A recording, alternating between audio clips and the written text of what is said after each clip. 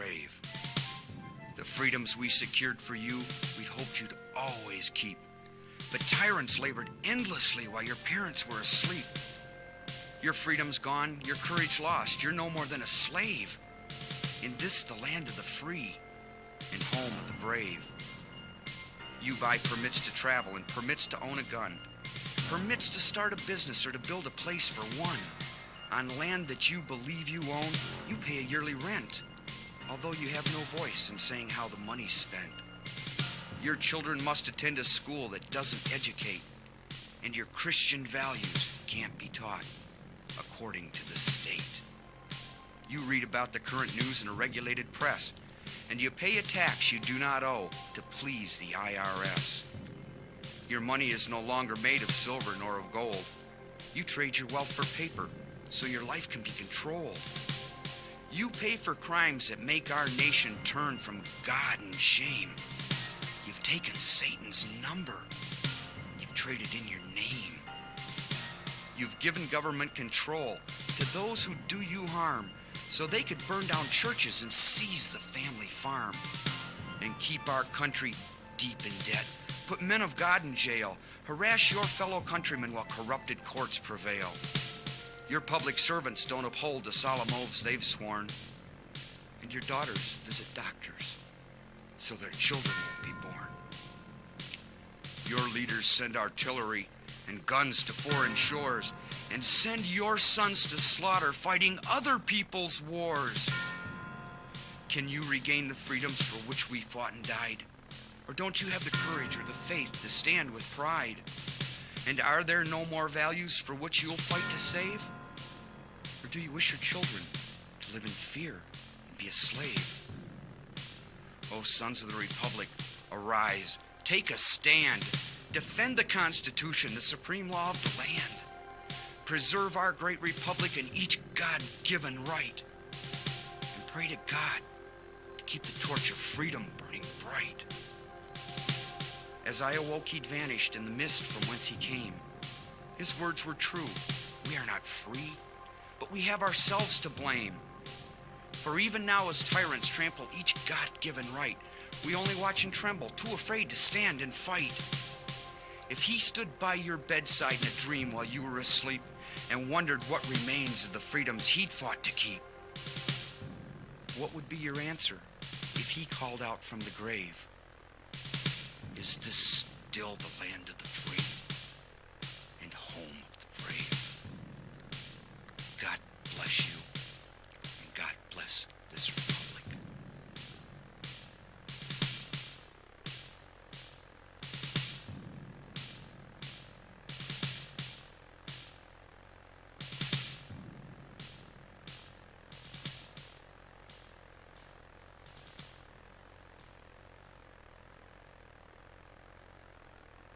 And bongo drums along the Chicago, Great Lake, Michigan area. Yes, the drums of the Ubangi and Mwanga tribes in Chicago. More on that in a minute. And good afternoon, ladies and gentlemen. This is the first hour of the afternoon intelligence report. I'm Mark Kornke. One day closer to victory for all of our brothers and sisters, both on and behind the lines in occupied territories, Southwest, East, Northeast, and West. Ladies and gentlemen, you are listening to us on Libertytreeradio.4mg.com. AM and FM micro stations, AM and FM conventional stations, and CB base stations, along with Liberty Tree Radio on YouTube. We're up there right now, live streaming, if all goes well. Of course, we know how things have been fiddle-farted with nonstop, and the sinking ship as we proceed towards November. It's going to get worse as deck after deck starts to load up and the bulkheads burst. It's going to happen. Just be ready. Things are going to break more and more and not get fixed. Anyway, I want to say good afternoon to all of our friends out there, also with UltraNet, Hallmark, and Golden Spike, freestanding and separate from the Internet. In no way, shape, or form were we hooked up. When the enemy shuts down that system, they'll be cutting off their nose to spite their face. We'll be already in motion, and we have the basics in play. All we need to do is expand, and that means we're leaving the enemy behind. That's the whole program. That's how it has to work. Anyway, good afternoon to all of our friends in the lower 49, which is the state of Jefferson and Conus, the 48 lower union. Along with the outlying 2 states, territory is the clock, which is 5:13 p.m. Eastern Standard Time, just flipped. And it is Monday. Oh my goodness, what a weekend. And the weekend is gone. And it is the 3rd of August. It is the 12th year of open Fabian Socialist and Soviet Socialist occupation of America with a K, 2020 Old Earth calendar, 2020 Dance of Swords, battle has begun. Now, they can't really back out of it. They may try to fiddle, fart, and deflect or try to not report, but the game is in motion, and we can't let it stop this time. It's going to have to kick off. That's all there is to it. We're done. Finished, cooked, can't go any farther. They're going to try to distract you with a war overseas. That's usually the scam. Or they're going to try to mass murder us here with something the Israelis will drop on us or plague us with or nuke us with. Take your pick. Same BS like I said a year ago about this whole, what was the option they have with the successes that we are seeing? Well, they have to have a fake biological attack. What did we just have?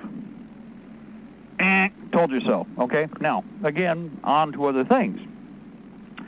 The Chicago scam. As a matter of fact, the Jewish mob that runs the North Side, and where all the real problems come from for all the rest of Chicago, is the Jewish mafia there, who, by the way, also run the administration. Come on, look at that numbskull that's the mayor. Do you think that actually is running the city? Are you kidding? Excuse me. Mark. Okay, hold on a second here.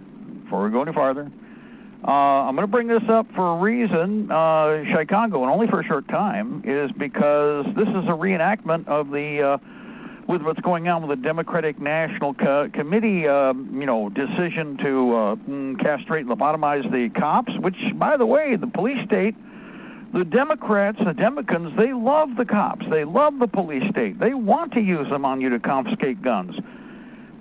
So what's going on here? Well, I told you before, step by step, if you watch all of the fake-ass garbage with Antifa, BLM, etc., kill all the white people, we've seen all of this before. This is all an exact replay. And to help to engineer the rest of the scam to create the same timeline cycle, okay? They've announced that the cops can't use CSCN or any kind of ride agent to include capsium oil, blah, blah, blah, blah, blah. And, of course, a bunch of the cops have pulled out, and this means that, where are they going to turn? Who are they going to turn to? Now, there'll be some other whores, prostitute cops who are in need of money. Revenuing is short out there. People aren't driving around. You can't ticket them. If you can't ticket them, you got to figure out other ways like, you're not wearing a mask. Oh, wait a minute, we've seen that, right? Or any of the other BS where creative revenuing, desperation revenuing accelerates. I've told you about this for decades, about the planned collapse and deconstruction of local communities based on the idiocy of a minor few / the local cop shops and the state police who will overfeed and eventually put themselves out of business. Well, now we have this whole thing with a new Democratic National Committee deciding, whatever they are, the commissariat, Soviet Council, I don't know what their name is, and I don't really care. They're all a bunch of stinking communists, one way or another.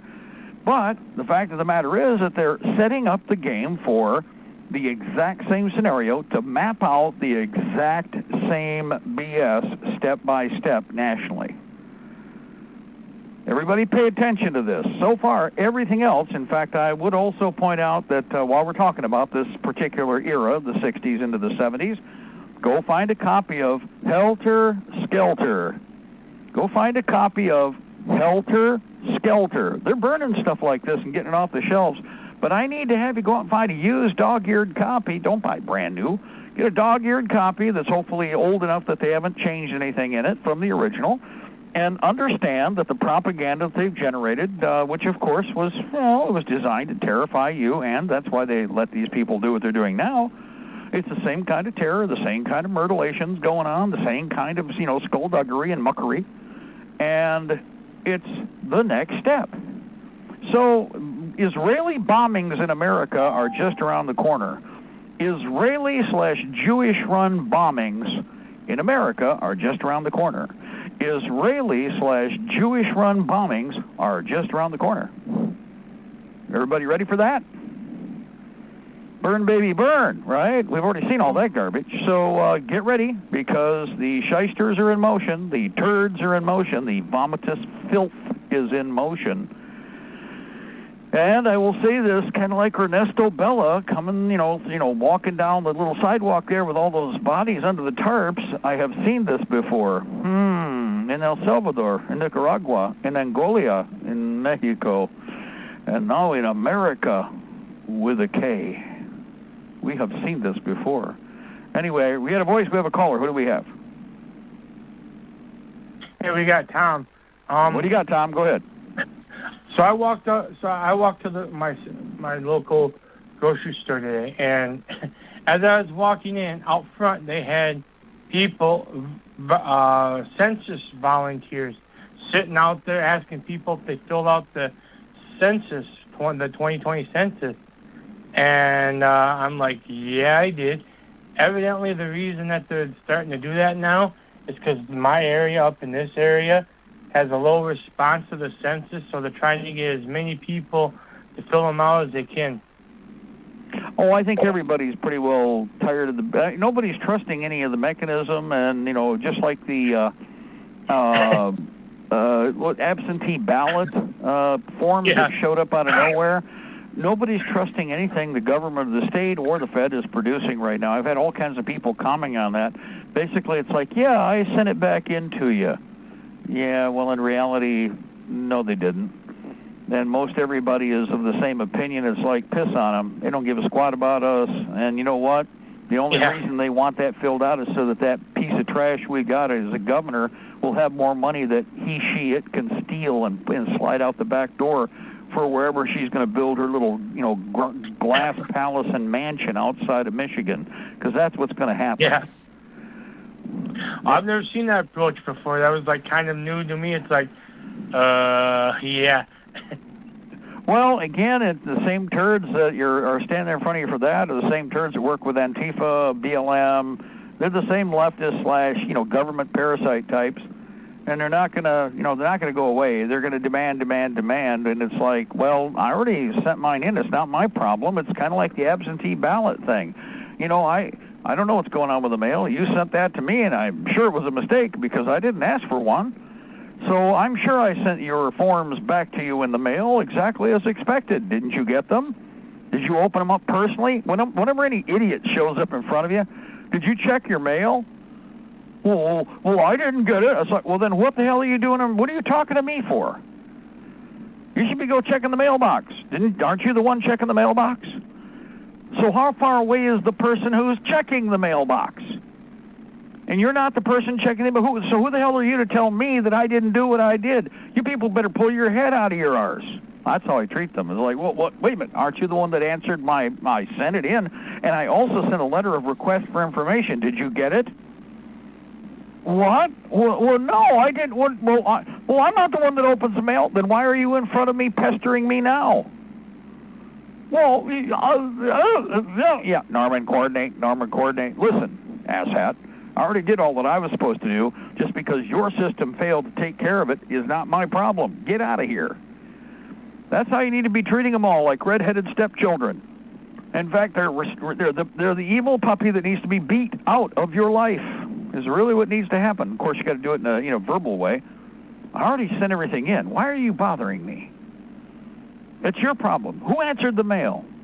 Oh, I don't know who answered the mail. Well, then why are you... I told him. I go, yeah, I did it and filled it out and sent it to you guys. And walked away. Yeah, checks in the mail. Know what I mean? Remember that term? Checks in the mail. Well, I sent him a bunch of junk mail back. I just put all my junk mail I had, stuck in the envelope, and sent it back along with them. They can throw it away. Right, fill the envelope up. Thank you, I appreciate that. Here's some more stuff, too. Did you need any of these? How about some of that? hey, and I've got some kitty litter, just a little bit. Here's some coupons. Yeah, coupons. Outdated. They're McDonald's coupons for January 2019. But they're worth something. They're like money, or at least they were. Maybe they're like, once they outdate, they're like Confederate currency, I guess, But now Confederate currency is worth, collecting. So why wouldn't old McDonald coupons be worth collecting? Hey, that's the kind of logic we should be using with our enemies, just to help them out. I do that every time I got return mail. I just fill the envelope up with junk mail and send everything back to them, let them deal with it. Actually, it was really great if it's got your neighbor's address on it. It would really be good if you got something you can put with your neighbors or two neighbors down, like, something farther away. It's like, well, who do we blame? Well, look, somebody's messing with his mail or something. I don't know. But, well, again, this is one of those things where the census, we're headed to the shipwreck in November. As far as I'm concerned, we're counting down now, guys, because does anybody believe that anybody's going to be happy with what happens in November? Somebody is not going to be happy. Now, what do you think is going to happen? Now, you've already had plenty of examples. How many towns and cities have they attacked? How many statues have been, destroyed? How many have been moved? How much has been burned? So you tell me what to expect in November. I think y'all better get your rumpus into high gear and get ready for what's coming. Tomorrow's our primary elections. Yeah, and it's like everybody, I have full confidence in that, just like I do the rest, don't you know? You ask we Wabbit. I don't believe in any of them right now. I think they're lying sacks of BS. And, of course, they are big sacks, so there's a lot of lying going on. I have no confidence in their election process at all. We might, locally, is about the only area where there might be, at least, like I said, the probability of some counting or accurate counting, but we don't know who's stuffing the ballot boxes. Well, after I get done voting, I'm going to go and buy a couple more boxes of ammo. Well, here's a question for everybody. Okay, we got these absentee ballots, right? How can we go and vote in the primary? Are we supposed to use the absentee ballots for that? How does that work, Tom? I don't know. I'm a little confused. Actually, I'm not. It's like, well, so are we arbitrarily using the write-in ballots? I mean, did we not use them for the primary because it's kind of safe to go out there and be next to all these contaminated people, provided you're 25 or 50 feet away and everybody's wearing a latex body condom and, face armor and, forget goggles now. Dr. Kevorkian said you should probably be wearing goggles. God, I'm waiting to see what's going to show up at the stores with that idiot stick, routine.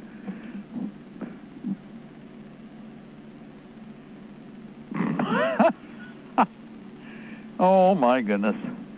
Well, anyway, somebody just did something in front of me that's fascinating, and expected. So anyway, a couple other things that we are looking for right now, too, is we do have, of course, like you said, the primaries going on. Several counties we have where everybody is very much double-dogging the election polling places, paying attention and ensuring that everybody's being watched. Who's being watched is Hillsdale County. We'll see what happens there. We have about 4 or 5 other counties across the lower peninsula. I don't know how many in the upper that are actually putting watchdogs on the ballot boxes, including cameras. Something that really needs to be everywhere anyway, because as we've seen several times, the vote has been debauched by females stuffing the ballot boxes with hundreds, wads of, stacks of ballot sheets, as thick as, like a regular ream of paper, trying to stuff them all into the box at the same time. So we have seen this all before, and it was in the last election, the last national election. So I think it's just going to get worse, and it's not going to be improved, and there's nothing that I have confidence in with regard to any numbers. Trumpette, of course, is already talking about, delaying the election. My attitude is like, I worry about it. One way or another, it'll be a lie. One way or another, somebody's not going to be happy with it. See, it doesn't mean if you're happy with it. The problem is that the tantrum, the last time they had a tantrum, guys, they went, bah! Or they were coughing up hairballs. Remember all the goats? Remember all those goat females that were doing the and they're like they're hacking up a hairball. You don't know what they've been licking, but whatever it is hair. Ew. Anyway, fact of the matter is that those creatures have gone rabid in the last few months, if not more than a few months, because this has actually been overlapping for quite some time. So what do you think their response would be this time around? Everybody step back and think about that for a minute. What do you think? And of course, now combine that with the Israelis doing a series of government-sponsored terrorist operations inside the U.S. The bombings begin, and the rest will be history, as they say. Now, we're the third side. We're the actual Americans out there who are looking at the turds on one end and the turds on the other end who are supposed to be playing us. You know, the kosher mafia running the Democrats, and the other part of the kosher mafia running the Republicans, and we're supposed to jump to one side, kind of like the police state versus the Antifa type, and it's like, how about neither? They both wear black uniforms. They both believe your property is their property. The cops will be just as quick to kick in your door and go after your goodies as the other criminal called Antifa, Black Lives Matter, and kill all the white people. Okay, the kill all the white people group. Take your pick. So as far as I'm concerned, I just figure we all better be digging in hard. And I mean real hard right now. In fact, I was going to touch on that in a minute here. Tom, anything else? From up on the Great White North? Hey, Mark. Okay, caller, jump in there. Go ahead. Hey, you know who Fauci reminds me of? You remember in Firefly, Miska? Oh, yes. Yeah. When I first seen him, I owe you something. Yeah. When I first seen him, I was like, oh my God, it's Miska. Yeah, in that respect. And of course, he does the fingers together thing. You notice he's been doing that publicly and very much intentionally. You notice he's done the finger puzzle where he's brought all the fingers together and he's doing the finger pyramid? Yeah. He did that in the baseball stadium. He's done that several times in different photo ops at the White House, nonstop. So it's a combination of Mr. Burns from The Simpsons and, yeah, Nishka from Firefly. Anybody who doesn't know, if you're listening, caller just brought up something here. If you haven't watched the series Firefly, you got to watch it in the sequence the way it's posted now, because when it was originally released, they didn't release it in proper order. It's really weird. There was all kinds of things going on playing games to that series. But if you watch it right now, and you watch it all the way through, and you think about some of the things you're looking at right now, and it's like one way or another, kids, one way or another, we got to settle this thing, and we really, really, really got to focus on winning, because there's more than one team involved here. There's more than two teams. Like I said, there's about 5 or 6 different power factions. Some think we're not looking at them. The other 2 are distractions, and wicked distractions they can manipulate in both, and the same side manipulates both. Okay? But there are the other players, and that's who I'm shooting first. Okay? I'm not the organic sandbags and the other turds. We can wipe them out anytime we want. We pretty well got them mapped out. But once the other characters come out of the woodwork, or we see them as bumps behind the curtain like we do right now, they're going to be gone. We have to. We have no choice. This kicks off. Everybody better have a mission. And not if, but basically now it's just a when. And in reality, it needs to happen anyway. It really does. It needs to happen. Do you really want this to go any farther the way it is? Can you afford to see us idle at this position, kind of like on the edge of the abyss? We can't do that. We're going to let them, one breath away from doing the cashless, money. No, we got to wipe that out now. We're going to have to kill that off now. Hey, Mark. All these components are going to have to be gone. You can't sit there and wait with them, and you're not getting any younger. Go ahead, caller, jump in there. Hey, this is Carl in Virginia. Real quick update on Richmond over the weekend. I think it was Friday night.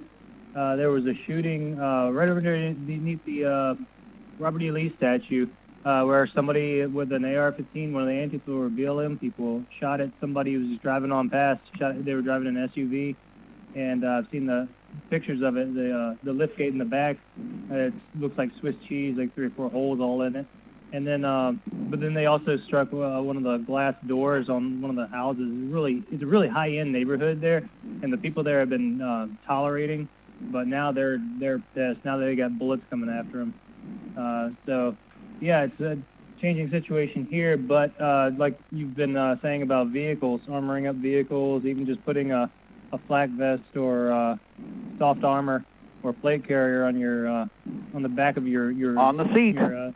Yeah, that's a very good thing to do. Luckily for these people, nobody got hit, but still, they had half a magazine of 5.56 coming at them. Well, okay, just as an overview, because you're bringing up several things, there's overlapping things here I wanted to talk about today, and that is one of them, about armoring stuff up. Everybody, every day, you better be doing something to harden your position. Now, there's little things you can do, and there's big things you can do. First thing, little things you can do that you can, as you have available. If you have empty juice, or especially the square juice containers, they're perfect for this. Put water in every room in the house.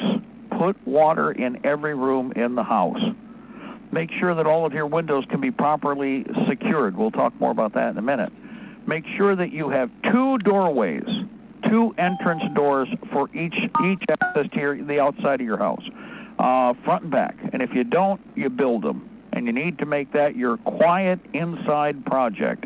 If you don't have a porch you can box in, which you should if you do, that would be your first best choice. You can box in a porch real easy, make it look like it's weak when in reality it's hard, and nobody will have a clue. And what's really neat is you can even start like sandbagging up the inside of the porch. Once you got the porch covered, once you have it boxed in, if you have a little wall or something, or even a completely blocked in, you can sandbag the front end of the inside, and that offers that much more armor for the house. And I'm serious about this. Double doors. The other thing is door cross braces.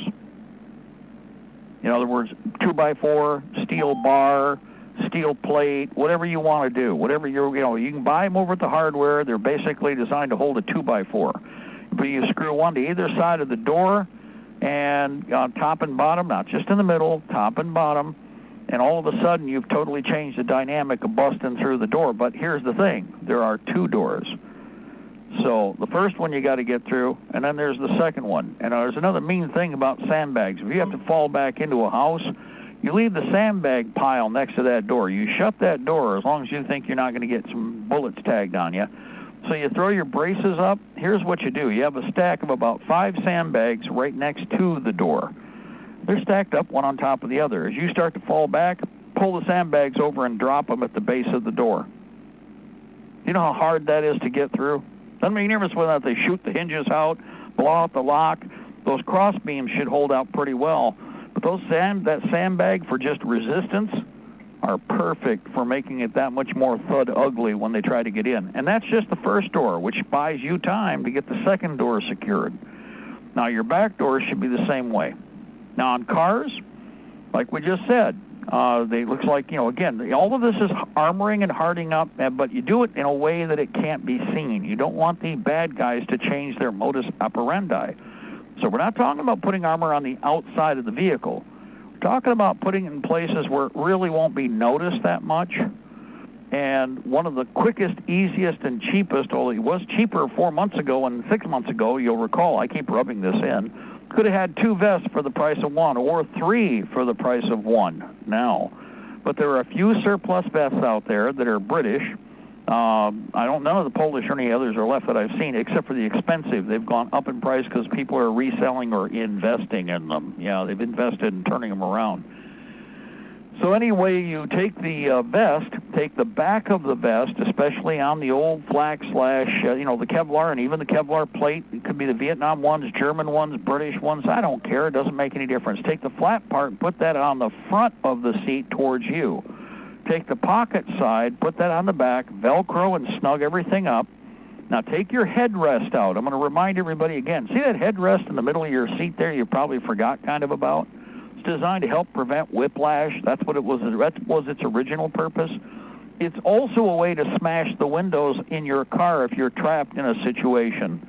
What do I mean? Well, if you pull out that headrest, it comes out all the way. You'll notice there's a bar or a stud. That's designed to smash the window from the inside out. Always remember that, because if you don't have a window breaker, And if you don't have the little hammer in the door like we do with all of them, and even if you do, you still have this headrest as an option. You lift the headrest right out, you put the vest on, and then you push the headrest back in, and the headrest helps to hold because it locks onto the shoulder pads of the armor, helps to hold the vest in place so it doesn't scuttle around. And now all of a sudden, right, caller, you've got an armored truck, just with basically baby bucket seats right there in the front. But you can do the same with the back if you want to. There are armored blankets, old APC blankets out there with some of the surplus companies. You're going to have to call around and you have to do a search, but they're the same width as the rear end of a pickup truck or like a Suburban. Example, if you have a Suburban, you have that third seat where you take the third seats and you drape double lap that Kevlar over the third seat, front and back, and now all of a sudden you got 2 full layers of Kevlar, 2 full panels, just like on the seat when you put the flak vest on each one of the bucket seats up front, or semi-bucket. Not all of them are bucket, but they are semi-bucket. They're divided, one slides independently of the other. Be creative, figure out how to make this work. Anything else happening in Richmond coming up here? Are they made any grandiose announcements about burning down the city anymore, or are they pretty well happy with what the communist is doing in the governorship? Oh, okay, our callers. That's it for now. I do want to point out, so they know it was an AR-15 that was used because it was recovered at the scene by police. It was like a Smith & Wesson MP-15. And they found like 3 or 4 magazines to go with it. So there are a lot of people thinking, oh, what an idiot, they left their gun. That was actually a pretty smart thing to do as far as not being caught with it, assuming that there's not a paper trail that connects the shooter with the gun. So this is one of those things where it's an example to use for your own especially urban. You know why the operations. mafia, you know why, remember The Godfather? Remember he said shoot him and then drop the gun? Yeah, but take the cannoli. Yeah, but take, right, you can take the food. It's a great cannoli. It's a really wonderful. Well, you know why you do that? I mean, I'm not trying to put you on the spot or anything, but what's the logic behind that? Can you think? Let me point this out. If they have the gun, they don't have an excuse to search for one, do they? Right. So they can't try to claim, in other words, the gun was found at the scene. So they can't try to claim that, you know, if they have a gun in hand, and the gun is what was used for the pop, pop, boom, boom, and it's a sterile gun, and it's been wiped, and it's, you know, again, that's why the rubber bands on the pistol grip, so that it, you know, prevent transfer of fingerprints. The idea is that, you know, you got all the gobbledygook on there. Of course, if you're using gloves or whatever, that'll kind of save you some heartburn. But the idea is fire, fire, fire, fire, fire, drop it as long as it's sterile, and they have the gun. They can't go, we found this gun on your car's, you know, wood there. And we were searching, and Bob, the cop, went through first, and he dropped the gun. And then, you know, the other guy went through, John, the cop, went through, and he discovered that gun that you hid, Carl. You hid that gun, Carl. Well, they can't do that if the gun's right there. Now, consider this. Did they arrest somebody for that gun? Nope. So what does that sound like? Remember, what did I just describe here?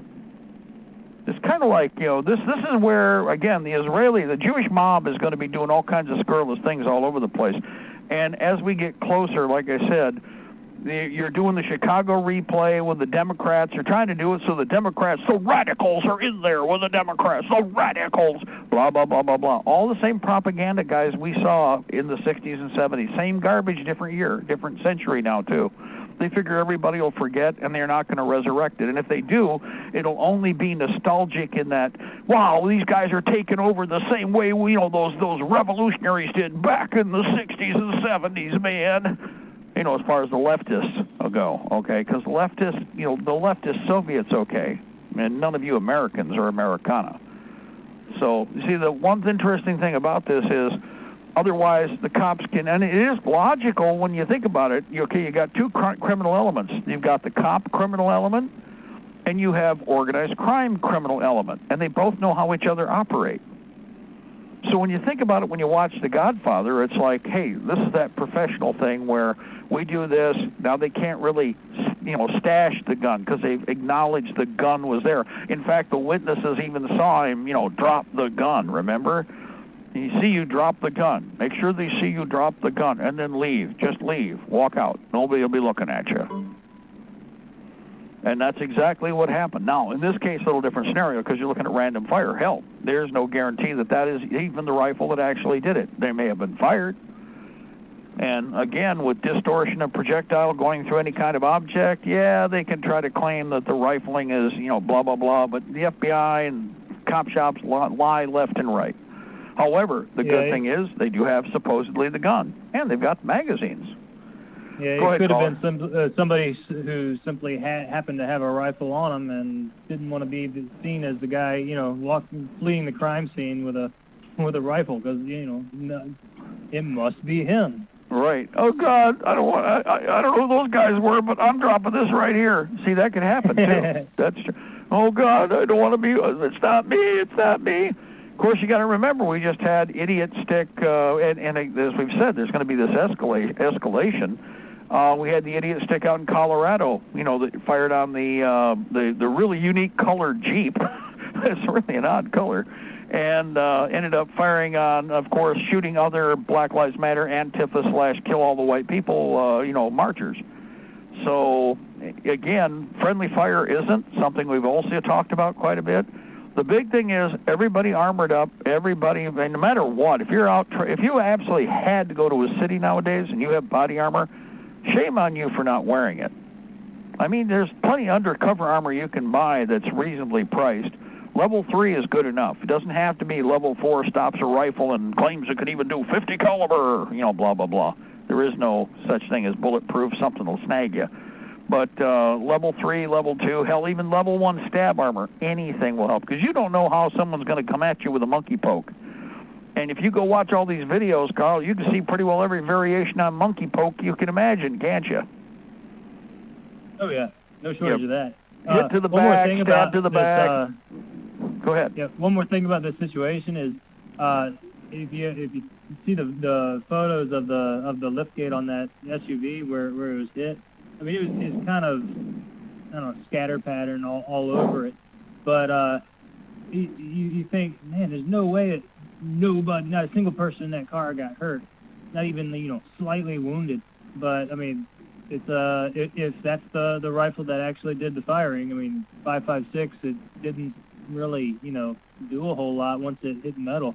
It's good for people, not for vehicle defense and vehicle attack. That's something we've talked about. Yeah, and good the thing they were using a heavier. Yeah, it's a good thing they weren't using a heavier caliber rifle. A 308 would have done quite a bit of damage. Gone right through from front to back or left to right. Would have gone right through the whole vehicle, even if it hit somebody. Seriously, that's something that's been demonstrated time and again. And again, that's where the difference in the tools in the toolbox, right? Golf clubs in the golf bag. And everybody goes, well, I just got to have an AR. Well, most of your enemy is armored. Most of your enemies are, the enemy you're actually going to face on our side. This is why I've talked about heavier, bigger, stronger, farther. And if I do reach farther, I still also want to plow through things. So while we have lots of ARs, and God bless you if you bought an AR, don't you think I'm restricting or ridiculing you in any way, shape, or form on that? And never. Mark loves guns, right, Carl? I love guns. I love all guns. I don't care what it is. You show up with a single shot Thompson Center, okay, there'd be a classic. Well, it's just a Thompson Center, yeah, but it's in like 30-06. What? And it's got a really hellacious barrel, but that's going to be like a flame burner when it leaves because it's only a 15-inch barrel. What? If you show up with it and you show up willing to fight, I don't care what you got. I really don't anymore. There's lots of pretty people out there that have all the latest tactical that have never shown up for jack squat. And when things get serious, you won't be able to find them. or they're already bragging how they're going to go hidey-hole because you're all stupid, because you're all going to defend, the country and your freedom, and you're all stupid. Well, yeah, I guess I'll be stupid. But I'm also going to remember the people that flap that yap, and also the ones that don't show up. I've already brought that up to several people because I had a lot of conversations on this. I said, don't be surprised who doesn't show up. Not who does show up.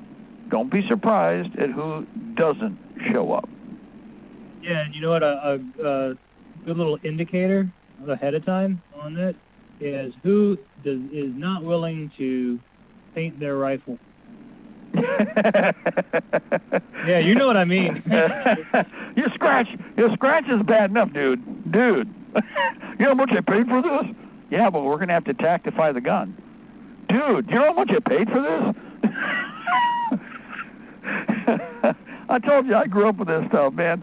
I still, every time you do that to me, I laugh because here we are loading up a truck, and these guys, this is back in the 70s and early 80s. Guys bought these HK 91s back when they were god-awful price then, and they're reasonable with the PTR. And everything they do, they would fall on nails rather than get that gun scratched.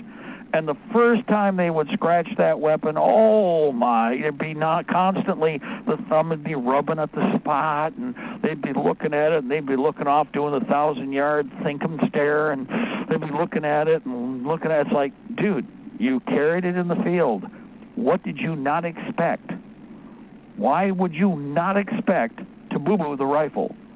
And if that's what you're afraid of, don't carry that gun. That's why I always love beater 1917 Enfields and, beater M1 carbines and beater SKSs. Why? I won't even think twice about what I got to do with it. Down the road, I can pull my really special super pretty gun out, and I'll be the one beating the hell out of it, so it'll look like the SKS I was training with, or the AK, or the AR with the beat-up plastic A1 stocks. I got a whole box full of those stocks. That we wore right out. I'm serious. I have some rice. Have you ever seen the rice box storage system we have? I have, from my rifle, my AR-15A1 that I've had forever, there are like 11 sets of stocks that I have personally beat to death, okay? But I won't throw them out. Why? Because you know what you just brought up. I can turn those around, paint them up real quick, put them back on a rifle, and they'd work just fine. But the poor buggers just got, I wore off the plastic. It almost looked like armor repair images from the armorer's repair manuals. Because I have a tendency, I won't take them off until they actually are beat to death. And again, splotch painting here and there, fingernail polish to patch this and that. Remember, guys, that was the old trick, fingernail polish. Black women's fingernail polish, or purple. And if you don't know that, you weren't around long enough. Back in the day, and on the AR-15, by the way, Carl, it's another trick. Carry a little patch, a little bottle of fingernail polish. Anytime you get a gouge or a divot in an AR, you take that purple, real dark purple, or the black, and you dab it in there wherever that white metal is exposed. Seals it up just fine, sticks forever, and it's good enough for what it's for, because it's a beater rifle, guys. You're going to combat with it. It's a beater. It's going to be a beater gun, even if it isn't yet. But I agree with what you're saying. You can't paint that. Yeah, watch. Oh God, no! Oh my God, you just painted my rifle. Yeah, it'll take a second. I got some ultra flat, non-reflective. It's cool. It looks good. Yeah. So anyway, guys, go ahead, jump in there. Yeah, I always thought it was so stupid when I was in the Marine Corps, because they're all about, everything's going to be uniform and everything. And we go out in the field and you got all your camo on. You got to put some camo paint on your face so the enemy doesn't see you. But there's nothing done to the weapons. So you just see these black rifles and a machine gun just floating through the woods. Right. Black lines matter. Oops, black lines splatter. It draws attention, and again, it's not a natural thing in the woods. Even if all you did was, we've talked about this, the kits that they had at Palmetto, they offer the furniture in gray, green, brown, and tan. I don't see too much of the tan now. That's going to kind of fade because where we're going. But all you do is take the Krylon, if nothing else, and you angle spray where the two colors, the black and the other, overlap. And for a minimal amount of paint, you completely break up the silhouette of that gun. Overlap on an angle, your spray cut, like on the front of the receiver there where the mag well is, hit the mag well area on a 45 with whatever color you want, whatever contrast, the black or the anodizing and the green, gray, or whatever color stock you got. And then, but I'm talking about the colored ones. And then do the same on the other side, and then break up the back end with the reverse angle or like a Y paint, slash on the back. You're done. Don't even have to paint the whole rifle that way. But it's a solution where otherwise, like you said, it's like, look at all those funny black lines over there. And those strange thickets, too. Those are flash hider branches. Those must be flash hider branches. I wonder where they bought I wondered how they harvested those. You just screw them off and take them home. Yeah, that's it. Sir, those aren't real. Those are guns. Yeah, I know. I'm joking. It's okay. Don't worry. So again, for everybody out there, harden everything up. Example with this, one of the other solutions, you can Kevlar panel or plastic panels. Even if you can't find Kevlar panels, let me give you a little hint where if you look around. A lot of the plastic panels now, in fact, all of them that are in all of these bathrooms, that sounds weird, but all those bathroom stall dividers, guys, those are Kevlar. Now, originally when they came out with those are not hollow. Some of them are hollow now, which is still not bad. That is literally Kevlar. They purchased it because they can color it, and if somebody graffitis it or if you score it with a knife and it's hard to score, all you do is you have a buffer system. You come out, you buff off everything, it only takes a few seconds, and you're done. And it's the original paint color, no matter how far you have to buff and whether you wear anything down. If you have to grind a little bit off, it's still the same color all the way through. And that was their marketing ploy. But here's what's funny. It'll stop 308. So the first thing that will be stripped out in our area here is any of the public, like rest areas. We're going for the Kevlar that's in the bathrooms. Yeah. That's all going out. And it's going to be used for either outer flange paneling where you just bolt it to the outside. Who cares? Now, once you go to war, you don't care about trying to make it disappear.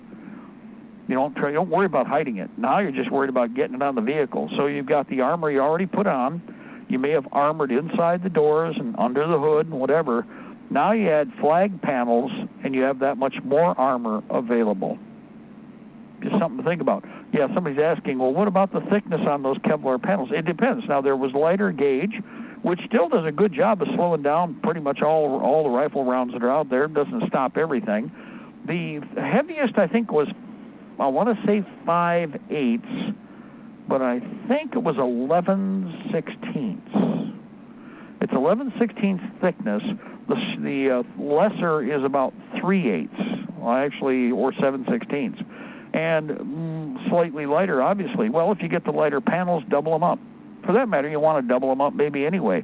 What's neat is you lay them sideways, you cut them to fit the inside of that back seat area, and you cut another panel and bolt it right to the back doors of the SUV, for instance. If you have a truck, I've said this a million times, take that tailgate, put a diamond plate panel on that, and then put another panel inside the box towards the cab. And anybody asks what it is, well, that's a bumper plate, because I don't want steel coming through and stabbing the cab. We haul a lot of heavy stuff. In reality, it's another bullet score. It's another bullet tag. Anyway, we're at the top. God bless our republic. Death to the New World Order. We shall prevail, ladies and gentlemen. The empire's on the run. We're in a march. We're going to take a break. We will be back right here in a few minutes. Second hour of the Intel Report coming up. It's Monday. Guys, every day, armor up, harden up, square your technology away. November, the shipwreck is coming.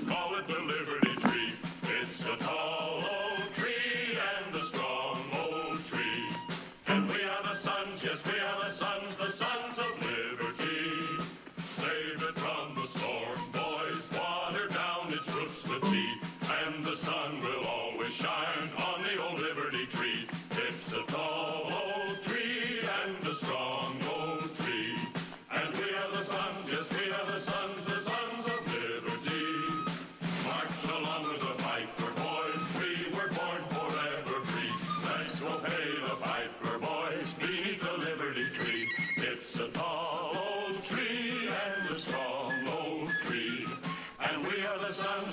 are the sons of liberty. Pay the price they're asking, boys. Always pay the tyrant's fee. Never give up the struggle, boys. Fight for the Liberty Tree. It's a tall old tree and a strong old tree. And we are the sons, yes, we are the sons of liberty. Stand for the rights of man, boys. Stand against all tyranny. Hang the lance of freedom, boys. High on the Liberty Tree. It's a tall old tree and a strong old tree. And we are the sons, yes, we are the sons of liberty. It will grow as we grow, boys. It will be as strong as we. We must cling to our faith, boys. Faith in the Liberty Tree. It's a tall old tree and a strong old tree. And we are the sons, yes, we are the sons of liberty.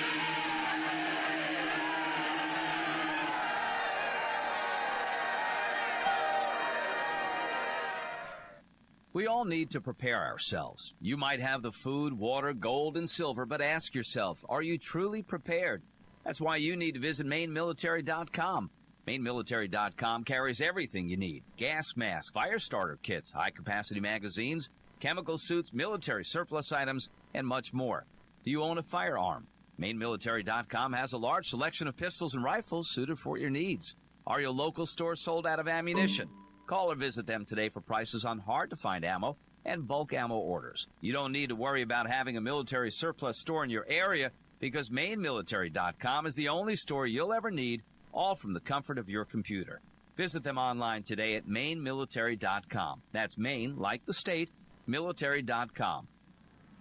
Liberty's Guardian, Guns and Ammunition, a family-owned business located in the heart of Ohio's hunting country. Let us help you find the right shotgun or rifle for you. Or if you're looking for a pistol or concealed carry, we have a nice selection of compact and subcompact pistols for that too. Check out our website at www.libertiesguardian.com. That website again is www.libertiesguardian.com. Go to the website and check out our selection today. Join Mark and Don for Weapons Wednesday, where you'll learn how to use everything from your bare hands to your average AR-15. The 12-gauge autoloader. Sure. The 45 long slide. Yep. With laser sighting. You betcha. The Uzi 9mm. Yes, sir. Phased plasma rifle in the 40-watt range. What are you, crazy? Wrong. Okay, they'll talk about that too. So whatever question you have about whatever weapon you have, call Mark and Don on Weapons Wednesday. And remember, your mind is your first best weapon.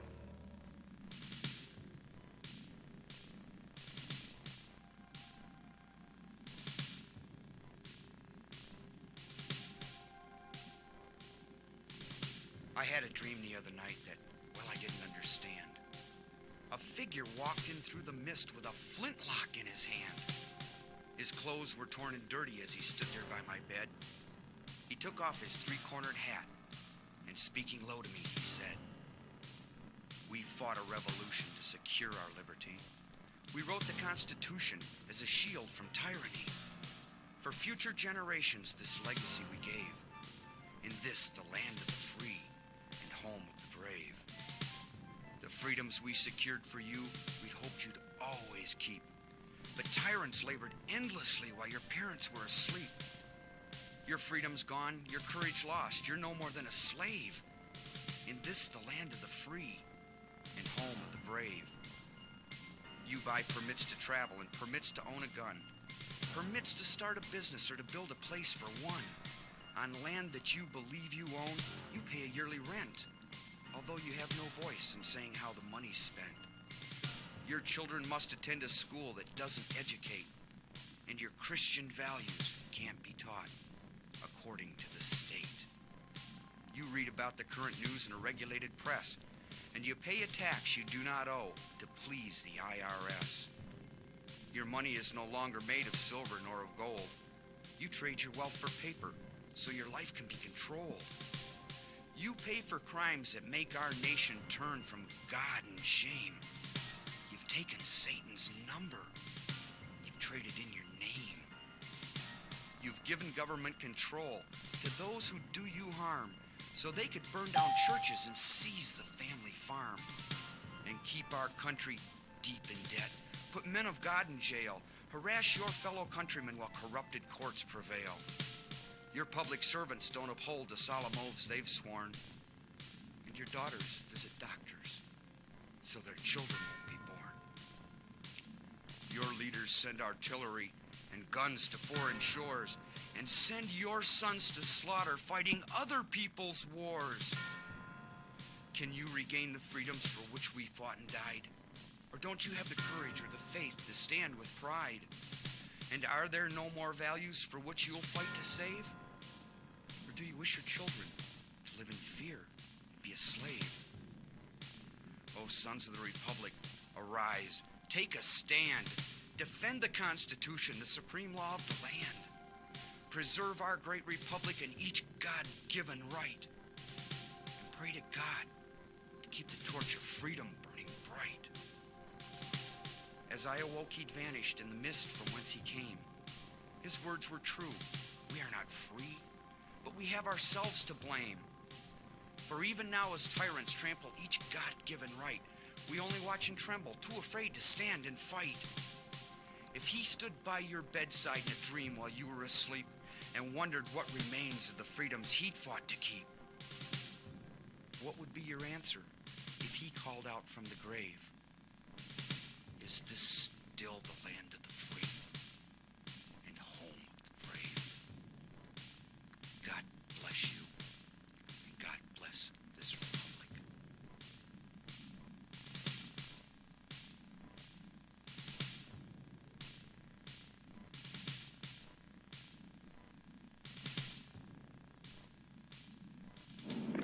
Remember your training, and you will come back alive. Good afternoon, ladies and gentlemen. This is the second hour of the afternoon intelligence report. I'm Mark Kernke. One day closer to victory for all of our brothers and sisters on and behind the lines in occupied territories, southwest, northeast, northwest, and south. Ladies and gentlemen, you are listening to us on Libertytreeradio.4mg.com, AM and FM micro stations, AM and FM conventional stations, CB base stations, and UltraNet, Hallmark and Golden Spike Technologies, east and west of the Mississippi, along with Alaska. And again, good midday to our friends in the Red Flag stores / field outposts across the northern Alaskan frontier. Some of you guys are relaying everything we're doing right now. We appreciate that. Locals are hearing us all the way up in the Arctic Circle. It's not that cold right now, but it will be. Oh, yes, it will be. Anyway, also Liberty Tree Radio on YouTube. Liberty Tree Radio on YouTube. Take the time, plug in, go over there, and you can hook up very, very quickly and listen in. Not too complicated, easier than most with regard to the hookup. And sound quality's been good so far. I've checked a couple of the video / audio recordings out. We don't have anything other than audio there. There's nothing from the studios as far as visual feed, although we might change that. We'll see what happens. But as it is, the Liberty Tree Radio channel, you go there, and then the first thing that's going to pop up at the top should be the live feed on YouTube. That is at Liberty Tree Radio on YouTube, the Liberty Tree Radio channel. Today's date, it is Monday. It is the 3rd of August. It is the 12th year of open Fabian Socialist and Soviet Socialist occupation of America with a K 2020 Old Earth calendar. I'm giving her all she's got, Captain. And 2020, the Dance of Swords. And congratulations, parry, thrust, counter, counter, counter, thrust, counter. Yeah, the Dance of Swords, people. Battle begins, and the initiant activities are already taking place. The shipwreck is in November. However it works, do you think the bad guys are going to go away in November? You think? If they technically, like, in whatever fake way, win with all of their voter fraud, then we're going to be smiling and happy with that and just let them get away with whatever? No, we're not. One way or another, this is finished. The other side isn't going to be any happier. And, of course, I do ask this question over and over again. Where's the CIA and the NSA and the FBI and the bat faggots? You know, they do movies in Hollywood done by the Jewish mob that tell you all about how you need to be terrified because there's these murder hit teams and, they're going to snuff you out and this and that and the other. So if that's the case, and considering that Mr. Soros is burning down America, where's the CIA? Where are the CIA murder death squads to go after all the Soros clan and wipe them out? Where's all the FBI and the bat faggots? And what about those federal marshals? Why aren't they going after Mr. Soros, who's trying to burn down and his clique, because he's not doing it on his own? How is Mr. Soros still alive?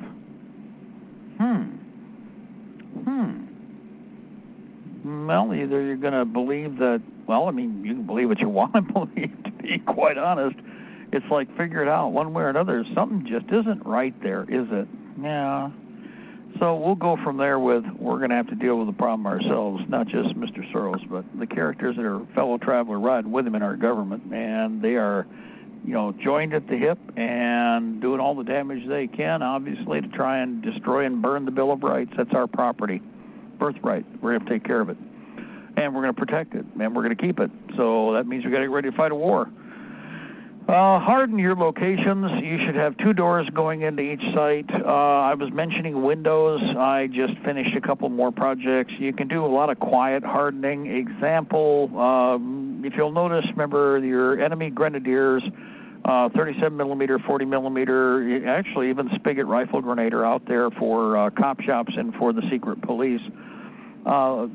When you hear about CS or CN or whenever they fire grenades at a house, we're going to smoke them out, it's tear gas. No, it isn't. Those are flame weapons designed to start fires in homes. That's the big lie. And, of course, if you condition everybody long enough, you can keep repeating the lie, oh, it's tear gas. No, they're incendiary weapons. So, again, a couple things you need to think about. Putting a sand bucket in every room in the house. What do you use a sand bucket for? Well, when the stuff comes in, it drops usually near the curtains, around furniture, whatever. So fire extinguishers would really be a good idea. But if you have something lob in and it lands, it can sit right near a coffee table or right in front of a couch and start whatever's on fire because it's burning, okay? A sand bucket, you literally just flip it and drop it right on whatever's there and you smother it. Now, does it mean it isn't going to continue to smolder and fume or whatever? Yeah, but the sand does a pretty good job of smothering it. In fact, you leave the whole bucket right on it, too.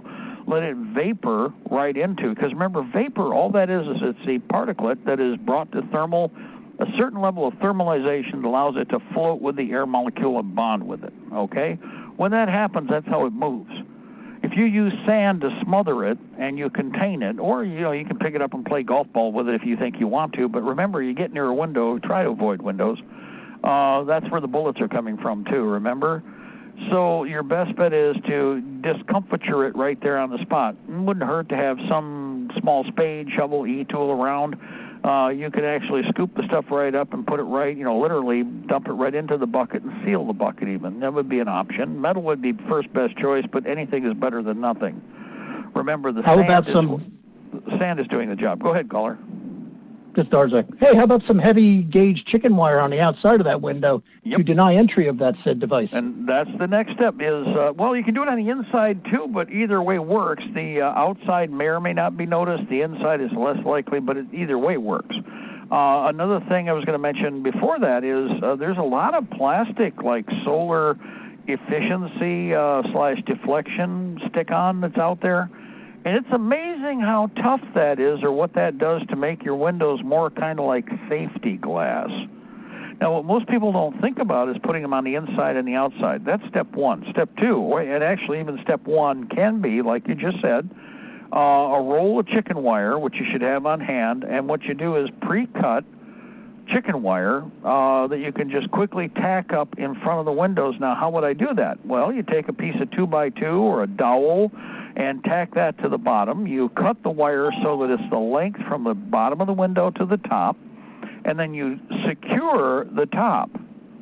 Now, why do we do that? Well, if I need to get out of the house, I've not wired myself in. The dowel, or the piece of wood like 2x2 at the bottom, stretches out the chicken wire so that it hangs over the gaping hole, which is your window. Open or close is still a gaping hole because it doesn't offer that much resistance. However, the chicken wire does a real good job of slowing down or stopping in addition to the glass, because the glass works like a reinforcer. But the chicken wire will keep, at the very least, thrown grenades from getting in, too. Well, that's right. Bad guys have CS, CN, smoke grenades, which are all incendiary, or fragmentation or flashbangs. Now, by having it hang on the outside, yes, somebody can realize it's there and pull it away and then throw, something in. But remember, you're in the defense, so chances are, if anybody gets that close, they get a face full of buckshot or number 8.5 bird or 308 to the face or to the crotch. Take your pick. You want to knock them down, but save their gear. Don't want to splatter everything all over the gear that you're going to try and recover. But if you have to hit them in the head because they're at window level, well, you do it. Boom. Oh, there we go. That one's not going to throw anything into the house now. The one thing is that if you can even double that up, but remember the chicken wire works on the inside in defense also. And you hang it the same way. You take a 1x2 or a 1x4, staple the chicken wire to the top end of that, then take and screw that board up above, then hang the chicken wire down, cut it to the length of the hallway. Okay, the top to bottom length, height, there we go, length, sorry about that, height. And then once you've got that in place, give it a little extra, take that 2x2 and roll it up until the wire is hanging there in the middle of the hallway. Now, there's something most of your enemies won't suspect. You can do it also at the front or the rear. You want it so it's between you and the next objective, say a hallway entrance, a door, bedroom door, or whatever, a stairwell. And it's hanging as you need to. Now, when you need it out of the way, well, Mark, I want to get through the house. Well, that's real easy. Put a screw or a nail off to the side, left or right, and all you do is fold the wire up, just take the bottom and hook it up over off to the side, and you can pass through that area as you need to. But as you start to lose control maybe of the perimeter, or the enemy breaches the defense in some way, then all of those fencings go down automatically. You drop them down. You can always pass through them. If you crawl along on the ground, you can slide right underneath them. They're not nailed left or right. They're only hanging from above in gravity, and that board stretches out and keeps the tension up. But if somebody decides to lob a grenade around the corner, flashbang, frag grenade, doesn't make any difference. That chicken wire stops it right there. So it might even bounce back. I mean, come on, it's a little tension there, and, people are energetic, and, works like a little trampoline to a degree. If you want to screw it and nail it down, it would work like a trampoline if the board down below were actually tensored so that the chicken wire is stretched. Anybody throwing something is going to get it bounced back to them to a degree, which would be cool. So there's another solution. Then again, the chicken wire is cheap. You can even find it tossed away. I just got probably around 15, 20 feet yesterday or a few days ago with the freebies out of Facebook Marketplace, along with a whole bunch of other goodies, electronics, nails, screws, oils and lubricants. Got a whole bunch of sewing machine oil for free yesterday in those little 3-ounce or 2-ounce cans for free. Now, it wasn't what I went there for because there was supposed to be some electronics, but somebody swooped in and got the electronics. That's what happens when it's free and everybody sees it at once. But I got a whole bunch of other useful items that all got sorted out real quick, and they all went to their respective mission points. So heads up on that. Another thing is we mentioned sandbags, and sandbags or sand pails are also good for slowing down bullets. What the eyes cannot see, the heart does not long for, nor the mind correct. So wherever you can put things out of sight where they can't be seen, that means your enemy will assume that they can act in a certain way. And in doing so, commit failure to their action. Okay, think about this. Left, right of your window frame, if you're going to be shooting out, I want you all to pay attention. I want you to go watch all of the videos you can on the attack on the Branch Davidians. It is an excellent class on understanding where to armor and why. Everybody goes, what? Well, if you watch any of that video, now remember, all the videos done by the ATF, which they had 4 cameras running, that all disappeared. And that's all something we're going to find someday, and we're going to bring back out to the light of day and show everybody. But in the meantime, there's all that footage that was done by the independent camera crew, the news crew that showed up there, and they didn't get anything edited initially. So if you watch Waco Rules of Engagement or Waco the Big Lie or any of them, there's a lot of footage there you can watch. Look at the bullet holes in the building. Pay attention to all the still images. You'll see that the bullet holes are left and right of the window frames. Yeah, concentrated, like multiple shots. Now, understand that they're all firing over and over again, at the same areas. And in a way, it's kind of cool if you can let your enemy believe that they're doing some good, when in reality you've stacked up, for instance, you put a 1/4-inch armor plate either side, or put shutters on the outside. That's really fun. Metal shutters are really neat. They don't have to be closed. They even open. They offer armor and protection and deflection, pistol ammunition especially. But and make them look like wood. Don't make them look like steel. Make them look like wood. Be creative. Prior proper planning prevents piss poor performance. But on the inside, just backing up left and right of the windows, especially when you know things are escalating, means that the bad guys are going to be dumping rounds that they can't recover, and they only can carry so much ammo. And understand that the bat faggots did this to the point where they burned out every round they had and were virtually useless as a combat force. In our situation, we already know if they want to talk, they're probably, again, short on ammo. No, stand up so I can see you. Boom. See what I just did to him? We're going to do that to all of you. Wait to see who scurries or who all of a sudden tries real hard to bark for more permission to negotiate. Want to know why? They're out of ammo. But in the meantime, you got to get them there, and you want to make sure in such a way that you don't have casualties. So sandbags, everything helps to reduce or slow things down, guys. Just like tank armor, anything physically out there is retarding the motion of the bullet, is taking energy from the bullet. The more it has to pass through, the more junk you can put between you and whatever's coming in, the better off you are.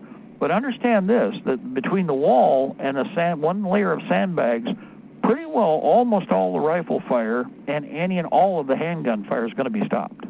Shotgun, absolutely. Just understand that. Now, depending if they got 50 cal, needless to say, go look at the engineer handbook. How many layers of sandbags do you need to stop half-inch? Amazingly enough, if you use a proper sand gravel aggregate, one, in many cases, will do the trick. But needless to say, it'd be nice to have 2 layers. However, half-inch is not going to be that dominant other than with mechanized and, again, obviously advanced units. Bat faggots and the others do have snipers with 50, but they're in the minority. So the lion's share, what you're focusing on, is shotgun, handgun, and light rifle or a rifle. And then you upgrade to the next level saying, okay, maybe let's think about half-inch. Step 1, get to a certain level of defense. Securing your windows, securing your doors, armoring up the property, creating kill zones in front of your areas of control so that the enemy has to move or is channeled into places where when you decide to make that their grave point, that's their grave point. In other words, you already have prepared control points or controlled areas. And attriting the enemy, okay? Attrition is desirable. You don't have to, or you may not necessarily, nor do you want to expose yourself so that you become taken out, you're taken out of the game early on. Remember, hits count, misses don't. The farther out that you can reach from a defensive point and where you choose to make contact, the farther out that you reach, the fewer the people are that are going to be in front of you when you have to deal with maybe close quarter combat, close quarter, CQB, blah, blah, blah, blah, blah. Well, we're not going to try to do that if we can help it anyway. And from the defense perspective or defender's perspective, even if we were to look at close quarter combat, I'm not going to an inferior or smaller round for that purpose. I'm still, because I'm in the defense, I can channel the enemy, and I can also choose how I wish to employ my heavier weapons effectively so that I don't have to worry about tit for tat, trying to, slug it out at point-blank range with an AR-15 with a 10.5-inch barrel, at blah, blah, blah, blah, blah. In other words, I've already put tripwires in the hallways. I've got the chicken wire up. I've got fish hooks hanging on string. Ideally, fish hook on Kevlar line is really mean. It's like, quiet barbed wire. And since a lot of them like to travel at night, again, flat blacking everything or green and coloring everything so that it's not shiny. That has to do with the fish hooks, for instance. Treble hooks, regular fish hooks, all of them will do. And then treble hooks. Yeah, treble hooks are great, but you also attach it to something that is going to be fixed. That's why eyelets, screws. Take a look at what's in a booby trap kit. Okay, anybody ever have an engineer's booby trap kit? You'll notice. Let's see. Where did I see it? They just offered some more of it again. I think Coleman's has got a deal on booby trap wire. Okay, but that's not the only element of a booby trap kit. In fact, there's some pretty inane stuff in there. It's like, what do you need that for? Well, you see the wire. Well, you also have eyelets that are screw eyelets, just hardware screw eyelets. Guys, when you have something you want to set up, you want to make sure that little wire slides comfortably from point to point, so when somebody trips it up and it's supposed to pull a pin or it's supposed to pull an activator on, say, a illumination device or an anti-personnel device, you want it efficient. So there's a whole bunch of other little bits of hardware that typically go with that little wire kit, that little wire spool that has like the 2 and 2, 2 green, 2 tan, or it has 3 green and 3 tan. And that's a very, very fine grade of wire, and it is camouflage. It's colored for a reason, so that light, dark conditions.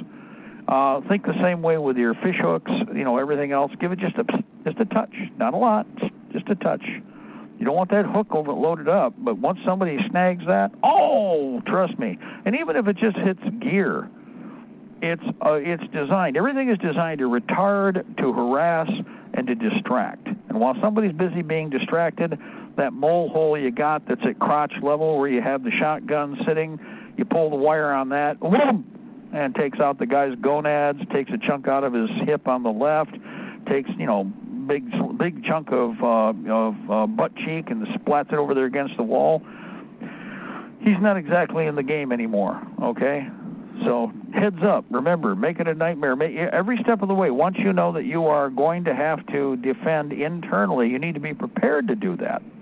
Obstruct everything. Here's another thing, sandbag. You ever watch Sicario? Anybody watch the movie Sicario? It's out there now. I always love how they make these locations that supposedly the banditos or whatever have, where on the one hand they're willing to fight for something, but they're not set up to fight for something.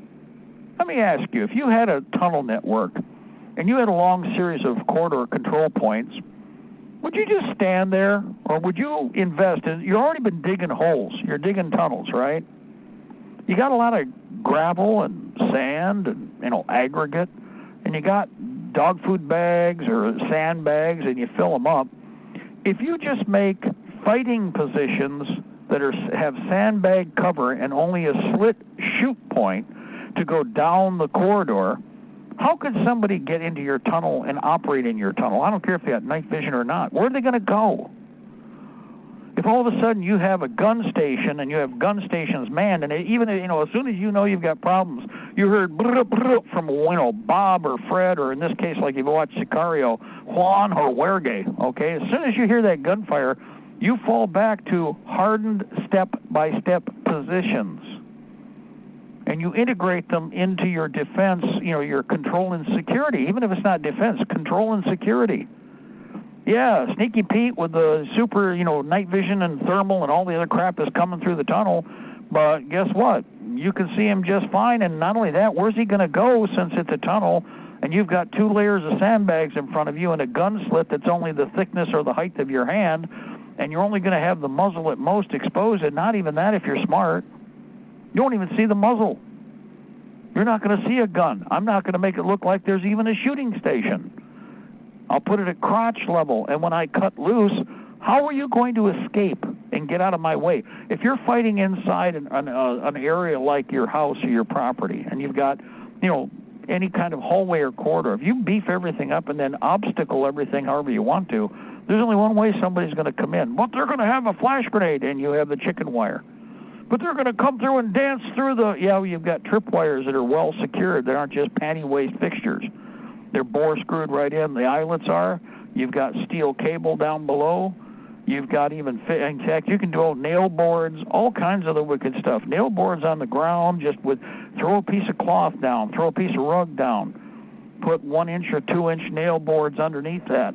Let them feel confident. No, it's going to be obvious enough to a degree, but if people are busy worrying about a firefighter exchange and they're going to do the tromp stomp and try to do the rush bum, the bum rush routine, that nail board flopping around and bolted down to the floor, or not even bolted down, cabled down, that's a really mean trick. You make sure use what you use. Don't use spikes. Use trim nails. Trim nails are cheap. There's tons of them around. Our people don't use trim the way they used to. But you use like 2 inch, 3 inch trim nails. You separate them by about 3-4 inches. You put them on a piece of how about 3/8 inch or 5/8 inch board. Paint the board, paint the nails to a degree. Of course, if you're going to leave the nails open, that's fine. You want to get them rusty too. That's better still. But you lay something down on that and make it look like rug, carpet, whatever. It's going to be sticking up. But remember that there's all kinds of things you're having to think about when you're the attacker, especially rushing in. And everybody goes, well, they're going to notice that. Maybe they will, maybe they won't. Maybe they'll step over that and they find out that they've hit something else that they didn't expect because they thought they were jumping or stepping over an obstacle. One obstacle leads to another obstacle, which leads to another obstacle, which leads to another. See, that's the monotonous thing about you own the property in a defense. You may even let them into an area. This is something a lot of people have done. You steel panel the inside of a corridor, a vestibule, a hallway that's maybe 6 to 8, 10 feet long. And the panels, it's steel paneled on the inside, left and right. You have gun stations from below that come right up to the, aim up towards the crotch, shooting stations. So you're from the basement or from the upper floor down, and you let the enemy come in. And then you bar the exit, and there's no way forward either. But there's also no use in whatever fire that they do because the small access areas you sandbag. Somebody goes, well, they just shoot in the ceiling. Well, that's why you sandbag the floor over the ceiling. And the holes that you cut are designed so that you can virtually cover with a short pan of the gun from overhead all of the area below that is you fire from about a 40-degree angle.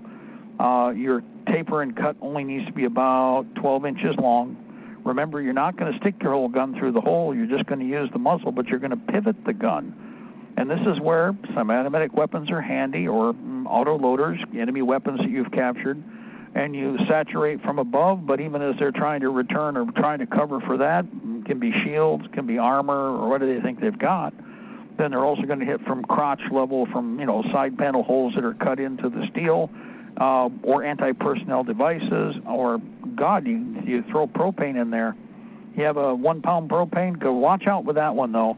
Make sure that you don't block that door that they came in, because if you want to drop an open can where you just literally turn it upside down, you hit a valve, the propane washes into the area, somebody's firing, something's going to set it off. It's going to be hellacious. Remember, you're tamping. So if you sandbag the corridor left and right, and you sandbagged overhead, what's going to happen is that blast is going to push back out, path of least resistance, but it's going to pull the lungs out of everybody that's in that area. It's going to do all kinds of wicked things, probably pull their eyes right out of their sockets. They are going to be bleeding from the ears. They're going to, very least, let's put it this way, they're going to have a bad time with capillaries and pressure points. Boom! Mr. Corky. See, there's all kinds of wicked stuff you can do. Now, you don't want to burn your house down, but if you want to blow the cockroaches out of an area, you can do that. Propane 1 pound pigs are the perfect formula. And again, you got to open them up. Go ahead, caller, jump in there, please. Yes. What's your opinion of flip poppers? Are they worth the time or the effort around your perimeter? Well, remember, mines are designed to create indiscriminate fear. Okay, the rule of a minefield is that you don't know where you're going to step. If an enemy is willing to take the chance, when you have 12 gauge or a lot of shell flip poppers, they would be best for the situation I just described, where you channel the enemy into an area. Now, here's the other thing about that. You want to come up with a device, ideally like thin steel panels work really, or not steel, but you can use plywood. But you need it so that there's enough energy so when they step down, if they're in a hurry, that one way or another they activate that primer, because they got to have enough thrust so that they actually hit the primer with that nail and that pipe or whatever you're doing, right?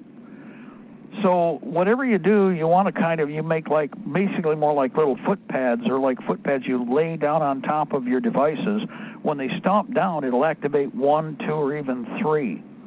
And the idea is that it's a shot shell, or you could use a rifle cartridge, but then you get, again, kind of like what he was talking about with a 223 shooting at that truck. Okay, the truck got hit with 2, 3, or 4, maybe 5 rounds. Nobody got hit. Why? Well, it's only a 22 bullet, and there's a whole lot of space in there for people to wiggle around in.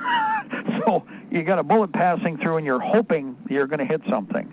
Anti-personnel devices, you got to remember, it works the same way.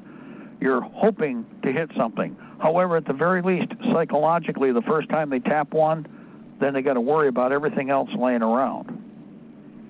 So again, if you use them, you can't just randomly deploy them. You need to, example, you promote barbed wire, including natural barbed wire. Blueberry bushes here, you can't get through them. You can go ahead and try, and you can thrash around until I shoot you. But it's more likely that you will follow a path of least resistance. We create paths of least resistance. We create gates. You create places where they feel comfortable and think they can move through, or they can hop over. I've caught many of them on nail boards here when they were snooping and pooping back in the 90s, and they were flopping through the woods with a like I described, basically a round nail board, camouflaged. I had it anchored to a chunk of lead, and they'd jump over the fence. You could hear, "Whoa!" and they'd flop back over the fence, and they're obviously, you could hear a flop, flop, flop as you're moving towards the objective. You don't overrun it. You don't want to get taken by your enemy's support, but you can hear them flopping through the woods, and then finally you'd find the board where nails are bent and other ones are bloody, and somebody pried it off with somebody's foot, or they pried it off with their other foot, and then they're stomping and thrashing through the back 40. So you create conditions. Nail boards are great because they're cheap. Also, they can be concealed easily, and they can be concealed sideways, or you can put them in drop points, kind of like baby punji sticks. If people take fire, they're going to try to jump for cover. So if you create a path of least resistance or area of control, what you do is those are the areas you booby trap. And you do it with passive, like I said, let their own dead weight. They drop out off to the side, or even if they step off to the side. 200 pounds of human weight plus 40 pounds of armor and magazines and whatever, applying energy straight down onto a nail board made with either, like I said, let's say number 10 trim nails, or bore screws, regular like drywall screws. Those are really great. They go in fast and easy when they put their weight on them. But you ever try to pull those out, you take a chunk of meat with them when you do. So screws are really great. Screws, fine screws. Okay, like again, 3-4 inch drywall screws. I get them by the cheapy pound. Okay, by the bucket over at Menards. Mentioned the little package many times. But I would only use the rusty ones, and the old ones I pulled out of stuff because I try to save my good ones for real work. But on the other hand, if I was in need, they'd all go to town. They'd all be used. But you want to do it in such a way that you cause horrific damage. They think they're bragging up. They think they're going to come in sneaky Pete and murder you, or they're going to come in, they're going to kick in the door, and they're going to rape, kill, pillage, and burn, or they're going to steal your goodies and sit at your table and eat your food while they're ransacking your house or tearing your house apart. The idea is to kill every last one of the bastards and make it miserable for them getting there. In other words, once you start, you don't stop. The Branch Davidians were nice. We've all learned not to do that. And so all of the tools you can pull out, when this goes into high gear, this is the kind of stuff that you're going to need to apply. And you also need to remember where it is. Remember, you can be taken out by your own goodies if you're not paying attention. So certain areas, once you have a controlled area that you've created as an anti-personnel area, now, you may move through it to create high confidence, but you have to be very careful because you don't want to offer the enemy information on a path of access. But if you want to make them feel comfortable that the area is safe, you have an area where you can move through and you can deactivate certain devices, and you actually are out in the open, you move around, and you step back in, and you let them think that whole that avenue of approach is accessible. And then that's when you hit a few more switches, and the area you walked on is now electronically controlled, so it's now active, and all the rest of the areas are mechanical and anti-personnel / self-promoting, like you said, foot poppers, command detonated, wire detonated. And when I say wire detonated, I just mean tripwire, okay? Another good one, remember we talked about this, tripwire and electronics, you use clothesline clips. Now, don't do any of this. Don't worry about it until you need it, but know how to do it. And when the time comes, put it all together. It won't take very long. It keeps you busy. It keeps your mind busy. But a lot of it, like nail boards, I can't do anything about nail boards. There's nothing illegal about nail boards. I have lots of those made up and ready to go, already pre-camouflaged. Already, they could lay them out wherever I need to. Conceal them and use them. But I guess the best example, think about this, guys. Why and how was Hezbollah successful in defeating the Israelis in the last invasion that the Israelis attempted of Lebanon? Does everybody understand what I just described to you? Imagine if you consider your yard and your property the same as your home, and you made it 100% yours. That's what the Hezbollah units did, and I've mentioned this many times on the air. Their defense was like a home defense.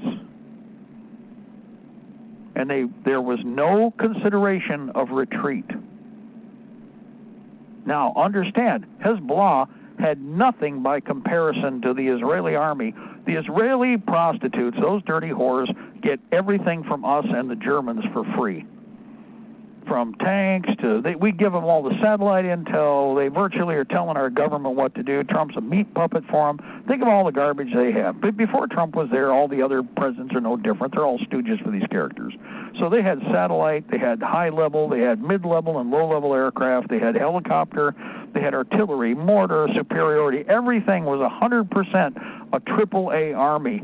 How is it that the Israeli AAA army with Israeli troops invading Lebanon got their ass handed to them on two platters? Because that's exactly what happened, and they tried desperately to downplay that. They had all of their Israeli tanks, all of our American tanks, our artillery, self-propelled, mechanized. They had the latest doodads in every Israeli weapon, every sneaky Pete device you can imagine, all the secret squirrel junk they could put out there.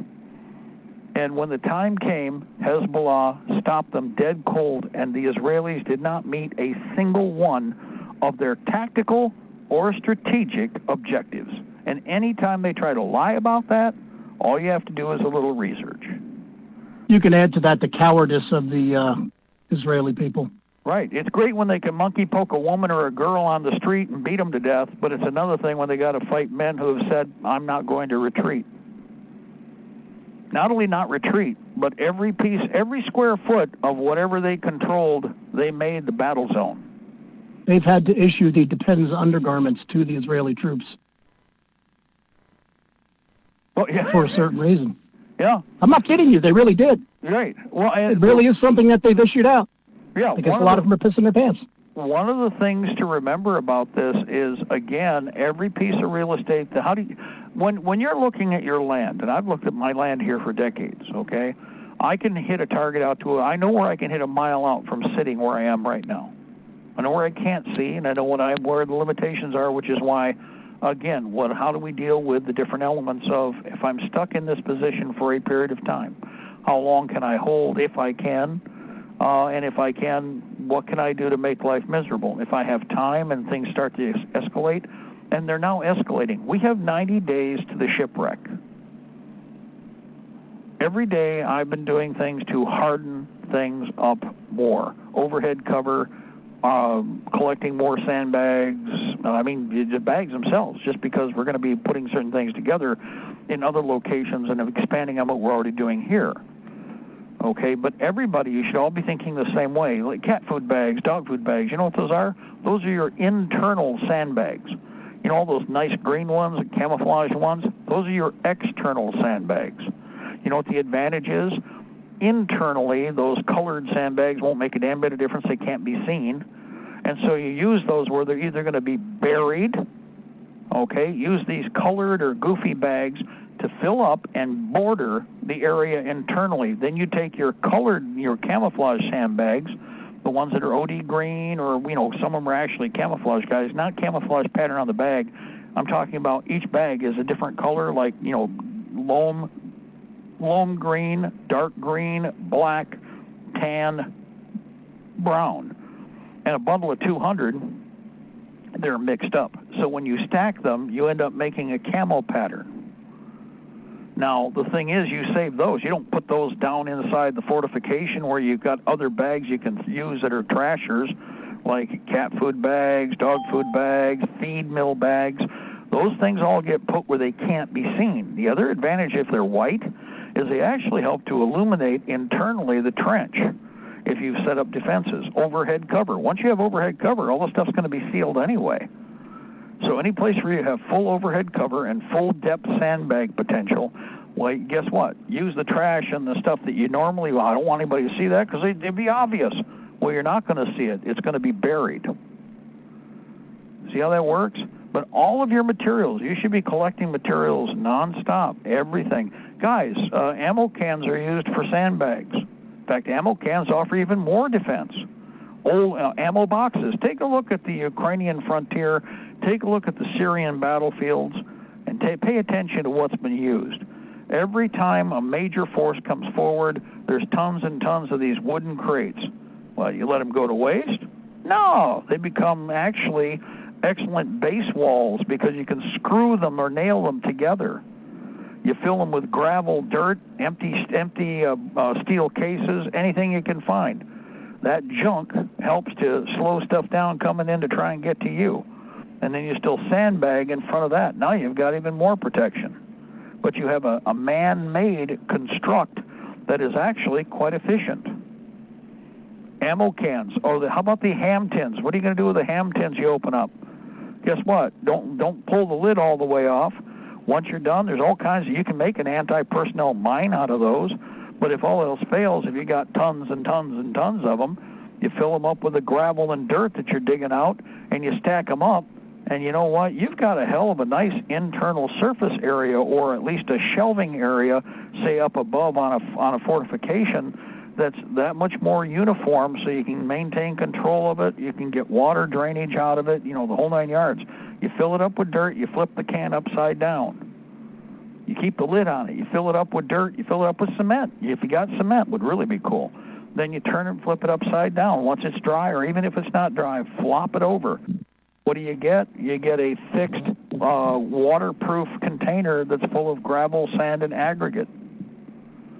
These are all engineer tricks that everybody better start. Like I said, I love combat engineers. Combat engineers, if at all possible, we've tried to make every unit the equivalent to a cross between a Special Forces real A-team, not the fake stuff that you see with the movies, and an engineer unit, a combat engineer unit. You get that combination, you could do anything on this planet. It's what the Romans used to do.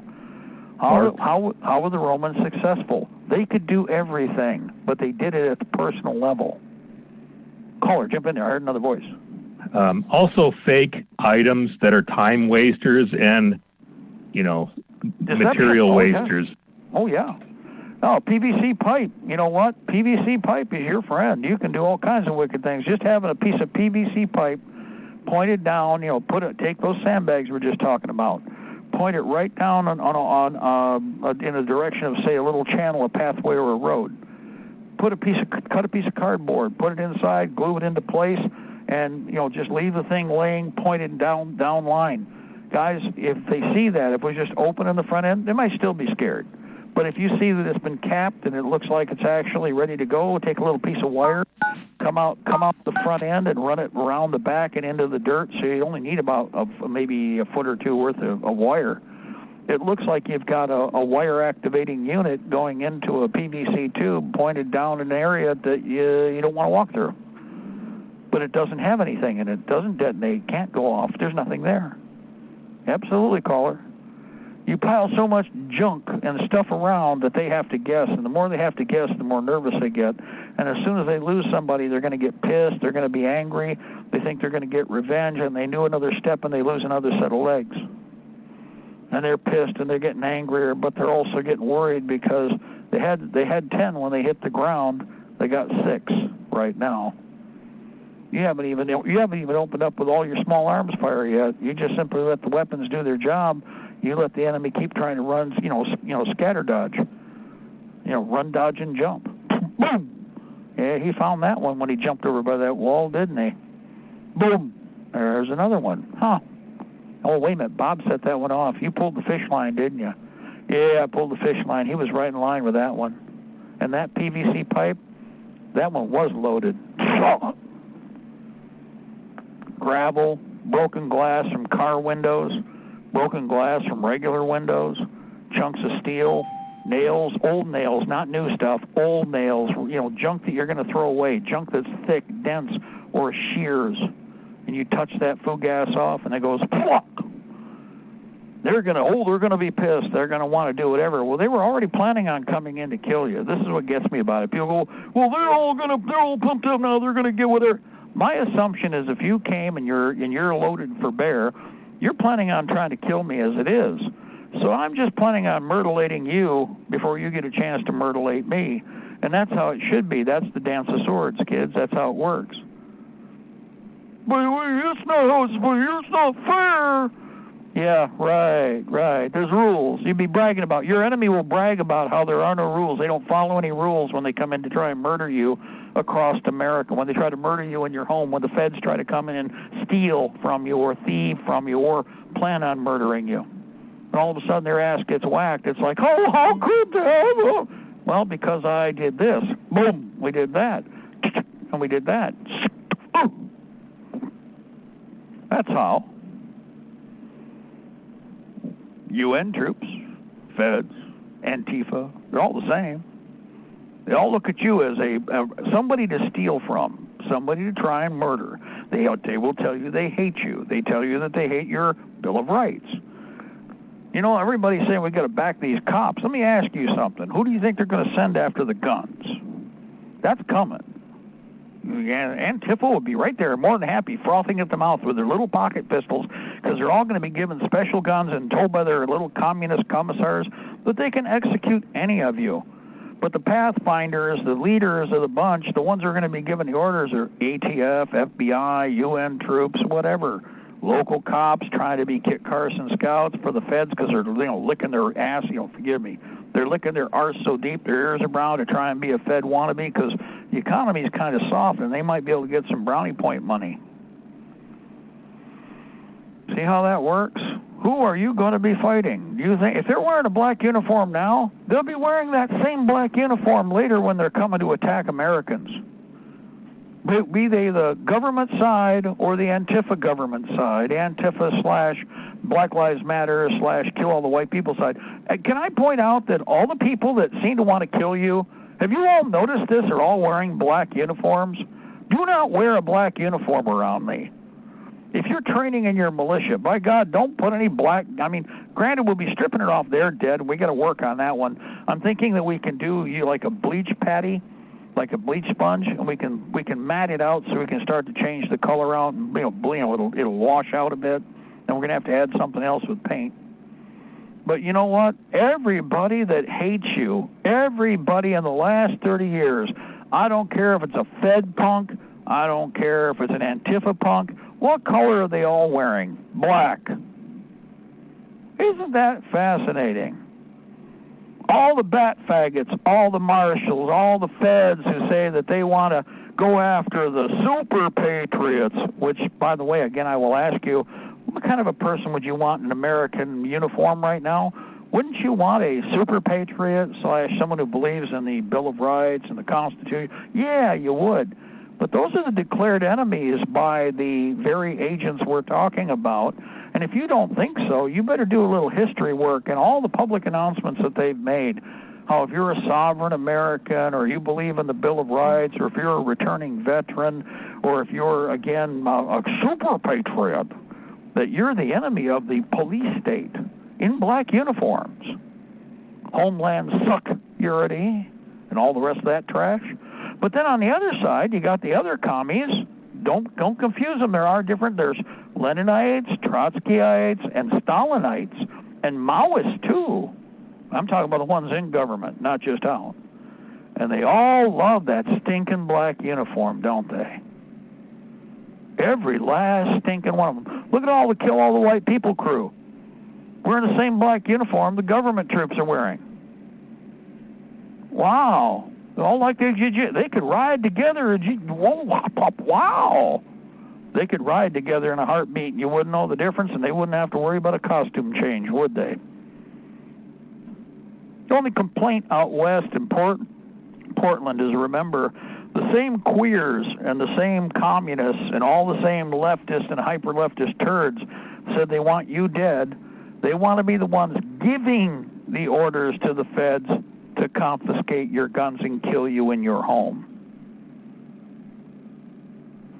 Remember? These are the Soros crowd. Soros and Bloomberg, these Jewish communists, are financing the burn down of the country. And the Jewish mafia that's in our government is turning a blind eye to it and letting all of these black uniform punks, thugs, and perverts, pedophiles, do it. Rah, rah, rah. So all you better be ready to fight, this is it, okay? In fact, we really can't let this slide by this time. Something's going to kick it off, and we need to put gasoline on that fire. Not maybe, not kind of, not sort of. And for any idiot who thinks that somehow you're going to live with this, what? You've got this queer claptrap BS going on with all these pedos right now. You want to ride with them? You're going to ride with that government that does that?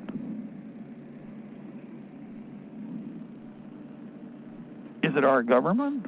Well, no. In fact, like I said, the play acting will be gone here after a while. Hey, what happens? Here's a fun one for everybody. See all those bat faggots out there? See all those FBI agents out there? See all that Homeland Security? Well, the Democrats win. They all going to quit? The Democrat communists win in November, technically. Are all those bat faggots going to say, no, they're not going to follow the communist orders? What would the communist orders be? What would they be if they take power? I want you to just ask anybody. What do you think if the communists, and by the way, I don't care which communist, Trump commie or the other commie, but the other commies, let's say that, everybody's doing the rah, rah, rah Trump thing, and Trump has already said, well, maybe we need to postpone the election. Why is he saying that? What is it that they can touch, smell, taste, and feel right now? What do you think? Why would that be brought up as a subject? Well, maybe we just need to postpone the election. I agree that probably would be a good idea, and of course I've heard, otherwise, Tucker Carlson, whatever, but for a very different reason. Number one, I have no confidence in the election at all, nor do I have any confidence in any of the players. But if you're going to do anything, let's step back and enforce a legitimate election to take place. Not that I would even believe that it could properly be done anyway. I don't. I really don't.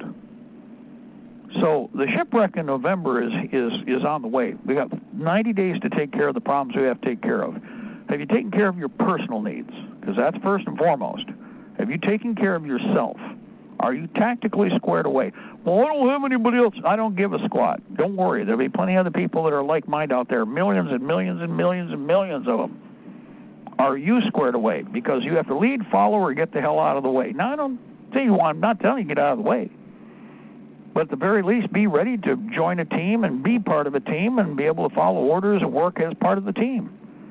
On the other hand, if you're motivated and you immerse yourself and become a master of the trade, congratulations, leader. I don't say sergeant or captain or fleet admiral or anything like that. Congratulations, leader. You start by turning people around and pointing them towards the enemy. You micro and macro motion at the same time. But you have to deal with the basics yourself. You need to personally be squared away first. Then find one other person if you can do that. If you can find more than one person, better still. But right now, focus on quality, because everybody always yaps about, who do I trust? Well, you figure out who the one person is you can trust. And you don't go crazy. You don't need to worry about grenades. You don't need to worry about silencers. I don't want to hear any of that BS. You haven't even gone into the basics, and you're telling me all about how you're going to be secret, squirrel, nuclear, special forces, blah, blah, blah. Throw that out the window. Start with the basics. Find a person who's interested in the exact same way to get the basics and the foundation in place. Don't listen to any other BS. Focus on that, because you have to get the basics down. And you have time to do it. Well, how long does it take to get someone through a basic training? And basic training isn't as good as you think it is. BCT. How many weeks? How many weeks we got left right now? Got 90 days before the next epicenter, the next event cycle, guys. So you have time to do what you need to do. But what it means is that you need to focus and do some of it every day. Right now. The game's over as far as the BS for all the conversation. The ballot box is out the window. The jury box is a waste of time. The court's pretty well bought and paid for, whore working for the globalists. We got Soros burning the country down from outside, and our government does nothing about it and lets them finance every aspect of it. That means they're in bed together. Step back and smell that coffee and look at the big picture. That means we got to take care of this big problem. Organize, arm, equip, and train as militia. God bless our republic. Death to the New World Order. We shall prevail, ladies and gentlemen. The empire is on the run. And we are on the march both day and night. Get one thing done today. One thing. You still got time, even today. Get one other thing done today. Pick it, finish it. Every day I've got one little thing. One little thing. It's a little thing, but it's not, because, all those little things add up. Get one thing accomplished. Get your tactical gear scared away. Whatever you're going to do, get your food added to. Keep adding to food. Food is a weapon. We're going to get out of the way. Ed taking over. More LTR coming up. We'll be back at 8 o'clock. God bless you all. Guys, we're heading towards the shipwreck. Let's make sure we got all the boats we need ready to go, because we're not going down with this stinking ship. We plan on building new. God bless. Bye-bye.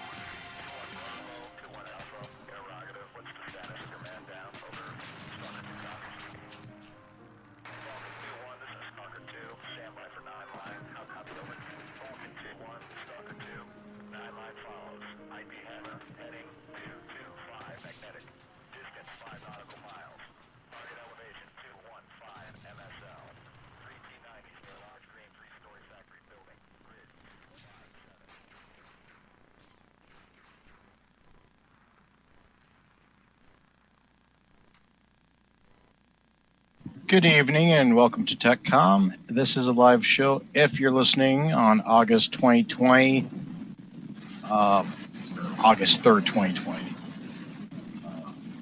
Just double check, make sure my sound levels are even functioning. Testing one. Okay. That should be working because I've changed things over the last couple of weeks, so who knows what I might have messed with. Let's see here. I can't get the RTL SDR in the front USB port without You're coming in loud and clear, Josh. It's booming, in fact. Okay. I have to remove my mic input to get the RTL SDR to go on the front end of the computer. So, who knows? Okay, so the primary topic here will be trolls. I just thought I'd throw that out because I don't know, it sounds funny if you don't know the context. Actually, you know what? Nowadays, I think people are probably used to internet trolls whenever they hear trolls anyway. So whatever.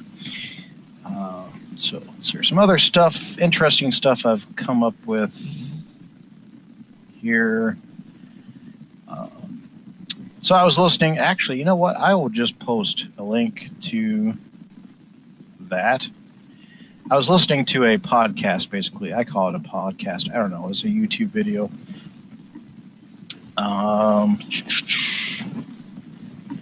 It's between this ex-Special Forces guy. I assume he's ex. I don't know. Whatever. This guy interviews him. It's the Ham Radio Crash Course channel. Anyway, it's an interview from a couple of days ago, and he talks about basically radio in the Special Forces or whatever he was doing. It's interesting. It's I can't necessarily say everything's applicable to what you may be using, but it is interesting because, they're talking about having satellite comms and just a whole bunch of stuff that's an infrastructure that's you're not going to have. I don't know if we touched on it is technically possible to get your own. I use your own in quotations satcom communications because without going into too much detail, the older military communication satellites don't have any encryption or anything on them, so they're actually easier than not to get on. You just shouldn't do that though. But there's more details to that, but that's not what this episode's about. So let's see here. I'm going to post a link to this in the Discord. Anyway, it's an interesting. I haven't finished it yet, but it's interesting. It's if you're just Googling this, it's explaining tactical communications with Mike Glover, Fieldcraft Survival, explaining tactical communications with Mike Glover, Fieldcraft Survival on YouTube. One of the interesting things he said, I thought was his. Apparently, this is for at least special ops soldiers, but who knows if this is applied to normal infantry or people or whatever, but regardless, they would have basically a little mini dummy beacon in their name tag is what it sounded like. And they would pull a strip to active, just like, you get products at the store. If they already have batteries, they have a little pull tab on. Well, you pull that, and that would activate the beacon. And what I mean by activate is I don't actually mean that it would actually start transmitting right then, but the thing would be electronically activated anyway, operational. To actually get the beacon to, Well, it would be in a receive mode, actually, at that point. To actually get to transmit, I'm guessing this is to locate people that need to be picked up or rescued or whatever. To actually activate the homing beacon, they would actually, the search chopper or aircraft or whatever would actually have a directional antenna on board, and they would be aiming it around where they think their people might be, and it would be sending out a signal, which would then actually activate the beacon, and then it would receive that signal. That's how that system would actually work. I found that interesting. I thought that probably would be an interesting thing to know, that there are systems like that out there. But this was pretty much, sounded like it was hidden behind the name, on the name badge, actually. So that is something to keep in mind, for whatever reason. Plus it's interesting. There is a new Android app. This is actually quite neat. It's I'm not going to say it works good at the moment because it's new and the guy's been working on it. I posted a link in the Discord there for that. It is, what's it called? I posted a link to the rtlsdr.com article on it. So what's it actually called? Is it literally called that? Okay, it's called Signal ID, Automatic Radio Signal Identification, which actually sounds familiar, the name. Signal, maybe. Signals? See if that comes up with anything. I thought there was something already called Signal ID out there. Oh, maybe not. Okay.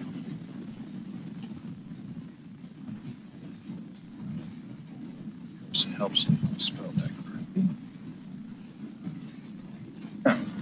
Okay, well, it's called, okay, if you want to look at it, look it up on Google Play. It's called Signal ID, all one word, automatic signal identification. Automatic radio signal identification. It's actually quite, I have covered this before. It was not actually an available app at the time. I think the guy was just talking about making it, and it wasn't actually available.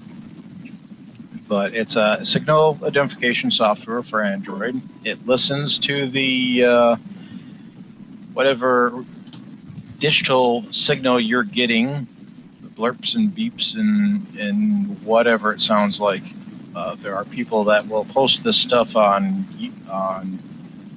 YouTube in different places and claim that they're listening to aliens, and most people will believe them. At least the people responding. But it will listen to that, and it actually uses, anyway, it supposedly can tell what signal it's listening to in theory. It is actually not, it's actually not really that great. It's only technically capable of doing a handful of signals, types of digital signals at the moment, or digital modulation schemes, I guess you could call. And so it doesn't actually work that great at the moment, but this is the first release of it, and there is much improvement that should go on. So it's going to get there, I'm guessing. Hopefully. This capability probably will be stuck into the Artemis software at some point. If they might, there's a very high chance, I feel, that they will actually, since this project is actually open source at the moment, that the Artemis people will actually incorporate the actual code and stuff into their system. They were already working on some form of a system like this anyway.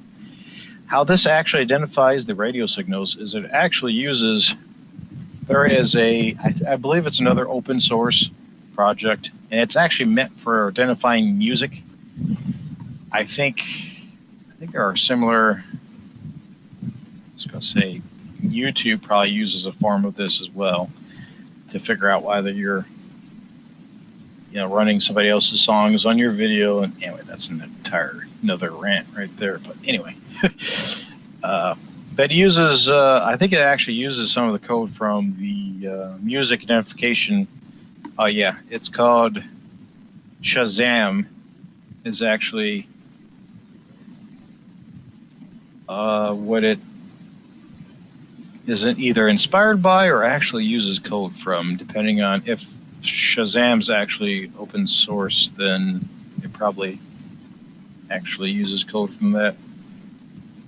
Well, anyway, that's just details. Basically, it's audio fingerprinting. But anyway, it compares, what this basically does is it compares what it hears to pre-recordings it has. There's an entire signals database, which is accessible either by web or from the Artemis software. Now that has most of the signals in there actually have recordings of them, and so how this would work in theory when it gets more signals that it can identify, it would actually just be running through those recordings, I would assume. So it's a neat tool. It is Signal ID automatic radio signal identification for Android.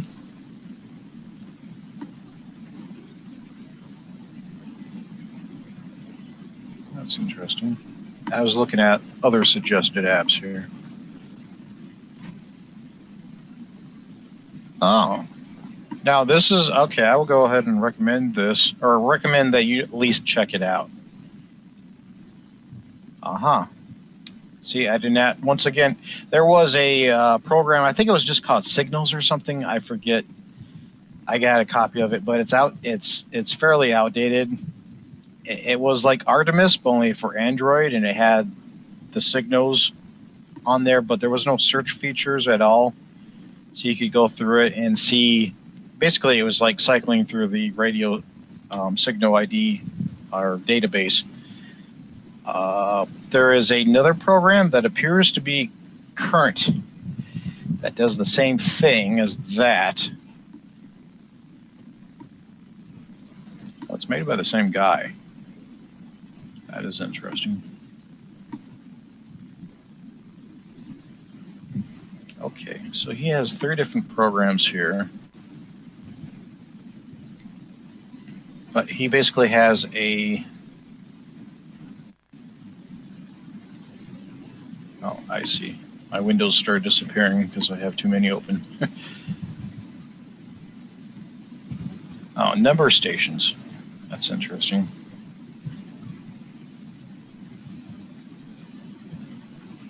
It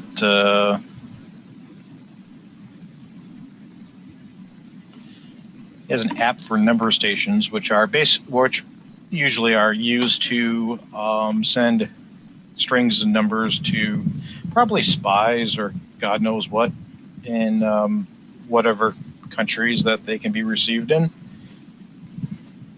The spy just listens to the radio frequency at a certain time and jots down what numbers are there. And then they'll usually have a one-time pad to decode that into actual messages. It's a one-way, like an encrypted one-way form of communication there. Now, obviously, a one-time pad can be used both ways if you have two-way communication. But anyway, interesting. So we have this other app this dude has. You can click on the first app I told you about, and if you click on, it's Tortillum or something is the publisher. It's radio signals. Oh, okay. I've seen this before. it's actually a quiz on these radios. It's not actually looking at, I mean, it has the database in there, apparently, but it's, or part of it, but it's just quizzing you on what the signal is. Why? Huh. So it looks like he did half the legwork for actually making a Signals ID app with the actual database here, where you can actually see the pictures and stuff, but then he makes it a quiz app instead. You can still check that out. It's called Slurm. I don't know what the heck that is. Radio Signals. Slurm Radio Signals, and it's actually a quiz app. It's not quite what I was looking for.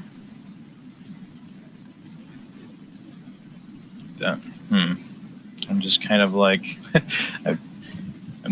well, had he just stuck a search function on there instead of a quiz, that would have been more useful.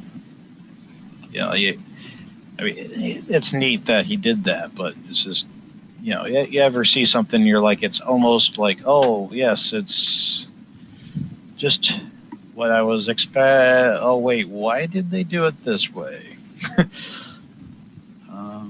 Okay, moving on.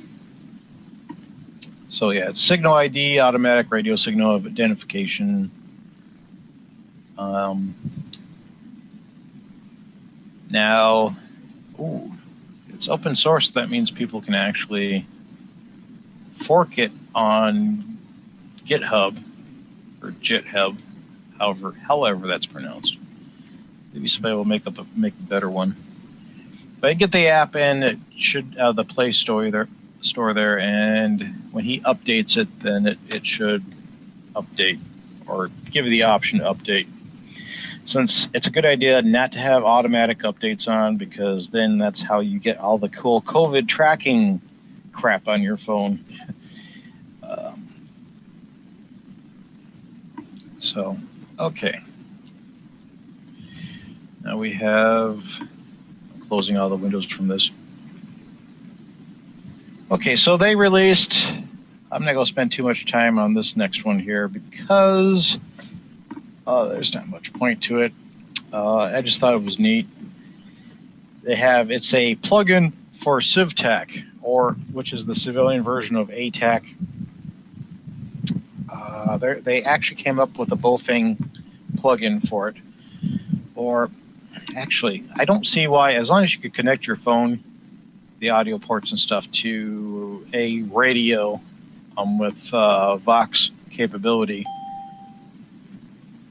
then I would think this would work with it. But they made basically it's a Bofeng plugin for ATAC or CivTac. So you can use, basically it's a voice modem or what. It does the same thing that some other, like FL Digi or the Android version of that, how that operates over the audio. So that's neat.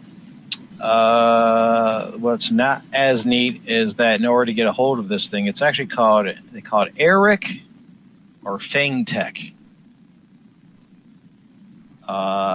It's available from, I think, tacmaps.com, or is it tacmaps.org? Well, anyway, they are very stingy on their plugins, releasing them to the public, so you literally have to have a .gov or some other, or .mil or something email in order to even register for the site. Now, it's, I don't know, it's, part of me thinks it's kind of silly. The other, it's because it actually has to do with, I forget what they call it, but it's military equipment export regulations, the kind of weapons and different technologies. It's the same thing. You can't, I think night vision is also, any type of night vision, I think, is also falls underneath the same, for an example, under the same law about exporting it. Thermo devices, there's a bunch of stuff, but certain things you're not allowed to export. And because, well, this is on the internet, and this is actually at its roots a military app, then they're now allowing just anybody to get access to the plugins, basically, because they don't want Mohammed over there. I don't know, why do they do that? I swear, every Muslim's like name Muhammad. But anyway, they don't want whoever getting a hold of that. Now then, you're like, well, they don't want you to get a hold of that. Well, see, the thing is, if they didn't want you to get a hold of this app, then, or if they had a big stink about that, then they would have not released the civilian version publicly.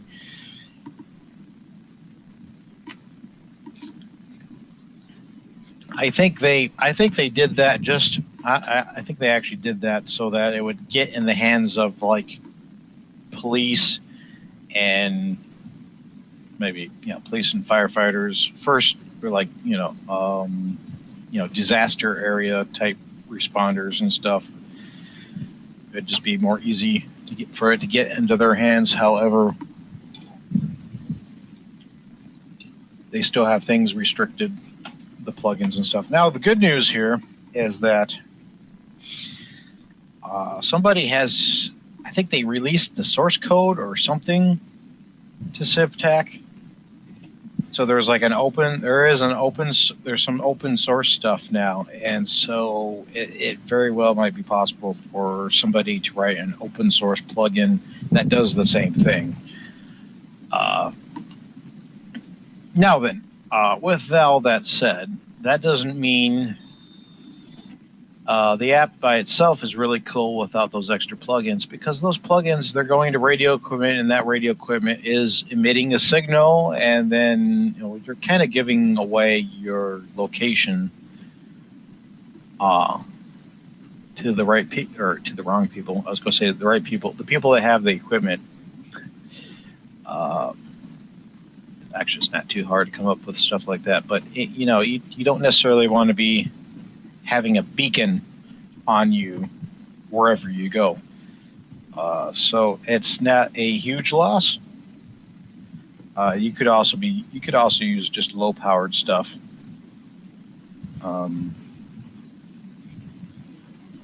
Anyway, since this is the Bullfang stuff, it would keep track of, or without the app in general, if you have the right communication set up for it, it will keep track of your teammates and stuff.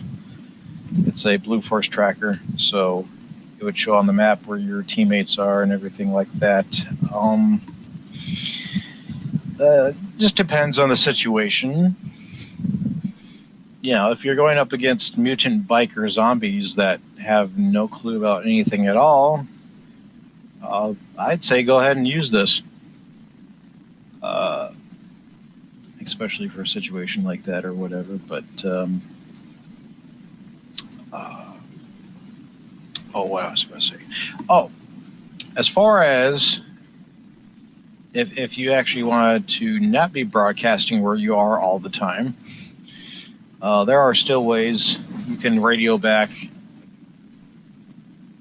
every now and then your position. You could even use, if you're not encrypting everything, actually a program I'd actually recommend,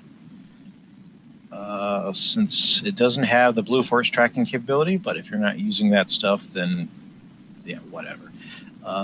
So the other program I actually recommend for that type of stuff is, for mapping anyway, navigation on Android, is actually Orux Maps, ORUX Maps. The latest version, I think the free version is a couple of years old, but you can buy it off Google Play. Latest version is only like $5 or $10, something like that. So I'm not sure how many versions back this feature goes, but you can actually put in a custom grid. You can have a completely custom grid on there. And then if you have your teammates enter in the same specifications for their custom grid, then when you report your location over the radio, you wouldn't necessarily have to encrypt it, because it's a grid that nobody else knows what it is. it's not just GPS coordinate. Well, the GPS on your device would tell you where you are, and then when you look at the app, it would tell you the grid coordinates using your system. And only your teammates have the same setup. I'm trying to think if it's one potential security flaw with this idea is that after a few positions, then an enemy theoretically, I'm trying to think if there's ways, because you can customize the grid quite extensively. So I'm thinking if there's, but anyway, I'm thinking one security issue with that would actually be that if you start plotting out on a map, you wouldn't know where the first point actually was, but it's quite possible that you could figure out relative points when people were reporting in their locations, and therefore you might be able to kind of figure out where people were without. I don't think it would be kind of difficult, and it wouldn't be real accurate. So if you're not blabbing, it seems like if you're giving away enough positions for it to be mapped out like that, then you're probably talking too much on the radio. So maybe so I'm probably overthinking that, but it's not bad to overthink something. What you need to do though, before you totally discourage yourself on a project or something that you totally is just you take a couple steps back, because you might have thought through the situation maybe to the most unlikely. So you take a couple steps back there to something more practical is always a good idea. Okay, so we're going to talk about trolls here for a while. Did I post that? Yeah, I think I did. Okay, no, I did not. I got the thing ready to post. Okay, so we're going to talk about a couple of different types of trolls here. As soon as I figure out. I posted, this is a link from the Washington Post, and they hate ad blocker. I refuse to turn off ad blocker typically, especially for a rag like that. You know what I'm saying? So it's from the Washington Post, and it's Gettysburg Antifa flag burning troll. Antifa flag burning troll from Gettysburg here. When you go to that site, if you have Firefox, I don't know if this works in any other browsers, but if you have Firefox, you might be missing some fancy pictures, but what you do is you get Firefox, you go up and it'll say ad block, blah, blah, blah. And then what you do is you go up to toggle reader view. It's like this little newspaper looking like icon next to the URL at the top of the screen. You click that and it will give you a stripped down version of the web page, and oh, looky there's no ad blocker on it anymore. And there's still, actually, you know what, it just doesn't have the background picture. It still has a picture of this piece of filth that's featured in the article, but it is anyway. Well, I've talked about trolls before.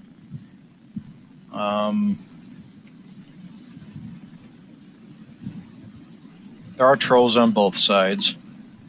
For example, there are people that are making anti-gun. I assumed it was people from our side that did this, but there's like memes that will be. They're trying to make anti-gunners look stupid, which not that I think they need a lot of help, but like they'll show a picture of a M1 Garand and say that weapons of war should be banned, and only hunting rifles like this should be allowed, stuff like that. And what's funny though is people see it gets on both sides. Actually, people I actually went on I thought it was a legit anti-gunner Twitter feed, and they were actually sharing these memes. So what's crazy is when somebody makes a trolling meme, both sides will pick up on it and take it serious. So it's just be aware that people are often trying to troll you, because somebody posted it on Facebook doesn't mean it's real. It's a good way to test people's what shall we call it? Their not intuition. I guess it's intuition. Maybe their trustworthiness. I don't know. It's a good way just to see if people if they actually try to verify anything or put any discernment. Discernment is the word I was looking for. If they have any discernment at all on anything, is I see some of these things, or even make your own trolling posts and see who shares them without thinking. Now, one thing about that though is, if you're typically a discerning person, then some people trust. They might be going off the trust of you. So keep that in mind. So actually, make a fake account first before you do this. But anyway, this guy. Let me look at this. So anyway, there was a troll. He claims to have stopped doing this because he's gotten a lot of flack. But he's the guy that he made a fake flag burning at Gettysburg rally, basically. And he's been doing it for several years.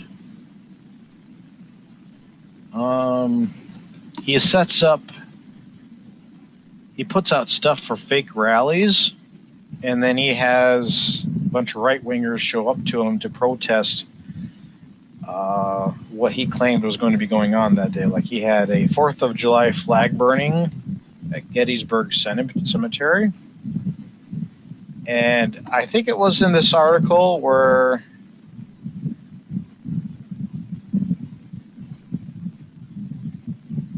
it's here. Yeah, see, it mentions here, or maybe it was somewhere else, that they talked about, how, and then they showed up with Confederate flags and Nazi flags and blah, blah, blah.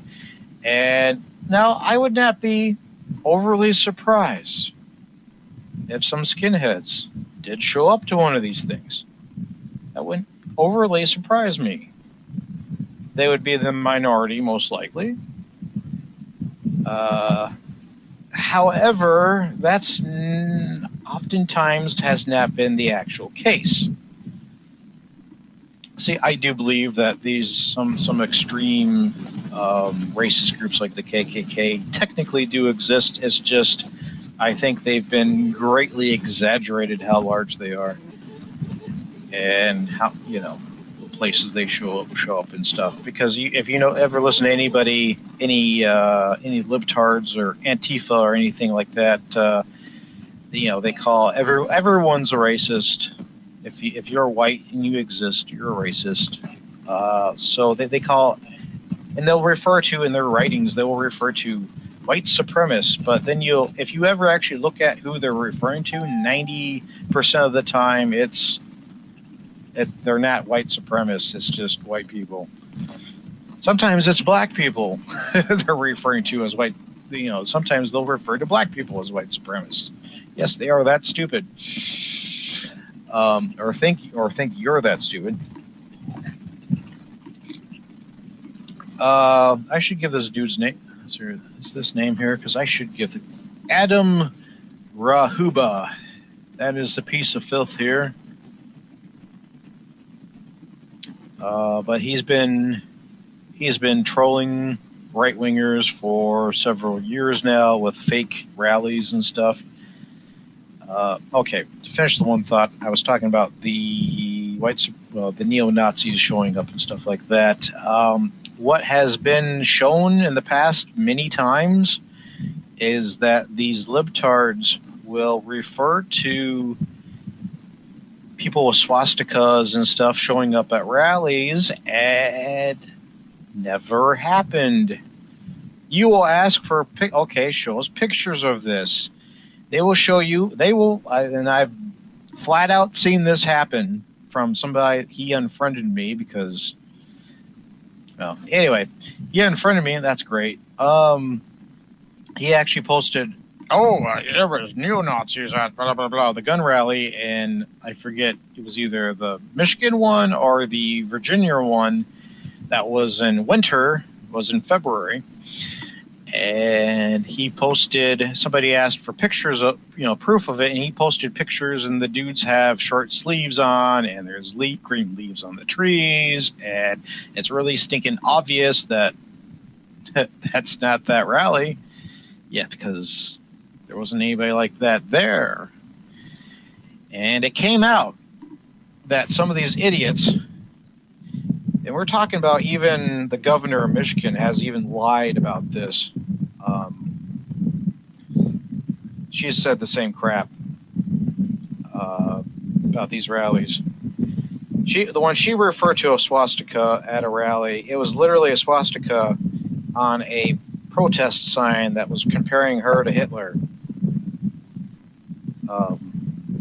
Whitler. I think they were calling her Whitler. That's what that was. She completely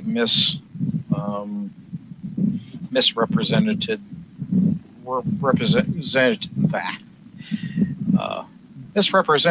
happened there.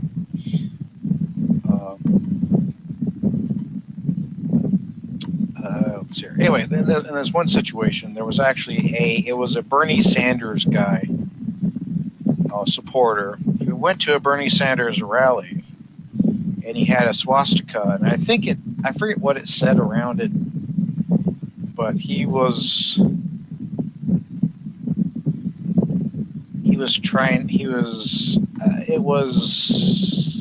I forget the reason. He was either making fun of right-wingers or Nazis or something. Anyway, the point is he had a swastika flag or something like that. And they took a picture of it. And it was now, mind you, it's a Bernie Sanders supporter at a Bernie Sanders rally or some left-wing rally. And that picture shows up as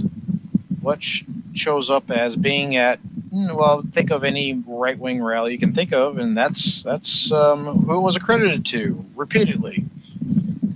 So there's no verification on here. When the libtard says something, when anybody says something, especially a libtard, though, don't expect it to be real. Now the question I have is I don't know how this guy managed to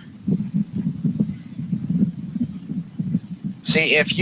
Here's the thing: if you are trolling people online, because it says this guy had 13 fake accounts on Facebook. Now the reason why you would have, if you want to go and play the home game version of this,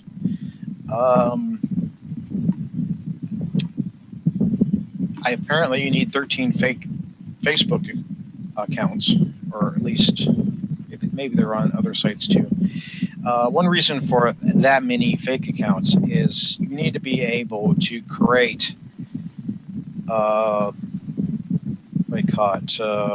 sensation or fanfare around a particular BS thing that you post. I got this fake rally that I'm posting about. Well, you need at least several other people to go and look like they support it, or, because if you're just some random person and that's the only place people see that coming from, it loses credibility. So if you can get this is also how forum trolls direct from the troll manual. It can be found online. The forum troll manual. This is how they control the narrative or control the conversation also is they'll have several fake accounts to discredit anybody that questions them, or to change the subject, or to, I mean, you know, anytime I see somebody really hits the nail on the head on something, then within a couple of replies, they'll have somebody that will just have some comment that has absolutely nothing to do with anything. It'll get people all riled up, and then all of a sudden, that's now what the conversation's about. And it just happens like clockwork. It's really obvious when it happens. It can be just as ridiculous as they'll just start insulting the person's shoes or something. It's really obvious. Now, actually, you know what? We can call I was going to say there's also Chinese trolls, which we will get into that in just a second, or touch more on. I've already covered that before, but some interesting stuff I found. Somebody's been writing about those. So we can call these communist trolls, because these people are all from the same ilk, in a sense here. Antifa and the Chinese. We do believe there is a coordination here between these parties for creating chaos and fomenting chaos. And it's here. Anyway, just that's what they do before a communist or during a communist revolution, is we'll just try to create a bunch of chaos. But one thing I was wondering, though, is how does this person, if you start spreading, even if you didn't go and spread your fake trolling propaganda posters for your fake rally to, let's say you didn't intentionally spread them to your own libtard communist side, that doesn't mean that, you know, now it's going to start spreading on the right-wing side. People will start forwarding the poster for the rally and stuff. It's going to feed back into your own side there at some point. Somebody from your own side is going to see that and start spreading it around, and they might be dumb enough to think it's a good idea. Because I did notice that if you read this poster that they have an example of on the Washington Post site, if you read it knowing that it's a troll post, it becomes more obvious that that's what it actually is. But if you go into it thinking it's legit to begin with, then the mind is an incredible thing. So, you know, you can believe anything, actually. But it's 4th of July flag burning to peacefully protest for abolishing police nationwide. Free entry, no bikers, militias, or other so-called patriots. Ooh. And then at the very bottom it says, children welcome Antifa face painting.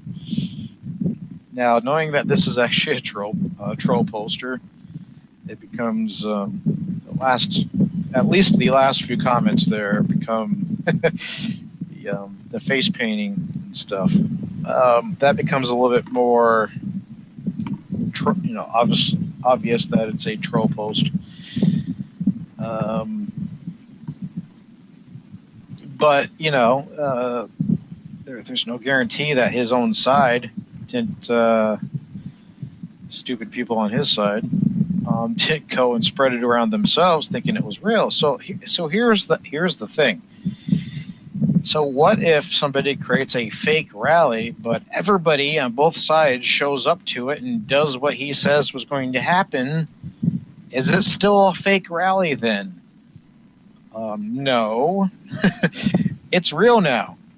Now then, it's possible that if the people that show up were expecting somebody else to initiate the flag burning, like the people that supposedly organize the thing, and they never show up because they don't exist, then it's possible that, certain things don't happen, so things don't escalate how they might have had it really been a real rally to begin with. But at a certain point, it would just take over it would just be its own thing at some point. So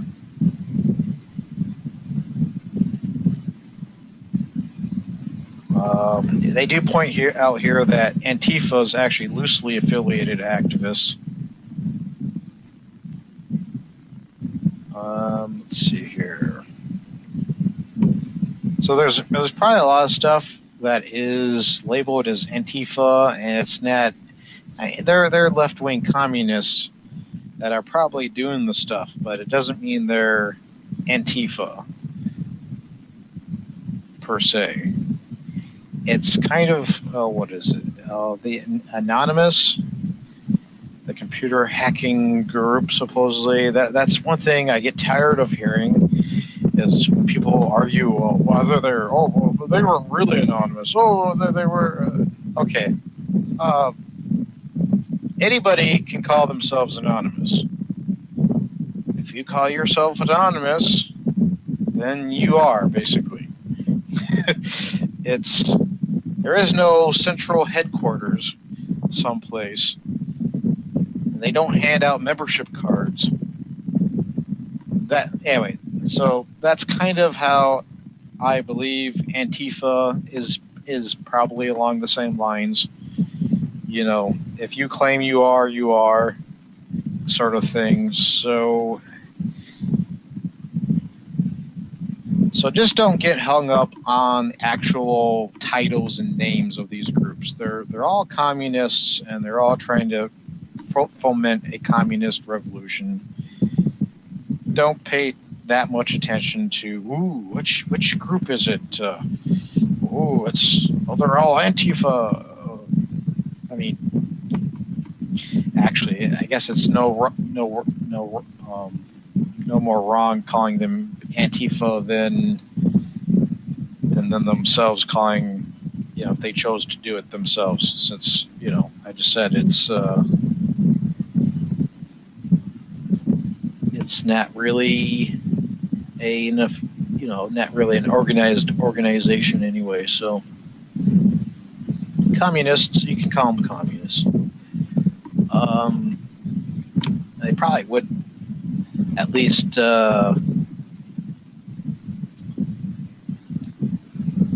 be in support of Antifa beliefs and stuff. There is the NFA. I'm trying not to say the actual name while trying to figure out the acronym. The NFA. Yeah, the NFAC, which stands for, we won't say that on air, but that black militia that was down there in not Gettysburg, but where was that down there? Knoxville. I think it was Kentucky. I think it was Kentucky. Anyway, they were down there at that Confederate memorial carving there and other places. Now, they do appear to be, if somebody claims to be a member of the, or claims, NFAC or whatever, they probably are actually NFAC, or I mean, anybody can claim anything, but I'm saying that is actually like an actual, like, physical organized group as opposed to, say, Antifa or Anonymous or whatever other group that just, anybody can just claim ties to. Actually, you know what? Okay, I came up with a better explanation for some of this stuff. It's more of an ideology. Some of these groups, they're not really a group as much as just an ideology, we'll say. like I said, some people think there's actually, they think they must have an actual headquarters someplace or something. Now, I heard supposedly Rush Limbaugh actually referred to, back in the 90s, supposedly referred to the Michigan militia as they're like, well, you guys, if the government could just run a bomber over your headquarters and take you all out or something, and, he was actually thinking they had a main headquarters or something. I just thought that was somewhat interesting and relevant at the moment, since we're talking about non-existent headquarters of organizations.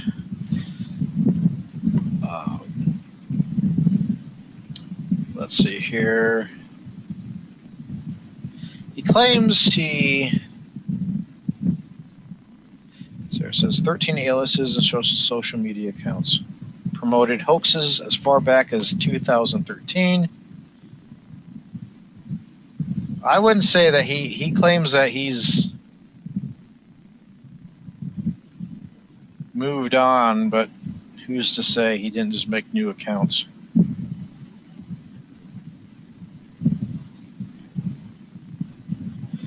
I guess he might have decided not to do this anymore because the FBI and even the CIA supposedly have gotten involved, at least asking questions anyway. They actually say that he didn't actually commit any crimes because of the First Amendment, and he didn't actually promote any actual violence. So, anyway, just don't be manipulated, I guess. Oh, they also did not like this because his hoaxes have taxed law enforcement agencies by putting bystanders in danger. He quite possibly have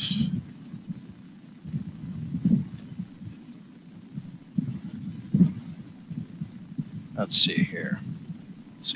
Quote from this dude, the message here was that any idiot on the internet can get a bunch of people to show up at a Union cemetery with a bunch of Confederate flags and Nazi tattoos on their necks to just make them look foolish, he said. It says here, bikers, members of militias, Ku Klux Klan, other white supremacist groups, many with guns, messed at the Gettysburg battlefield on July 4th. Okay, let's actually do an exercise here. I'm curious if you can actually find any pictures that actually show half the crap that he just claimed.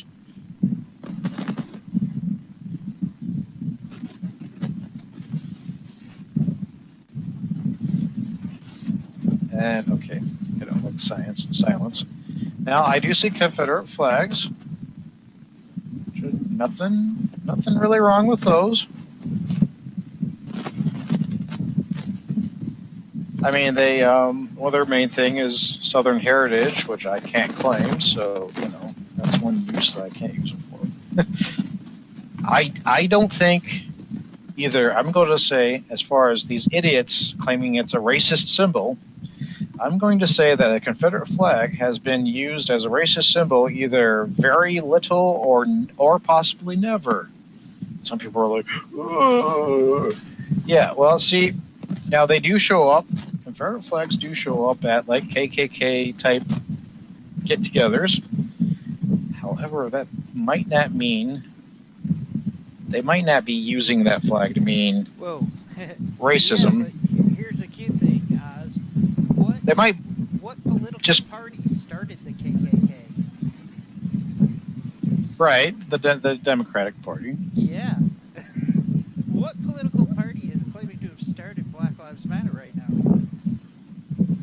Democratic Party. Isn't that amazing? Oh, so, yeah.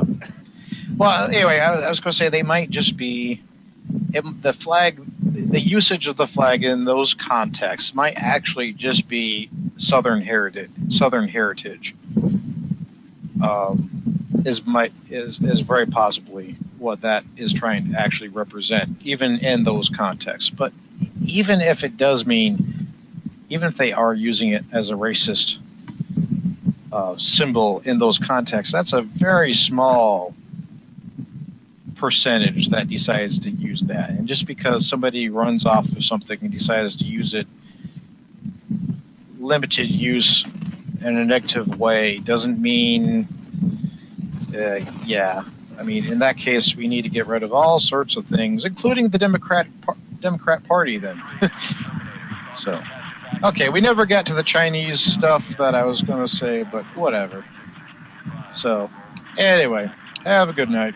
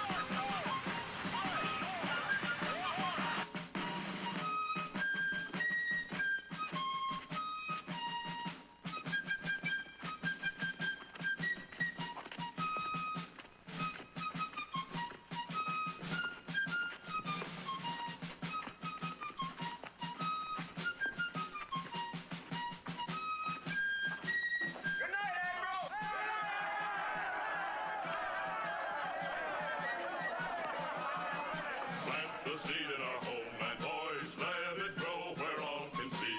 Feed it with our devotion, boys, call it the Liberty Tree. It's a tall old tree and a strong old tree.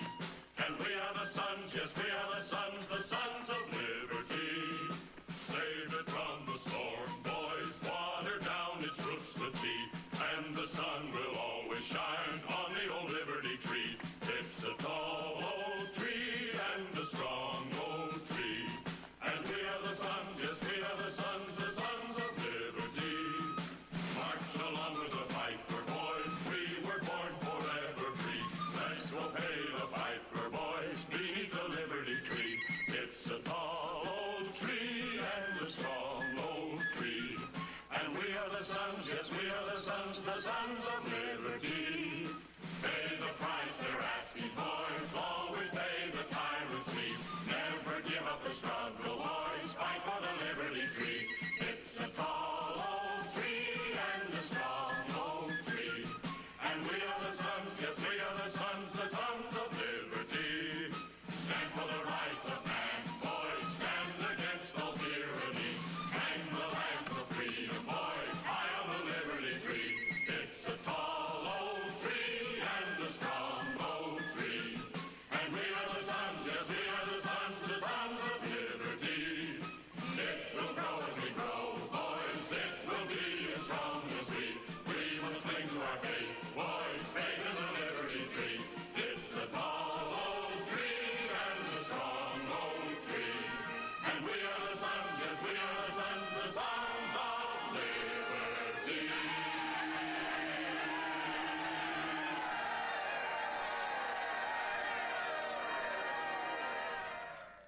We all need to prepare ourselves. You might have the food, water, gold, and silver, but ask yourself, are you truly prepared?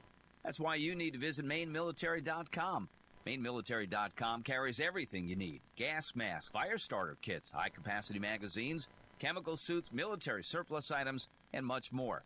Do you own a firearm? MaineMilitary.com has a large selection of pistols and rifles suited for your needs. Are your local stores sold out of ammunition? Call or visit them today for prices on hard-to-find ammo and bulk ammo orders. You don't need to worry about having a military surplus store in your area because MaineMilitary.com is the only store you'll ever need, all from the comfort of your computer. Visit them online today at MaineMilitary.com. That's Maine, like the state, military.com. Liberty's Guardian, Guns and Ammunition, a family-owned business located in the heart of Ohio's hunting country. Let us help you find the right shotgun or rifle for you. Or if you're looking for a pistol or concealed carry, we have a nice selection of compact and subcompact pistols for that too. Check out our website at www.libertiesguardian.com. That website again is www.libertiesguardian.com. Go to the website and check out our selection today. Join Mark and Don for Weapons Wednesday, where you'll learn how to use everything from your bare hands to your average AR-15. The 12 gauge autoloader. Sure. The 45 long slide. Yep. With laser sighting. You betcha. The Uzi 9mm. Yes, sir. Phased plasma rifle in a 40-watt range. What are you, crazy? Wrong. Okay, they'll talk about that too. So whatever question you have about whatever weapon you have, call Mark and Don on Weapons Wednesday. And remember, your mind is your first best weapon.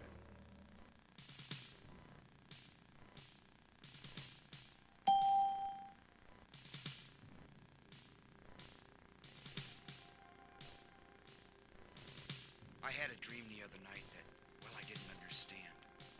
A figure walked in through the mist with a flintlock in his hand. His clothes were torn and dirty as he stood there by my bed. He took off his three-cornered hat, and speaking low to me, he said, "We fought a revolution to secure our liberty. We wrote the Constitution as a shield from tyranny. For future generations, this legacy we gave. In this, the land of the free and home of the brave. The freedoms we secured for you, we'd hoped you'd always keep. But tyrants labored endlessly while your parents were asleep. Your freedom's gone, your courage lost. You're no more than a slave. In this, the land of the free and home of the brave. You buy permits to travel and permits to own a gun, permits to start a business or to build a place for one. On land that you believe you own, you pay a yearly rent, although you have no voice in saying how the money's spent. Your children must attend a school that doesn't educate, and your Christian values can't be taught according to the state. You read about the current news in a regulated press, and you pay a tax you do not owe to please the IRS. Your money is no longer made of silver nor of gold. You trade your wealth for paper so your life can be controlled. You pay for crimes that make our nation turn from God and shame. You've taken Satan's number. You've traded in your name. You've given government control to those who do you harm so they could burn down churches and seize the family farm and keep our country deep in debt, put men of God in jail, harass your fellow countrymen while corrupted courts prevail. Your public servants don't uphold the solemn oaths they've sworn, and your daughters visit doctors so their children won't be born. Your leaders send artillery and guns to foreign shores and send your sons to slaughter fighting other people's wars. Can you regain the freedoms for which we fought and died? Or don't you have the courage or the faith to stand with pride? And are there no more values for which you'll fight to save? Or do you wish your children to live in fear and be a slave? O sons of the Republic, arise, take a stand, defend the Constitution, the supreme law of the land. Preserve our great republic and each God-given right. And pray to God to keep the torch of freedom burning bright. As I awoke, he'd vanished in the mist from whence he came. His words were true. We are not free, but we have ourselves to blame. For even now as tyrants trample each God-given right, we only watch and tremble, too afraid to stand and fight. If he stood by your bedside in a dream while you were asleep and wondered what remains of the freedoms he'd fought to keep, what would be your answer if he called out from the grave? Is this still the land of the free and home of the brave? God bless you, and God bless this republic.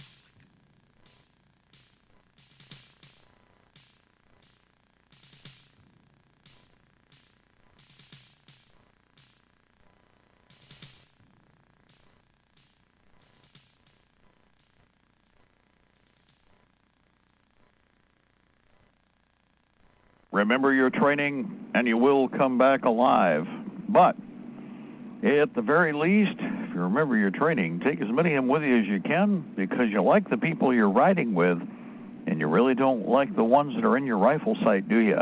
Pop, pop, boom, boom. Get them all while you can. Good evening, ladies and gentlemen. This is the Evening Intelligence Report. I'm Mark Kornke. One day closer to victory for all of our brothers and sisters, both on and behind the lines in occupied territories, west, southeast, north, and south. Ladies and gentlemen, you're listening to us on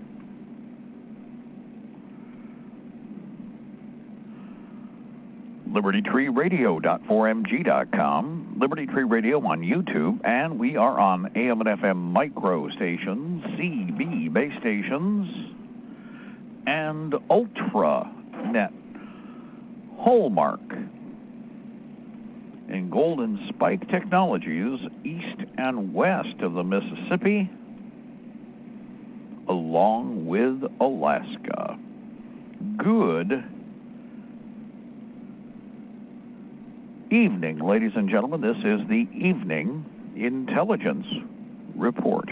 I'm Mark Kornke, one day closer to victory for all of our friends at the epicenter of the Cascade. And it is Monday. It is the 3rd of August. It is the 12th year of open Fabian socialist and Soviet socialist occupation of America with a K, 2020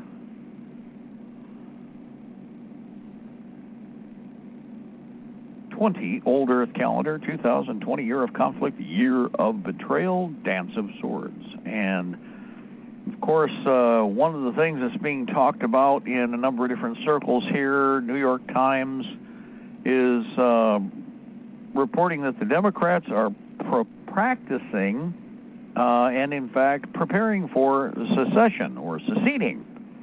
I didn't know the Democratic Party was a place on the map, but if that is the case, that means they obviously plan on using certain pieces of property or real estate as their secession points.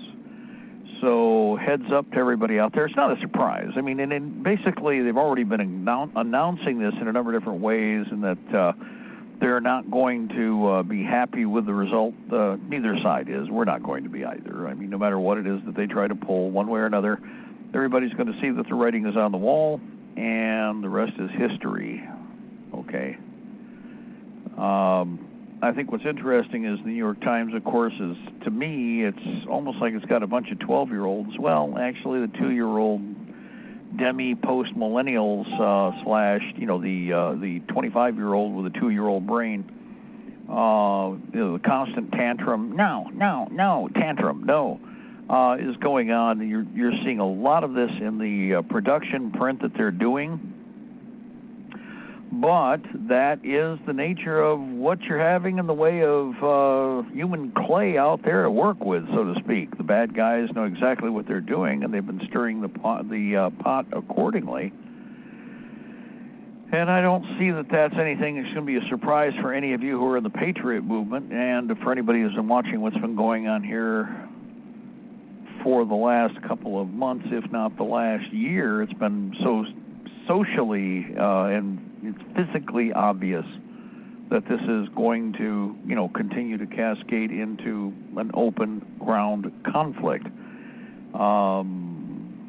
Who is going to be doing what to who? Well, one way or another, the same bump with two different tentacles is running out and playing the fake on the Republican side and the Democrat on the other.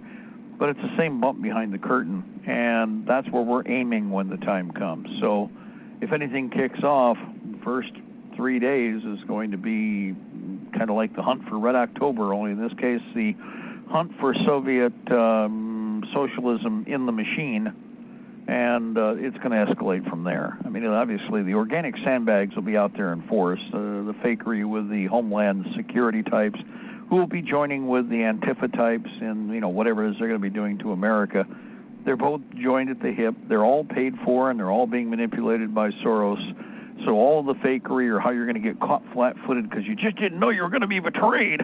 I just couldn't figure that out. Yeah, we can. We're not really panicked about that either. If you notice, do I sound like I'm like, either A, defeated, or B, panicked about this? Because there's a lot of people doing the, we're doomed, or this sucks, or we're screwed, blah, blah, blah, blah, blah. It's like, no, we're not. The other side is, because once you get everybody pissed and all the people that produce aren't producing for the ones that are trying to piss on us, well, the world changes, and get over it. That's where we're going to have to be. Now, we've got 90 days. That's a hell of a lot better than, 90 days is better than a basic trading program, okay? I mentioned that during the 2-hour block, and I was trying to think about, let's see, in Vietnam, U.S. forces, special forces, set up BCT units all through South Vietnam for Force Populaire, Village Defense, South Vietnamese, Montagnard, depending on who it was. They trained everybody. And the BCT courses that they set up were compressed versions of our regular military basic training course, which was at one time 11 weeks, then they cut it down to 9 weeks, and they brought it back up to about 11, then they knocked it back down to a little under 9, just only barely over 8.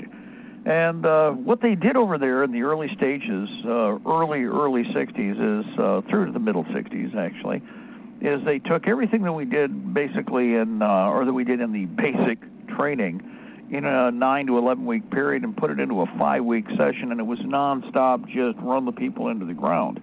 However, again, this was designed to expand force, militia forces as quickly as possible in every direction possible with the resources on hand, which included existing structures that were already there. Example, I mentioned the group Force Populaire. Force Populaire, well, that's French. Yeah, and it was a holdover from when the Vietnamese and the Viet Minh and everybody was going at each other against the French at one time or another, with both sides split, in the past, in the 50s.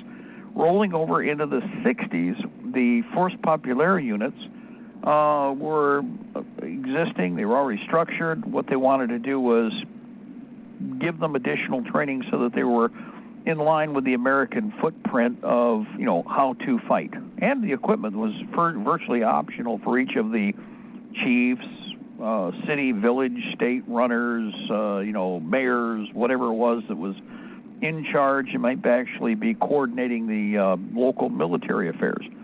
Everyone got to pick the weapons they liked. They were provided, and then they were trained. And then when they went back home, well, they were supposed to share that training. The idea is force multiplication, okay? So basic training in 5 weeks, imagine that one. Well, that's only a month and 1 week. Basically, 5 weeks is technically 1 month, a little more, a little less, depending on which month you have laying in front of you here on the calendar.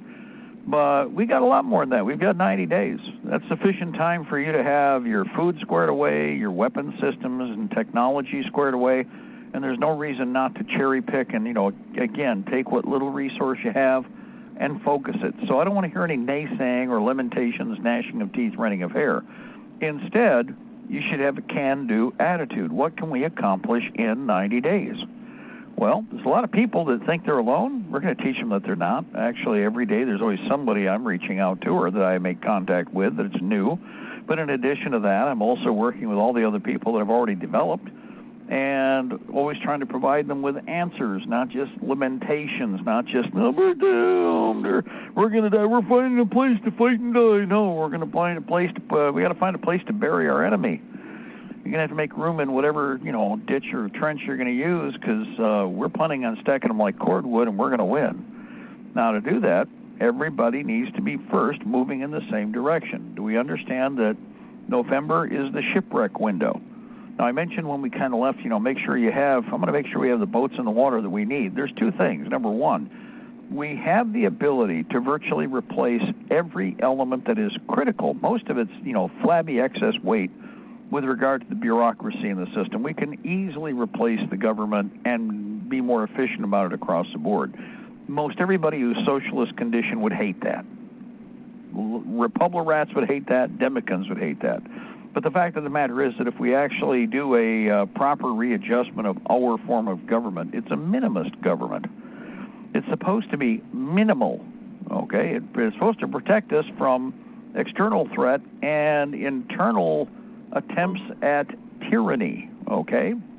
That's it. And other than making sure that nobody lays waste to the internal tribe economy that you've set up, because, yep, it's the American tribe. That's what we're promoting. And we need to make sure that all of our technology, everything is secured within the borders. That includes, and technology isn't just high-tech, it's basic tech. Let me give you an example of how critical that is. Try and find a freezer right now in America. How are you doing for buying a freezer in America? You guys just running out and buying a freezer in America? Well, sure, because we got Westinghouse and we have blah, blah, blah. We go right down the, but they're not being made in America because we shipped everything out of the country. Now we have enemies. Well, there were enemies before, but we agreed to send the stuff to our enemies. And now try and find a freezer in America. A basic second-tier appliance. Let me consider a second-tier appliance. You know, let's put it this way. In terms of tangible, large investments, what are the big investments that you make? Number one is a house or property of some kind, hopefully. Number two, if you don't have a house, you may be renting, is a car. Beyond that, the second-tier washers, dryers, freezers, refrigerators were considered to be standard fare for a Class A economy and system. And yet, right now, you can't buy one. You're not in a Class A system anymore, are you? Should tell you how close you are to the shipwreck just from that perspective right there. Something as goofy as say, well, it's a simple freezer. That's not a weapon system. That's my whole point. It's not a weapon system, and you can't get one. That's just a household item. Higher tier, but not by that much, but a higher tier. That's why it's a second-tier item in terms of economic investment within a household, or, you know, whatever, however you want to measure anything nowadays.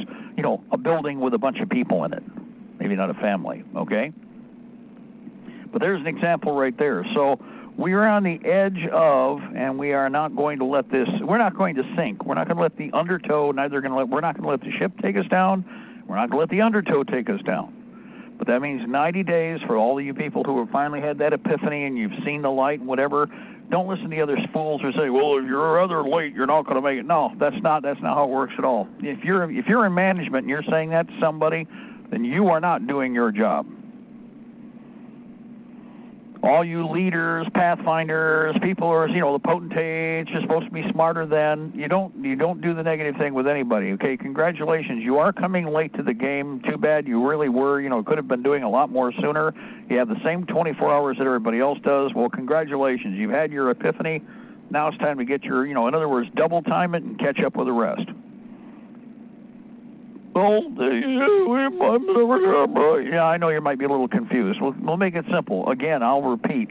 Start with yourself, okay? If you are looking at the idea that you can see the threat, before you panic about anything or discuss anything else, take care of your own personal needs immediately.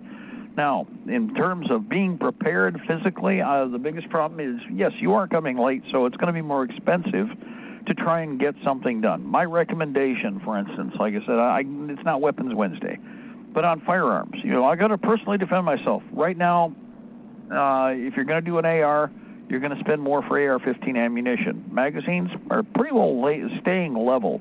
They've not gone any more extreme than they already were. The days of the $3 and $4 AR mags that used to be out there cheap are just not around. That's expected, but for $8 to $10 to maybe $11, you can find AR-15 mags, and they are on the shelf. Ammunition, 50, 60 cents a round. Just that simple. So you're talking, it's gone up. Okay, not much, but as I just talked to several of the ammunition jobbers out there today and retailers, the guys flat out said, everything that we sell when we go to get more, it's more expensive every time now. Every one of them told me the same thing. Everybody that I either had conversations with, from this end or while I was out and about, said the same thing ad nauseum over and over again. Every time we go to get more, they want more for it.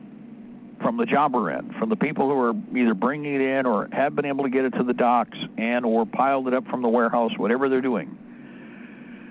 So we got to cherry pick what it is. You got to figure out what it is that's going to balance out so you can afford to get weapons, basic gear, a fighting load, gas masks. You still need food. You still need medical support. And I mean the basics, again, for yourself, for insurance purposes, because this is the other part about this.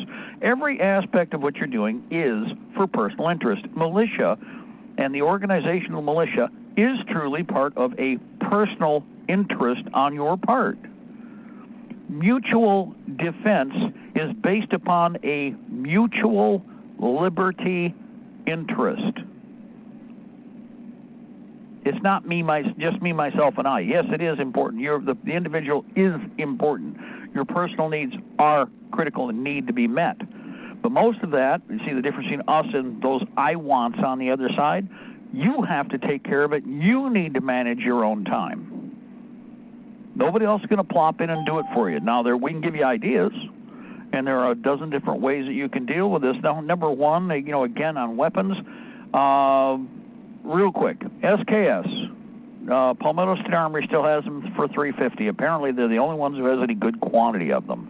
You might find one for less. If you do, that's fine. Ammunition, 7.62 by 39. Everybody I talked to said the same thing. For whatever reason, the circus of wild animals, gummy bear, huggy bear, wolf, brown bear, silver bear, gold bear, those are all coming in.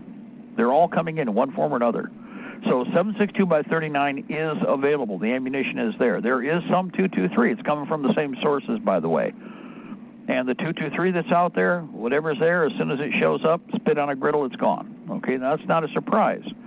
But 7.62 by 39 for you to get a rifle and be able to have something that's semi-automatic, the SKS is a solution. Somebody's going to poo-poo that. I mean, if you could spend $200-300 more, but if you're limited, and most of you are, going out and buying a single weapon that'll get you on the table, a whole bunch of ammunition, because ammunition's going to be the issue here. Do you have enough to actually sustain, yourself in a fight? 7.62 by 39 is affordable. If you want to go with an AK, that's fine. If you want to go with an AR and 223, that's fine. Beyond that, I'm just giving ideas, recommendations. Like I said, I'm not just going to go, oh, it's too late, the weapons are too expensive, and you don't have enough money, and piss on it. We've got to sculpt it out and do what we can with what we've got, okay? With regard to food, does not have to be military rations. In fact, I'm going to emphasize this with the price that everybody wants for MREs right now. You are better off going over to the Dollar Tree. Go over to their canned good aisle, and also go over into their dry good aisle. Look and see what they have over in the bean aisle, where they also have the other canned goods.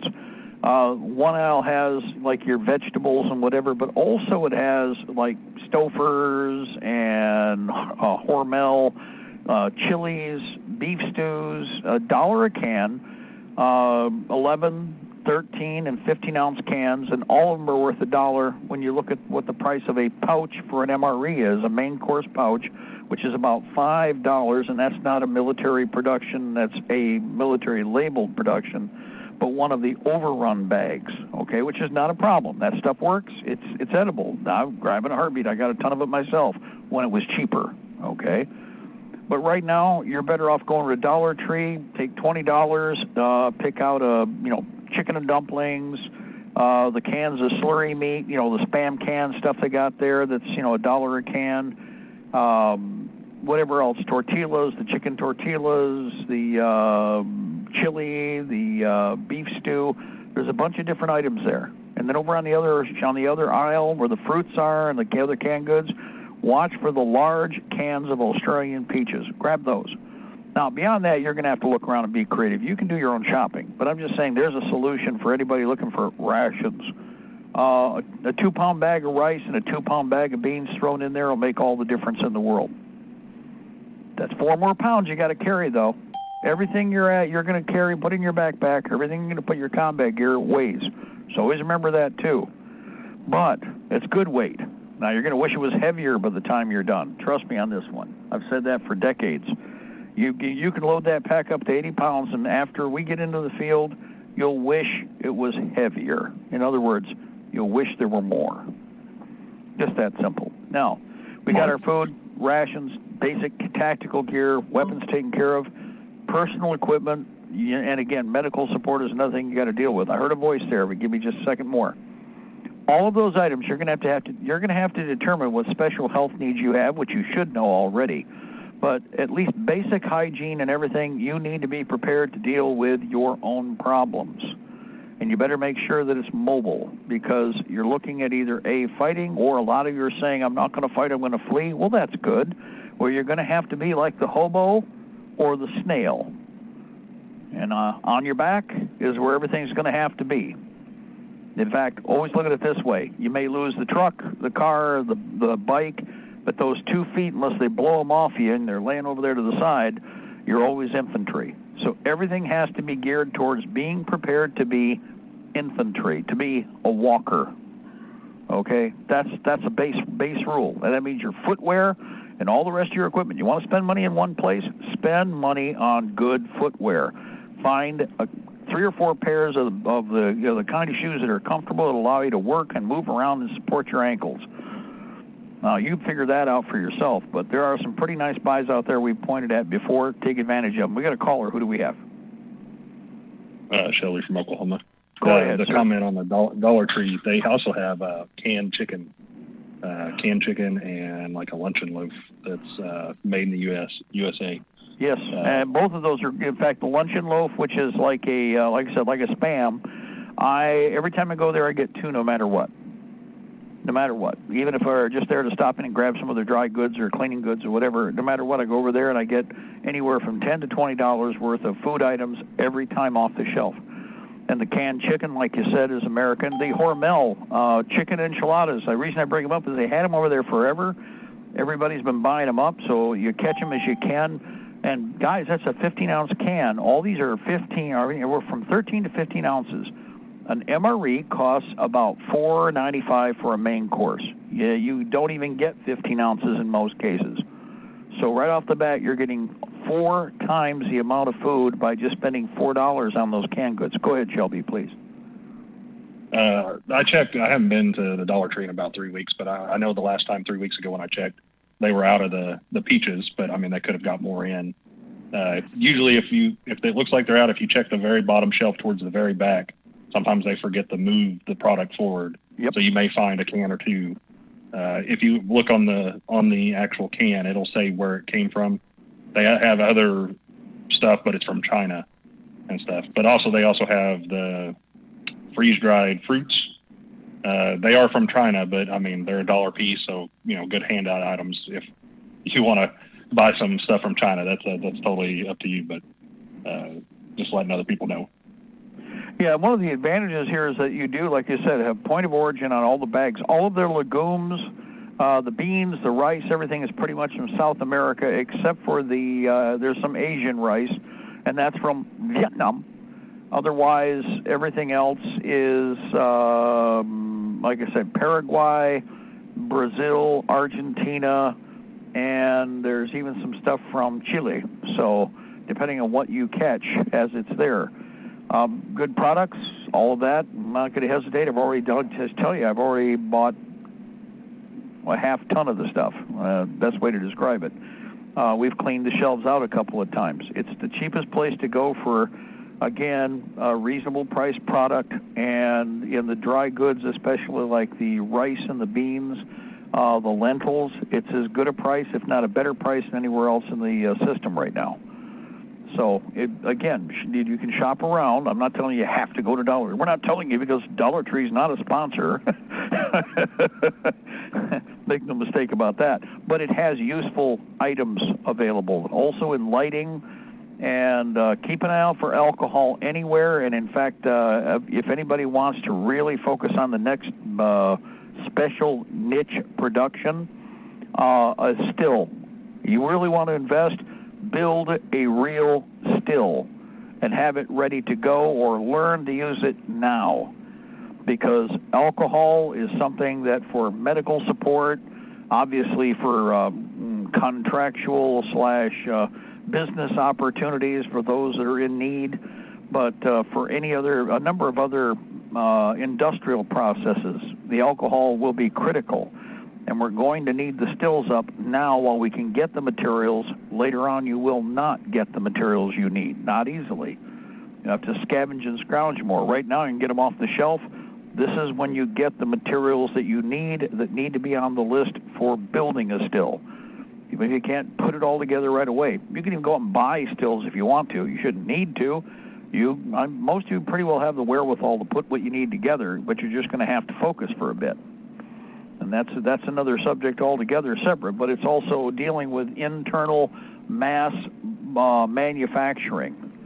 And we need as much small but smattered production in every category all over the United States, all over the country, every county, every state, across the whole of the Union. And it even includes Alaska and Hawaii, but Hawaii, I think, is a dead cause. Sorry about that, guys. I know a lot of you are listening. The government of Hawaii is pretty well run by foreigners. Alaska is run by the Israelis. They've ripped that off, and they're ripping us off every day, left, right, up, and down. They've been stealing massively from us. You go to the governor's office in Anchorage, the Israeli flag is right there in the office with the state flag. Not the American flag, the Israeli flag.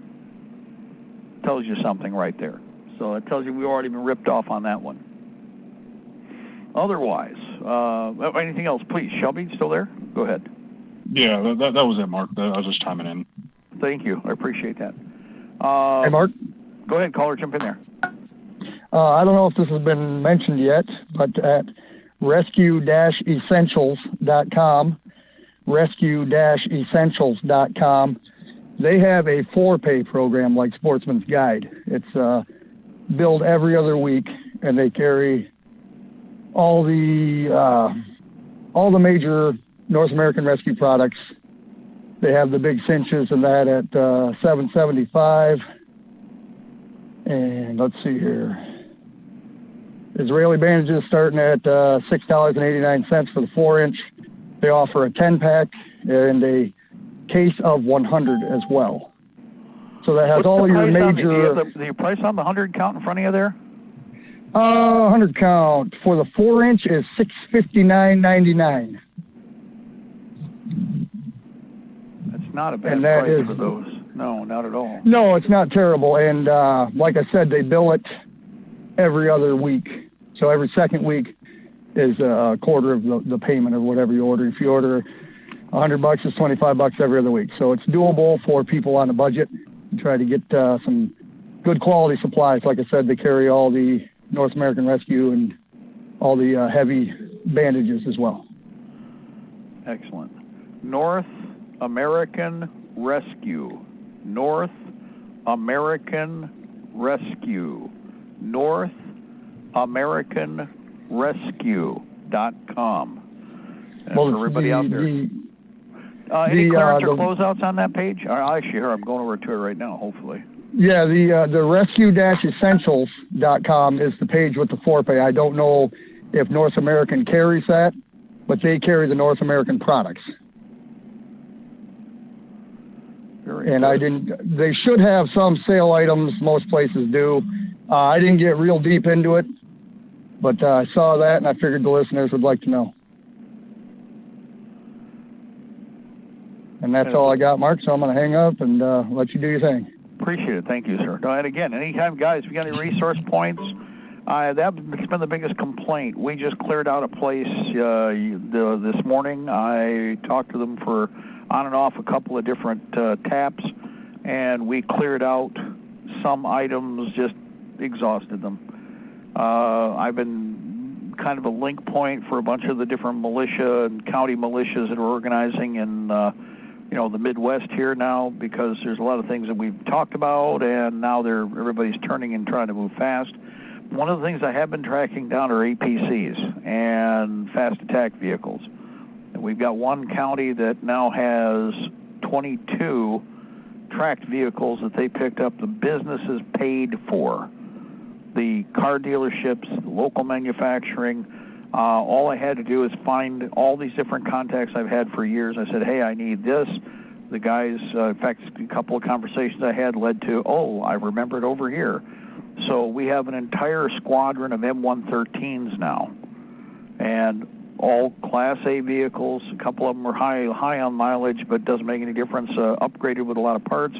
One of them ended up with spare tracks, 2 engines. You know, it's usual. It's kind of like when I was looking for aircraft. And so in addition to that, though, we're looking for, and I need, like we were talking about the canteen covers with Allegheny. It looks like we'll clean them out. I don't know how many thousands they have, but we're going to grab them, and they're gone. So, guys, I know in having a conversation with other people today about material, there's a lot of other people doing the same thing that are in the Patriot side, looking for flares today and smokes today. unammo.com. They do not have any of the parachute flares, but they do have the ground signal flares still. And by what they're saying, because the most all of the shipping is parked, especially the parade shipping, you know, the tour ships, all the different cruise ships, they're parked. Most of them are parked. Not all of them, but most of them. They're not moving. They're not don't have any need to cycle anything out. They are eventually. I mean, if they actually, if they were to pull them out of quote unquote, you know, park, which is where they are now, no matter what, every 2 years they have to cycle everything off, and each one of those ships has got a different clock running. However, at this point in time, the parachute flares, at least the ones that we were picking up from UN, and UN was picking them up from the boat supplies from the surplus. Right now, those aren't available. The flares that are there, he told me they have 30 cases left. That's it. And that includes what they have on the shelf in the store. They have about 15 that they would list. They have probably double that because they have 15 on the shelf in the store, but they do not have the ability to replace them. So whoever gets there first gets them, and if we go in and pick them all up, they're gone. It's that simple. I'll just tell you that right now. But anybody who is interested, I went through the list. I would point out, you know what, as long as I'm bouncing on supply here, oh, darn, I got to do this because, slap me in the microphone, forgive me.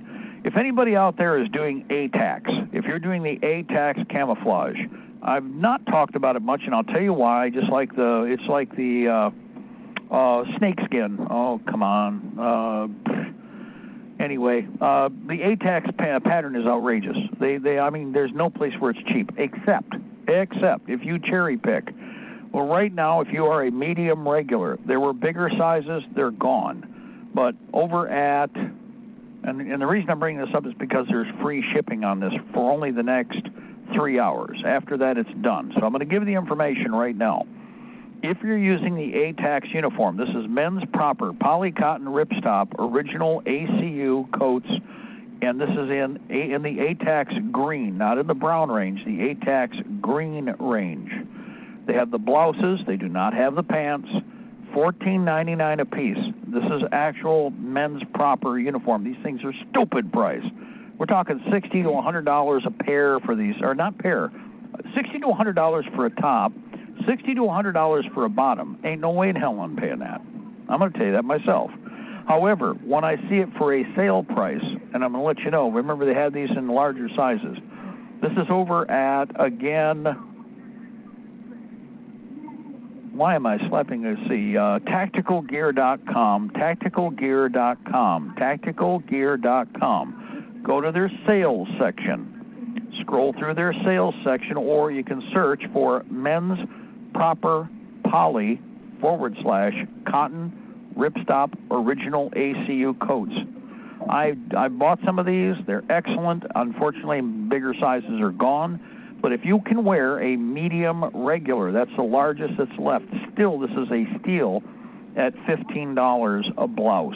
Okay, $15. Especially if you guys are wearing ATAX. If you know what the ATAX are running price-wise uniform, it's goofy. It's crazy. I mean, but if for $14, $15, if you need more and you're trying to line up and you committed to some and then the price went to where it did on this stuff, guess what? $15. And they have them in smaller sizes, but the largest size they have in this for $15 is the medium regular.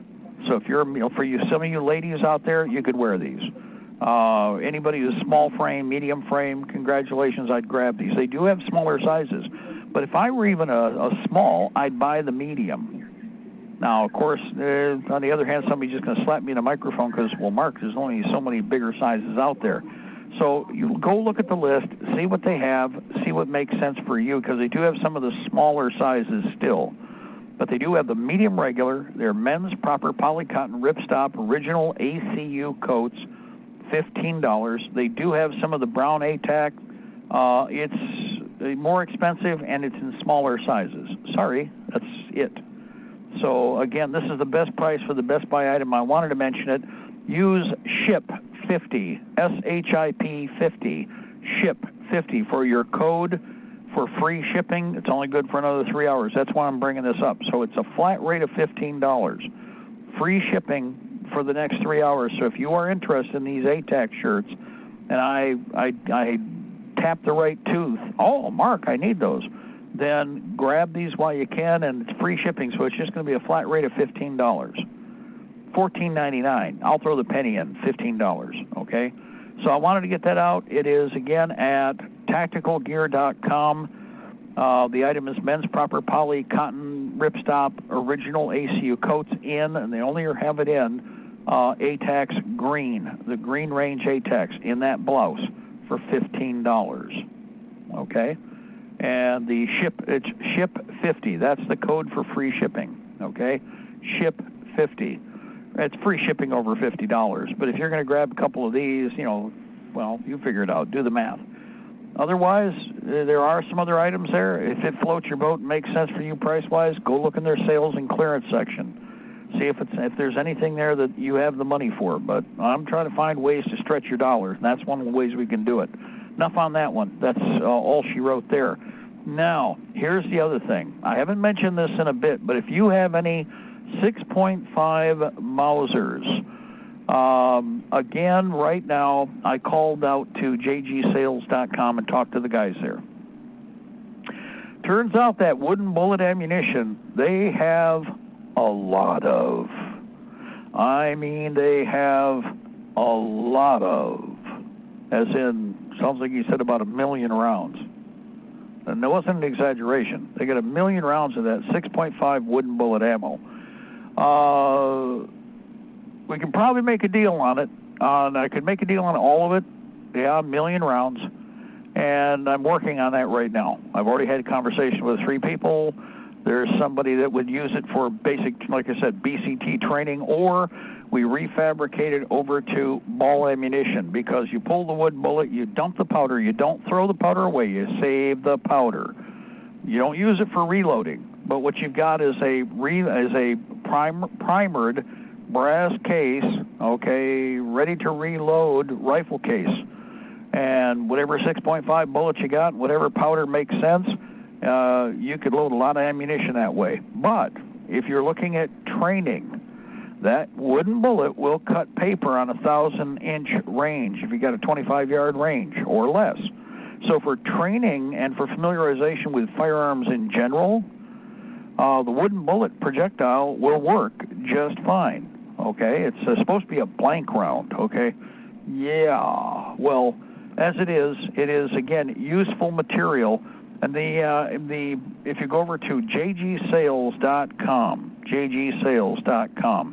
then go into their ammunition. They have the different calibers, and it says 6.5, or it says other 6.5 chamberings or caliber or whatever. When you go in there, you'll find that you have this Swedish 6.5 millimeter wooden bullet ammunition. Go look at the price. It's cheap for the ammunition. The shipping is going to be higher, but it's still, because it's thousands of rounds, thousands per case, thousands, that you're looking at, still a throwaway price, a giveaway price. And if you have a 6.5 Swede, and look at the prices and look at the availability right now. I've mentioned this every time this has happened. If anybody out there is listening and you have a 6.5 Lugeman, that's a semi-automatic rifle. It's a tack driver to no end. Now, you give me that rifle with some ammunition, I will show you how to make that gun sing. But if you have one of the Lugeman semi-automatic rifles, or if you have a 6.5 Swedish Mauser of any pattern, it makes sense to buy this ammunition, and it makes sense for you to immediately get into reloading. Even if it's a single-stage press and you just do one bullet at a time, it doesn't make any difference. Well, you would do more than one bullet at a time. But the idea is that it's very, very affordable. So go over to JG Sales. Now, another thing.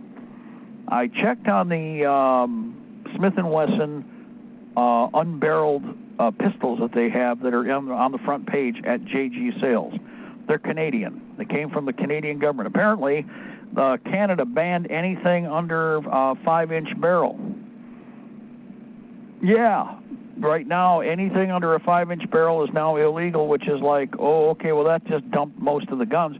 Apparently, because of this, they couldn't sell these guns. They were a department gun. They were carried. So in order for them to sell them, they had to torque the barrels off. So Century, with their Hugo of Warsaw, Armstrong, Gorilla, whoever he was, what happened, what I understand, is that some of those, when they were torquing them off, they really weren't too careful about it. They already went through, J&G Sales did, and pulled the ones where they had distorted the frames. The rest of them, everything they've gone through so far, there's nothing wrong with.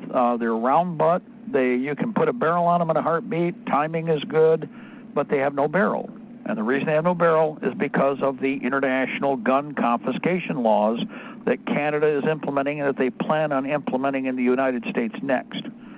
It's already in motion. They're doing the stuff up there. That's what Trudeau / the commie of Canada, the two-step twiddlehead there, the PUFTA. Yeah, Fruit Loop. Well, they're already doing it up there. So just a heads up, when you see those Smith & Wessons that are at jgsales.com on the front page, those came from Canada. And they were not allowed. Now, remember I mentioned a bunch of other guns that were kits that came in over at Gun Parts Corp? That's what happened with them also. They were coming in through Canada. Canada did an intercept, and they destroyed. They could not sell or transmit under UN gun control authority. They couldn't transfer them to us peasants in America as complete guns because that's not allowed anymore, and Canada is implementing the UN Small Arms Treaty in its next phase, which is exactly what they're doing or planning on doing here. So what we have is a point where you get a nice Smith & Wesson Model 10, $150 without a barrel. Any of the Model 7 barrels will fit. Any of the Smith & Wesson barrels will torque right onto that, and you're just going to have to do your headspace, your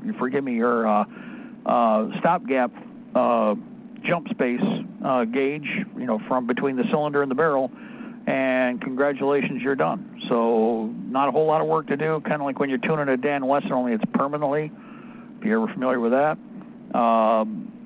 Not a hard project, but also it makes for a half-price Smith & Wesson. You can buy barrels over at gunpartscorp.com, and there's other sources for the barrels. So $150 will get you the revolver without a barrel, and another $30, $40 will get you a barrel from either gunpartscorp.com or apexgunparts.com. Apex Gun Parts. Probably it's going to end up being a 5-incher. Could be a 4 with a heavy barrel, but a 5-inch is fine. We had a conversation about that because it's got the little push rod for the short push rod because it was a 2-inch barrel. I wouldn't worry about the aesthetics of that. I'd leave whatever barrel I torque on, piss on it. I'm going to leave it just the way it is. I need a bargain basement, very well built, American-made Smith & Wesson. Guess what? That's what you're buying for $150 plus another $30, $40 for the barrel. You got to do a little work, and it'd be a good lesson for you as far as understanding of the weapon. And then you got a revolver, 38 Smith & Wesson. You can dress it up however you want to, paint it, change the grips, whatever is in your creative processes. Be your own master on that one. We are almost to the top here, and for everybody out there, guys, we have 90 days. We have to come up with solutions. We need to constantly be addressing the problem that we're facing and get something done. Tonight, I get done here. I've got one other little project I'm going to do, but it'll finish it. It'll complete what I'm working on in that particular niche. And it's not big. It's just every day get something done. Get a coat of paint on something. armor up things more in light of what happened in Richmond with the vehicle being shot at by the communists, by probably the Israelis. The Israelis are going to start terrorist operations. They already are here. They're already terrorists here. But the Israeli terrorists, they will be operating, the Mossad will be operating and bombing and doing other shootings pretty soon. We're already seeing the escalation there. Pay attention to the names of who does pop up. If anybody is acquired, you'll notice a certain tribe keeps showing up in the inventory. And because of that, y'all need to, well, kind of keep score. However, that vehicle was fired upon, got hit a couple of times, tagged. Nobody got shot, wounded, or nobody got hit. However, that doesn't happen perfectly every time. We got the driver got smacked in the back of the head, drove for about another block, and then finally kind of passed out down the road. Everybody, came to his aid after the fact. There's been several like that, and again, just a little bit of protection to the rear and a little common sense. First of all, stay away from the cities. Don't go in there unless you absolutely have to go in. Don't do business in the cities anymore. It doesn't make any sense. There are plenty of things you can do outside. It's the enemy territory. It's the enemy enclave. They don't need your money. You need your money out with friends. You don't need it in there in an enemy encampment. If other people are going to let the communists continue to do what they're doing, that's their problem. And again, that's why you want to fix it. Well, we'll do business with you once you clean the house out. But since they're not going to do that, why are you taking your life into your hands, and why are you taking your resources and building the enemy's encampment up? Stay the hell away from any of the metropolitan areas.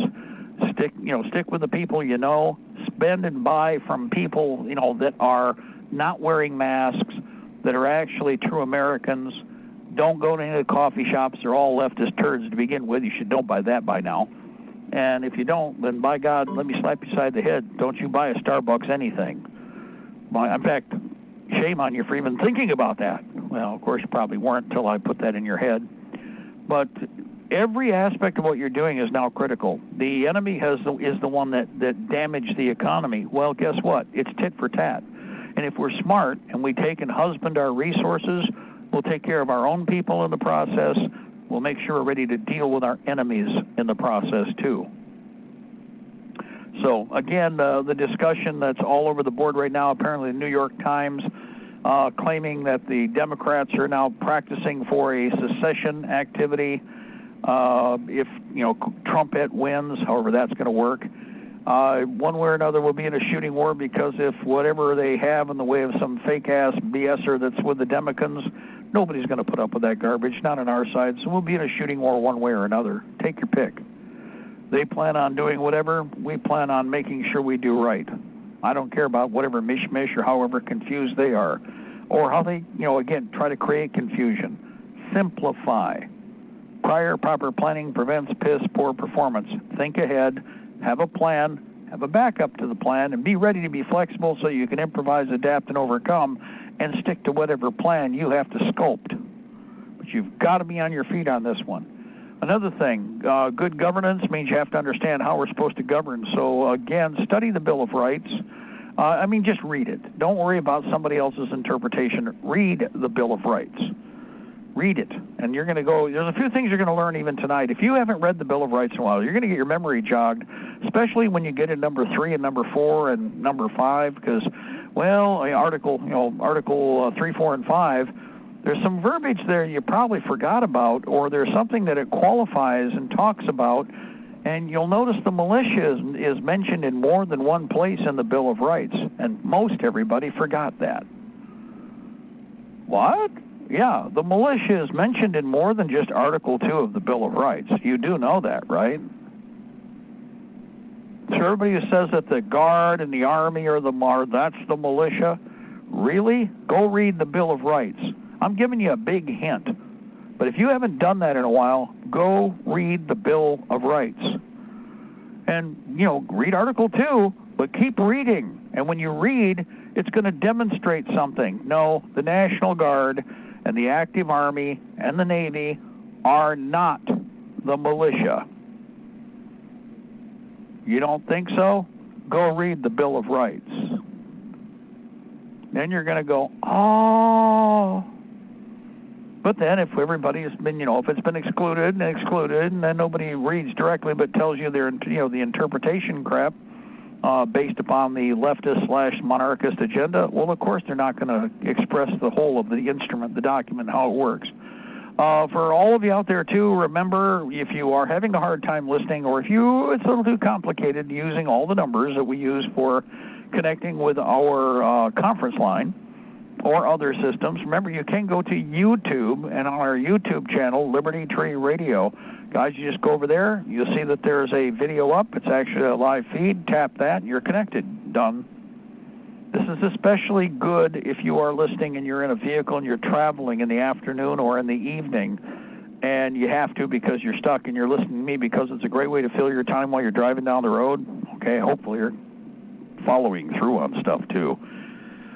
But it is quick, it's easy, and if you want to listen or share programming we've talked about, you can go to the archives, which are right there, each of the hours that are live on Liberty Tree Radio for all of our live programming is on that channel on Liberty Tree Radio. So you'll be able to go through, find the archives. Do me a favor, give it a thumbs up. Subscribe to our channel, just for the fun of it. Hey, eventually they're going to kick us off that. They'll kick us off everything. That's why we have all the alternatives and why we're building more independent for that reason, because we've always been ready for that action to take place. When it goes south all the way, we're not going to be offline. We're just simply going to be in our other venues, okay? God bless our republic. Death to the New World Order. We shall prevail, ladies and gentlemen. The empire's on the run. We're on the march. Solutions, not just complaining about the problems. We got to come up with answers, and we've got 90 days to accomplish the task. I am sure we can do it. We got the thinkers. They got the stinkers. God bless. Ed taking over. Bye-bye.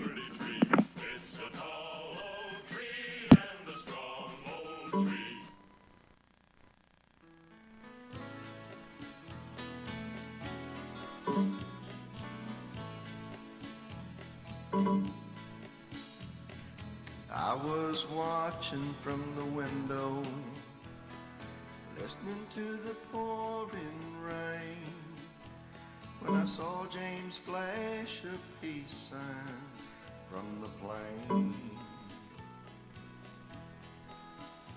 And with one last look, he was off to fight for Uncle Sam in the war-torn jungles of South Vietnam. When he first arrived in country, he could not believe his eyes, couldn't understand why people had to die. But he did his thing for Nixon, spilled blood upon the land. For a host of reasons he just can't defend. These days he's just trying to get by, still dreams about that day in their life. So he rolls himself a big fat one out where those Charlies died, 'cause thinking about the war just makes him cry. Yeah, these days he's just trying to get by. When his second tour was over and he made his way back home, he felt defeated, discouraged, and alone. You might say he has some problems you wouldn't understand. No, this wasn't quite the life that he had planned. He He's been living in seclusion in a cabin by the lake. He's been seeking faith with every toke he takes. And now that pot's been legalized, well, this old broken man plans to move to Colorado when he can. These days, he's just trying to get by. Still dreams about that day in my life. So he rolls himself a big fat one out where the eagles fly. 'Cause thinking about the war just makes him cry. Yeah, these days he's just trying to get by. Jimmy bought a place near Denver where the air is fresh and clean, close to the mountains, the rivers, and the streams. A golden opportunity to start a brand new life for this purple-hearted soldier and his wife. The day that final curtain falls and it's Corporal Johnson's time, well, I hope that God will try to keep in mind the sacrifices that he's made to keep our country free, so that we could live in peace and harmony. These days, he's just trying to get by. Still dreams about that day in my life. So he rolls himself a big fat one out where the eagles fly.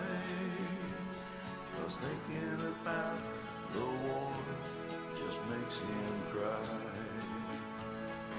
Yeah, these days he's just trying to get by. Yeah, these days he's just trying to get by.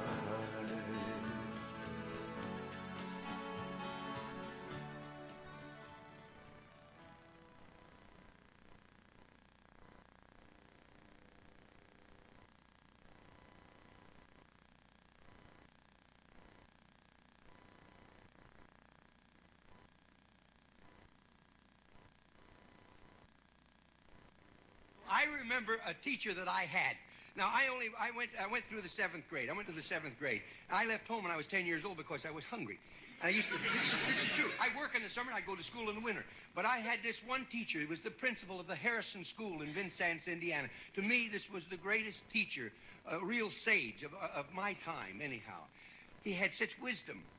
And we were all reciting the Pledge of Allegiance one day. And he walked over, this little old teacher. Mr. Laswell was his name. Mr. Laswell, he says, he says, I've been listening to you boys and girls recite the Pledge of Allegiance all semester, and it seems as though it's becoming monotonous to you. If I may I recite it and try to explain to you the meaning of each word. I, me, an individual, a committee of one, pledge dedicate all of my worldly goods to give without self-pity. Allegiance, my love and my devotion to the flag, our standard, Old Glory, a symbol of freedom. Wherever she waves, there's respect, because your loyalty has given her a dignity that shouts freedom is everybody's job. United. That means that we have all come together.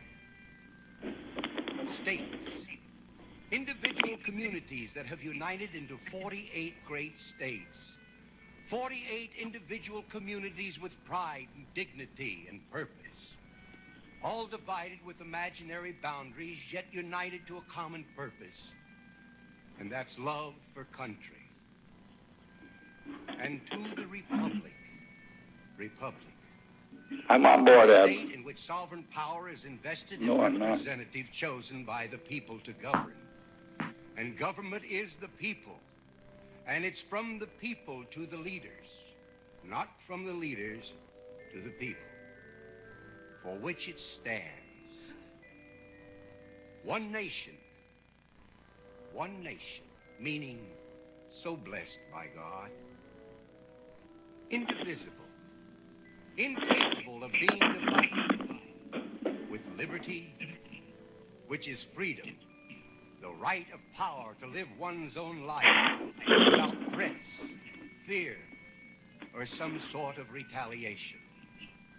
And justice, the principle or qualities of dealing fairly with others. For all, which means, boys and girls, it's as much your country as it is mine. And now, boys and girls, let me hear you recite the Pledge of Allegiance. I pledge allegiance to the flag of the United States of America and to the republic for which it stands, one nation, indivisible, with liberty, prayer, and that would be eliminated from schools, too.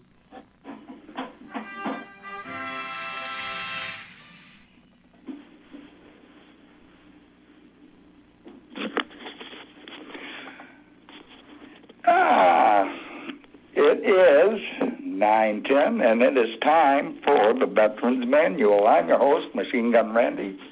I come to you through Libertytreeradio.4mg.com, IndianaFreedomTalkRadio.com. If you'd like to call the show tonight, you could do that at 714-321, or 714-957, or excuse me, folks, I've had a rough day. That number is 712-432-0900. Thank you, babe. The activation code is 957464 pound. A star 6 will demute you. Again, those numbers are 712-432-0900. Activation code 957464 pound. A star 6 will demute you. So one more time, if you have a complaint or you want to talk about something, you can do that at 712-432-0900. Activation code a must 957464 pound. A star 6 will demute you. Well, here we are, beginning of August, and it's nice out. And just a reminder for those of you who may forget, and I don't understand why you would forget, about our heroes coming over here from Afghanistan. They're coming home for a while, maybe for good. But we got idiots out there that will molest them, they will mess with them, and they will continue until they are stopped.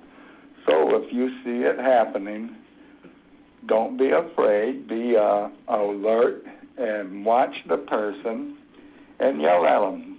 They're cowards, and they're going to leave If not, call for help. And there's a lot of people that would help a veteran in distress that they call for it, especially if they are going the way it's going to go. So, yeah, don't let them do nothing. Yell at them and stop it. And if you are coming home and you're a veteran, don't forget to check in at the VA system and make sure that you take all your records with you. And your DD-214, don't forget that. But if you've been listening to the show while you're in your foxhole, you'd already know that you can do that online and take care of it while you're still in country awaiting your orders to come home, so that when you get to where you're at now, you don't have to go through the big process of checking in because you'd have already done so. So with that in mind, if you're in the foxhole right now and you're coming home about September or so, turn your computer off and get on to the VA and set your everything up with them, because if you got something coming, take all your records and they'll make sure that you have everything coming that you got coming. I can assure you that they are not people that are trying to take from you. They are actually trying to help you. And I know that they've had problems before, but that's not setting you up with any of the disability payments or anything that you have. You get signed up with them, and they will be there. So don't mess around. Get that taken care of immediately, if not sooner. That's one of your most important stops is the VA. And you're lucky because now they do it by computer. When I was going to the VA, I'd go into that sector up at the McNamara building on Michigan Avenue in Detroit. And it was filled up, a cafeteria-sized room with a whole bunch of people waiting to get in to see one of the same 12 people that you're trying to get in to see. Well, that's all been taken care of. It's all done by computers now. So don't hesitate. Get what you got coming because, you know, the way things are going, who knows how long it will come, because they're getting ready to put some pressure on a whole bunch of people about money and where it's going and coming. And, hey, in 15 minutes, I'll tell you about some of that money that's going and coming. But right now, we're going to remain calm, and we're going to talk about our veteran situation, which is, this being election year, you should check out the people that is running and make sure they got two things on your criteria. One would be, are they pro-veterans, or are they Democrats that are trying to cut the bill? You got to think about that. I was out today and stopped in at a store and ended up buying all kinds of Trump banners, flags, and I got them all. My kids, they're getting them because I remain anonymous. I don't support nobody, but Trump would be proud because I got a whole bunch of memorabilia of him to give to my daughters and their husbands and boyfriends. So, without that being said anymore, you probably know of what I will be saying.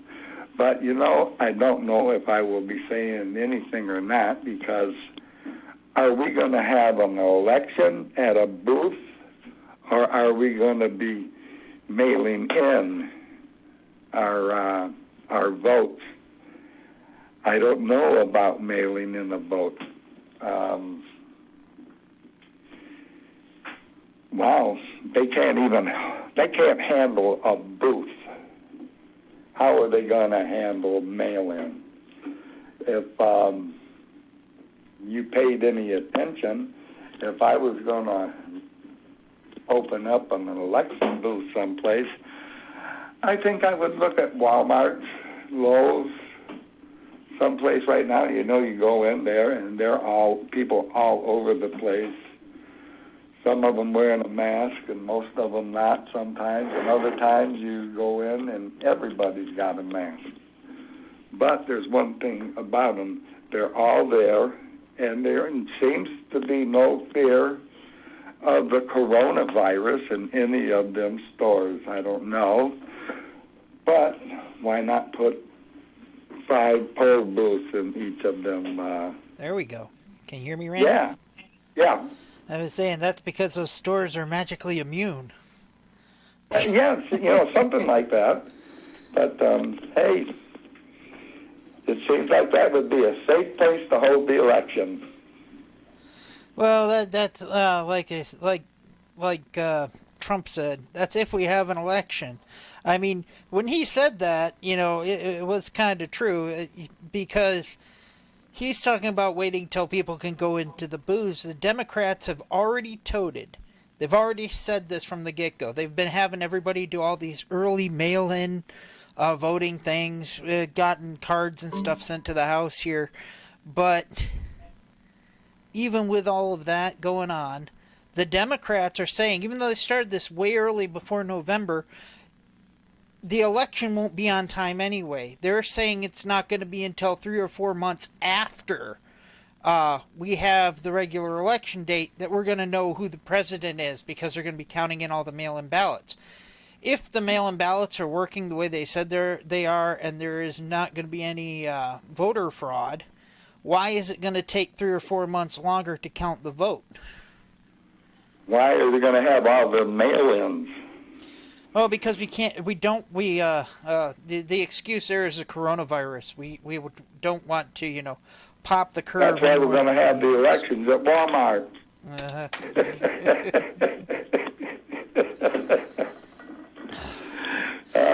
I don't know if we can really trust the way that system would work. I don't think we can necessarily. They can't even run a booth. How are they going to run mail-ins?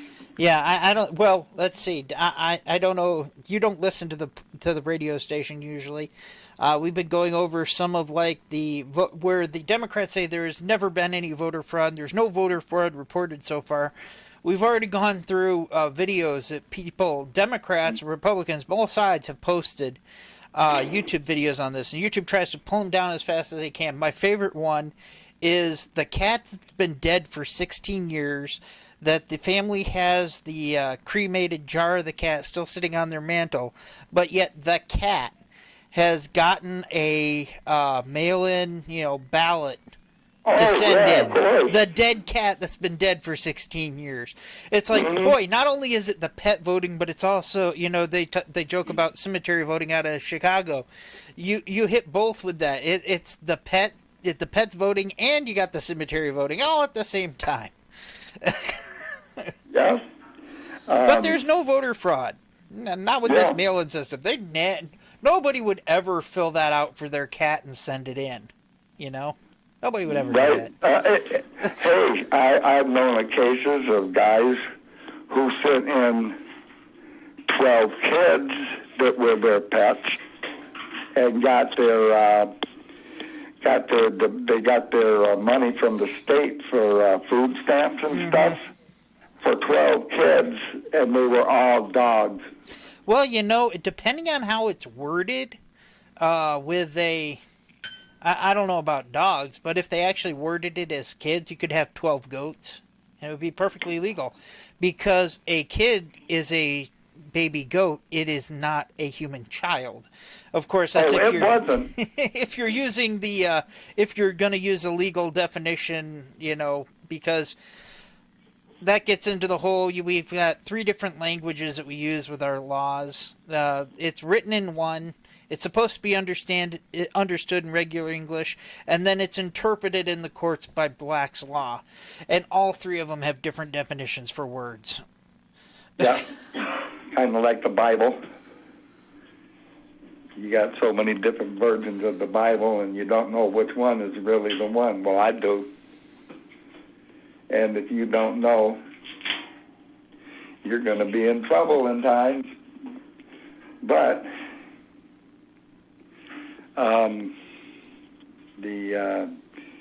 the James Bible. What is it? The King James Bible? James Bible. You know why that's called James King Bible. James, right? Because King James. he had one of the apostles who wrote the book of James. He had the name changed to his own name, so he would be in the Bible. So even that's not a true translation of the Bible, because you have a name that shouldn't even be there. But yeah, I'll digress with that. I'll back up. Wasn't that Paul? Apostle Paul. Wasn't that Apostle Paul that was changed to James? I don't think Paul is the one that was changed to James, because you still have the book of Paul. No? No, you don't? In the King James Version? Okay, well then it probably was. Yeah. I'd have to look it up again. It's been a while since I've done that. That was back when I was, trying to become a member of the priesthood with the church I go to. So, Dad had me study a lot of different religions when I was growing up. Dad and Mom both. I was positioned to be going in for ministry, but Vietnam changed all that on me. But where are we at? I got to get back to the show here. I'm drifting away, Ed. I'm thinking that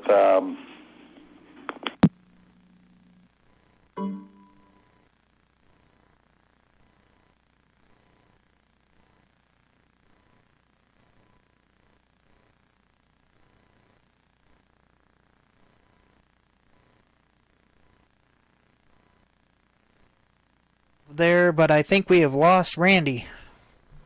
Yep, it looks like we lost Randy. Hopefully he will be calling back here shortly, if he realizes what's happened. In fact, you know what? Let me see if I can buzz him on the other number, which he called me on. So, allow to do. We'll see if we can find out what just happened, or if he's aware that it even happened. Sometimes that happens with the conference line. It can be just as annoying as everything else sometimes. Oh, I need my history. Let's see, recents. And there we go. We'll see if we can get Randy back here.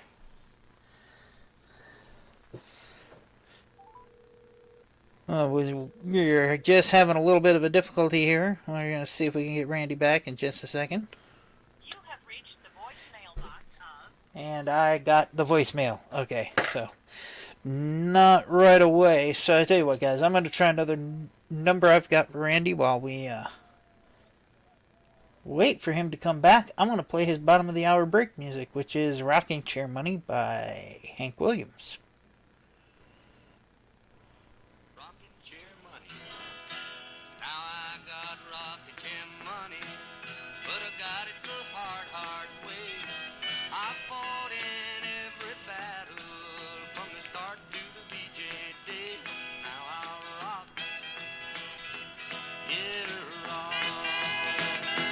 Baby, rock on down the line.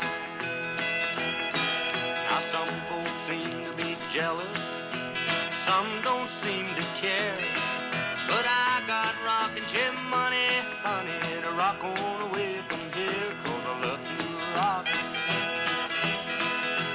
Yeah, rock, baby, rock on down the line. I rocked way out on the ocean, I rocked from here and there. My baby stepped out while I was gone, now she don't get my rocking chair, 'cause I love to rock. Yeah, rock, baby, rock on down the line. I'll soon get my big check, baby, and then we'll have some fun. This rocking chair money, honey, is better than toting a gun, 'cause I love to rock. Yeah, rock, baby, rock, let's rock on down the line. Now, honey, let's go honky-tonk, let's honky-tonk all night. Let's lollygag and smooch and love and do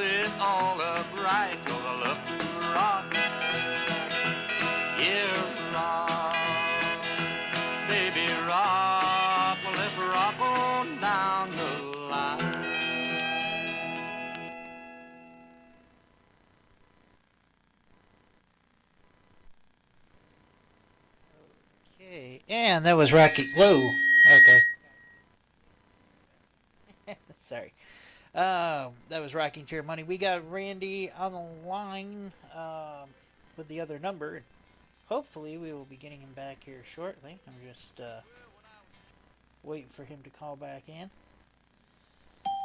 And it looks like, yep, okay, there we go. Now we got Randy back. I'm going to mute you, Randy, on my end. There we go. Here I am. Sorry about that, folks. There's something wrong with this. We've been getting rain. And this phone, when it gets humid, things like this happen. Or it rolled on my cheek. Which one, I don't know. I'm going to get another phone system. But for right now, I got some news. And that is, you can still buy cigarettes. You can still buy cigarettes. The companies that are selling them, they're murderers. They're distributing poison. And they kill people like my wife. So you're going to hear this quite a bit because, you know something? I love my wife a lot more than I love Philip Morris. And I'm after Philip Morris. My job that I'm coming in with, I'm going to try and shut down as much as that tobacco industry that I can, along with the alcohol industries. I don't understand why they are allowed to sell what they're selling to the people they're selling it to, even if the people want to buy it. I know people that want to buy a bag of marijuana, and they can't because it's not legal. Now, you go to a cancer center, and you talk to them people that are getting their radiation treatment and stuff, and you ask them, how come you're here? And they're going, I smoke cigarettes. I smoke cigarettes. I smoke marijuana. Yeah, I smoke cigarettes, too. Well, if you just smoke marijuana, you're not going to get cancer from it because it don't give you cancer. But here we are in this spot in the USA where our government approves the sale of poison with cigarettes. They put the Attorney General's warning on it, but I don't see a skull and crossbones on it.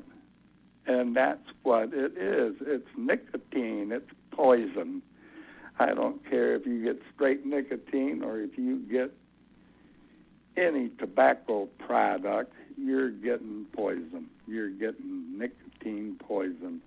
And why our insurance companies sit back and pay these bills for people who have been smoking, like my wife did. She tried like hell to quit, but she smoked up to about a week before she passed. And they're not an addictive cigarette. Cigarettes aren't addictive. Well, they are now, but when she started back in 70, they weren't addictive. They just came out with the first Surgeon General warning. But, you know, she was a kid, and she was with a family of eight siblings, and of them 8 siblings, nicotine has killed Robin McKee, Karen Todd, Amy Todd, Mike Rivera.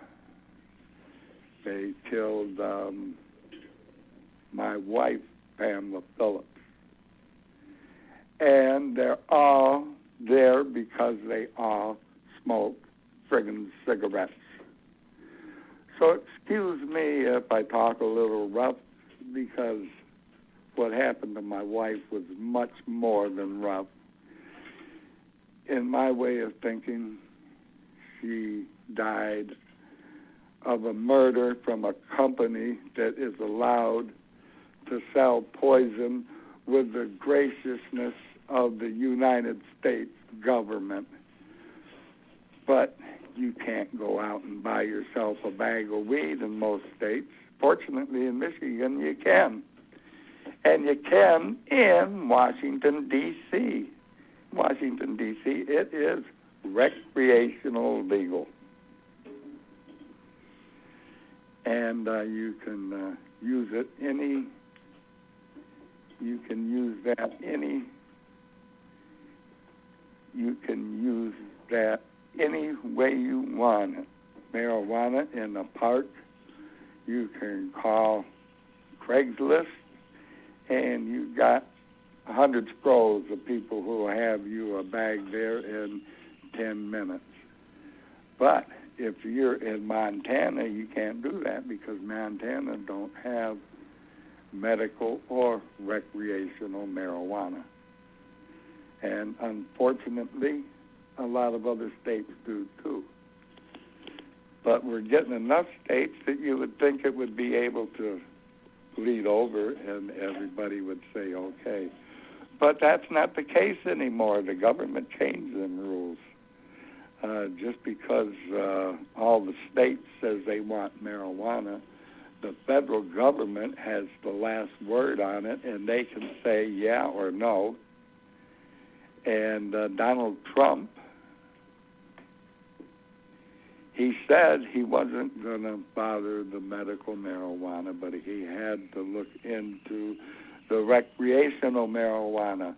And that was 3 years ago, folks, and he still has not came up with a plan to get marijuana at least off the schedule list that it is on. That's a list with where it is up with heroin, acid, mescaline. Yeah, that's where marijuana sits. It's there with a list of drugs that has no medical use. And from what you've heard the president said about it, there's plenty of medical use for marijuana. One, a terminal person who is dying and can do nothing about it, the president gave him the right to the choice of drug he wants to use to fight his or her cancer. But he has not came up with a plan that would take in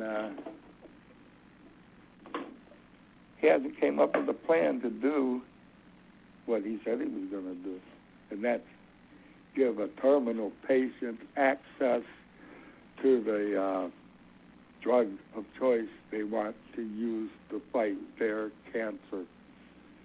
He's a long way from that. And don't forget, this is an election year, you know, and Trump has been a screwed up person, but he has done a pretty good job. He did everything he said he was going to do. He has done a lot for the country, you know, with everything that was going until it was hit by the virus. And since then, everything's been downhill. But this election year is coming up. What are the Democrats going to do to stop this virus? Ain't nobody going to do nothing to stop this virus. This virus is going to be here from now on. What they can do is, well, they could do what North Korea does. You come into North Korea to go to work and you got a fever, you're shot right between the eyes right there. And that does get rid of that problem. But now if the boat that came in from China hadn't landed and they would have anchored off, that would not have stopped the virus from getting into the country. But what it would have done, it would have stopped a few thousand cases from coming into the country. But no, they didn't do that. And then 3 days later, after I told them to commandeer the ships from Carnival, the luxury liners, they didn't commandeer them, but 3 days later, Carnival called the White House and told them, if you need these ships, come and get them. And now they got ships, hospital ships that are taking on them cases now instead of bringing them into the hospital.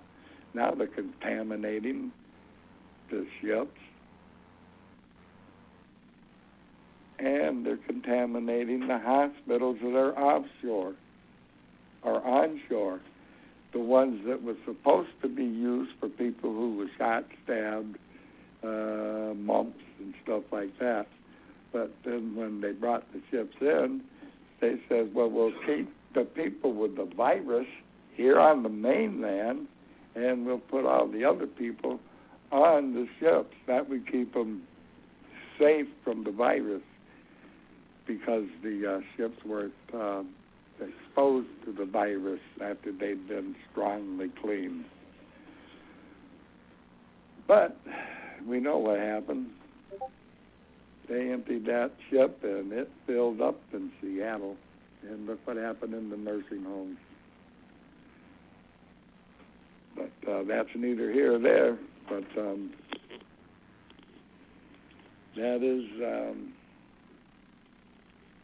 something that could have been avoided better than what it has been taken care of.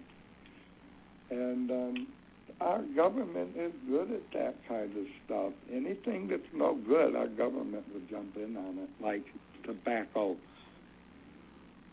Why would the government allow tobacco to be sold and sold to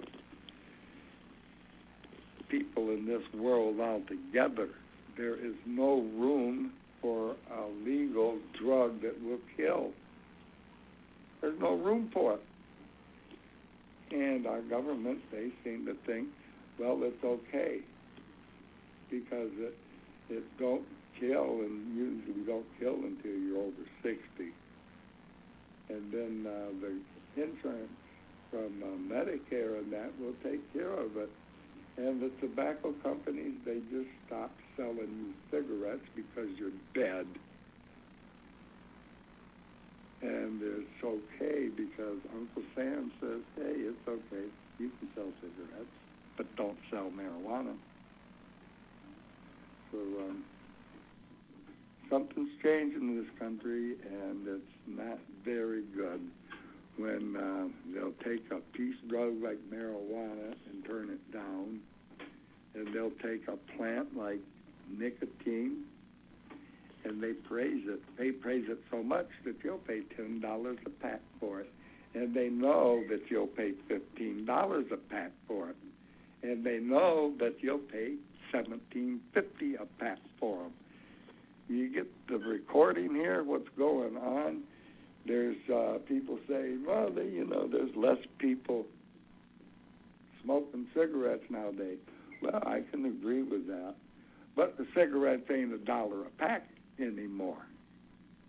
You're paying $8 a pack, $10 a pack. And that helps them with the 13,000 people that quit smoking. Everybody hasn't quit smoking.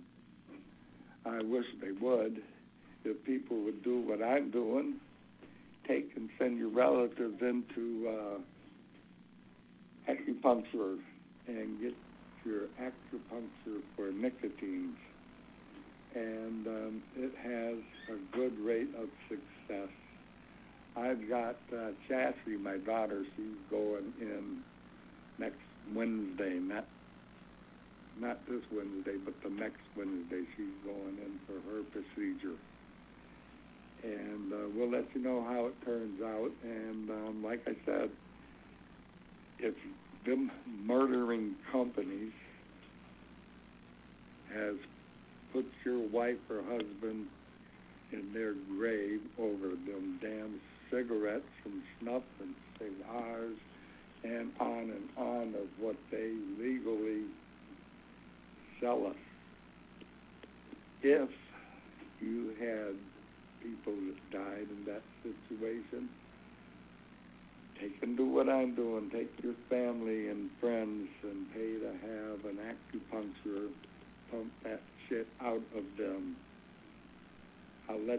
know how Chassie turns out. I asked her doctor, I was there when I paid for it, and I asked the doctor how soon can she expect to find out if that has worked or not. And she says immediately she'll know if that worked or not. And if it don't, it's $85 a session.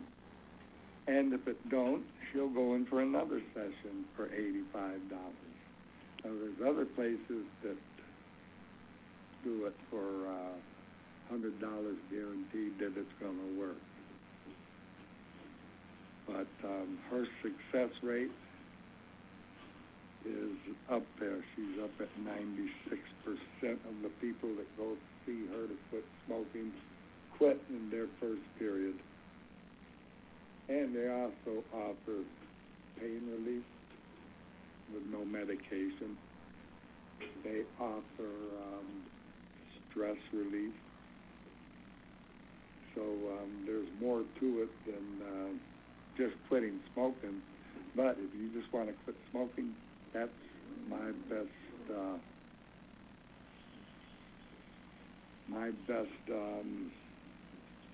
advice to you. Check out the acupuncture. You know, Chinese been using that for millions of years. It's safe. And by golly, it ain't going to kill you like them opioids are that they're putting out there for us.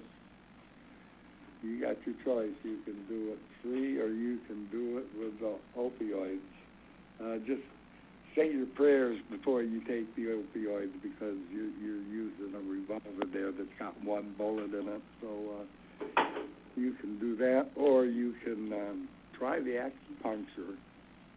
She says that works very well with back relief. And once you get them taken care of, you don't have to continue going back and forth to them because it's taken care of. You know, 40 million Chinese can't be wrong. Might be all wrong, but they won't be wrong. And so, if you want to continue to smoke them cigarettes, don't go see no acupuncture. But like I told you, I'll let you know about that, what's happening with Chassie when she goes in. And if she goes okay, then we're going to get 2 more to go in. And at the end, I'm going to send 10 people through. And if you've had people in your family that has died from cancer, and you can afford to send in your family and friends, go ahead and do it. Let us know what happens. Because I'm tired of my relatives and in-laws dying from cigarettes that they grew up with and was told that, hey, they're cool, they're not addictive. Outstanding, and they are mild, and they are addictive, and they are very much poison. So much that if there's not enough of it in them naturally, they fill it up with about 2,300 different chemicals that nobody knows what they are. No wonder you're getting cancer and falling out left and right. You know, you probably you might be smoking something that kills cockroaches. You know, there's nobody that knows what's in there. They know arsenic is in it,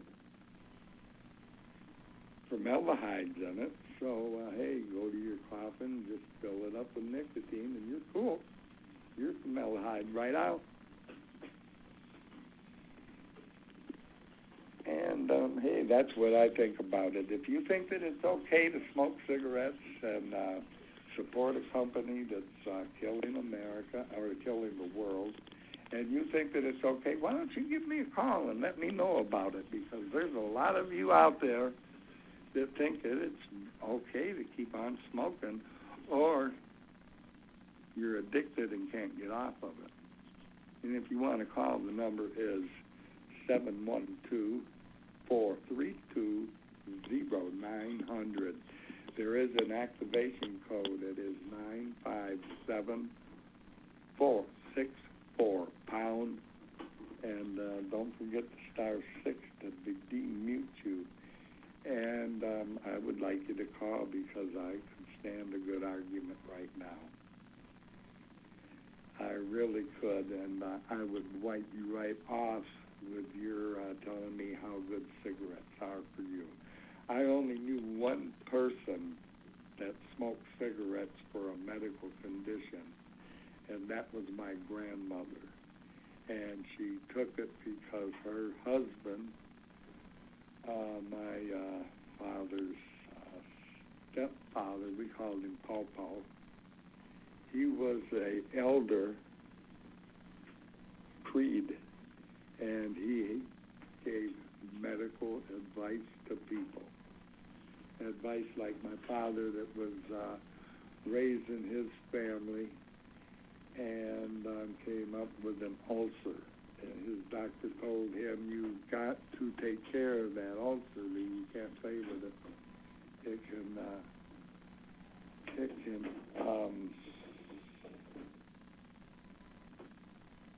can start bleeding and put you in serious problems.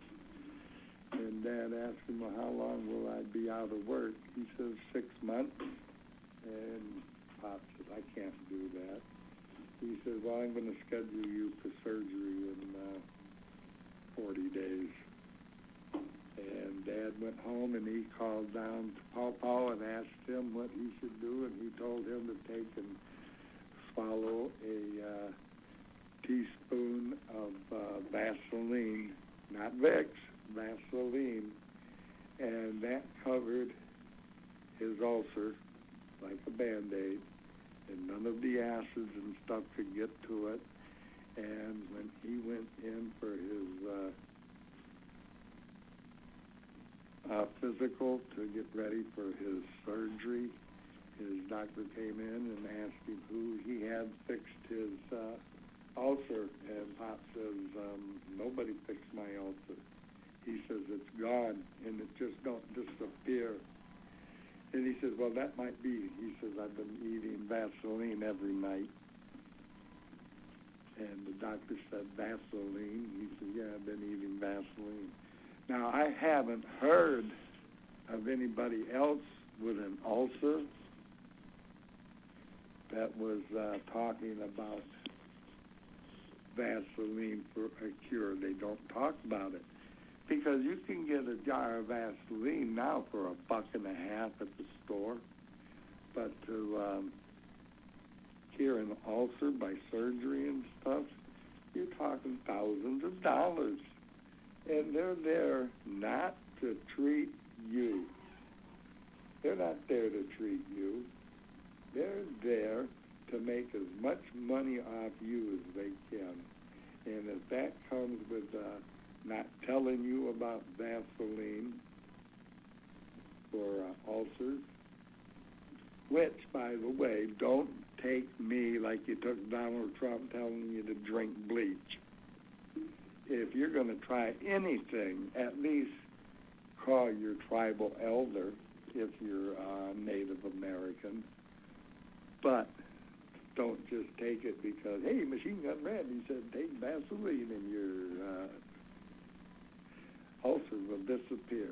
Well, if I had an ulcer and I was facing what my pop was facing, am I going to lose my house and everything, or can I fight this some way? I would take the Vaseline myself. Now, that's the same person. When I was 5 years old, I was falling down with an earache, and Pop called Paw, and he told him to urinate in a spoon and drop it down my ear. And that's what he did. And as soon, I remember it like it happened yesterday. I was in so much pain that crying didn't help. You know, it was just ache and ache. You ever had an earache on a cold, windy, rainy night? Well, I was in a headache, or an earache, and as soon as Pop dropped that urine in my ear, it went away, and I went to sleep. So you don't have to, take it as a grain of salt, but you can get on the computer and find all that BS out because it's out there, and they will set it up for you. And you don't have to use medication for everything. I'm not telling you you don't need blood pressure medication. You eat garlic and everything, but there is things that you need medication for, but you don't need it the way they're trying to cram it on you. My doctor told me, you've been coming to the VA X amount of years, and you don't take no medication that we're telling you to take. And he says, why is that? And I said, well, one, you gave me Thorazine, you gave me Millerel, you gave me Librium for years, and it did nothing but make me drool. And I don't trust what you're telling me to take now. And that's why I don't take the medication. And why do I come back to the VA all the time? Well, I got to because I'm not right. And for your question, why do I keep coming there and I don't take the medication? Well, all I got to tell you is you are the professional. If you can crack this head, go ahead, because, I've been trying to crack it since 1968, since they fed all that BS into it. So, that's the way you got to take care of it? No. You're not taking it away. You're not taking it away from me like that. No. You got to tell me why. You're the professional. Why do I have to come here and see you? And they haven't came up with a reason. And with that I say, Our Father, who art in heaven, hallowed be thy name. Thy kingdom come, thy will be done on earth as it is in heaven. Give us this our daily bread. Forgive us for our trespasses as we forgive those that trespass against us. Deliver us. Huh? Yeah, lead us not into temptation, deliver us from evil. For thine is the kingdom, the power, and glory forever and ever. Hey, this is Stone Machine Gun Randy. I will talk to you Thursday night on the show that I should be stoned, but hey, God bless, adios.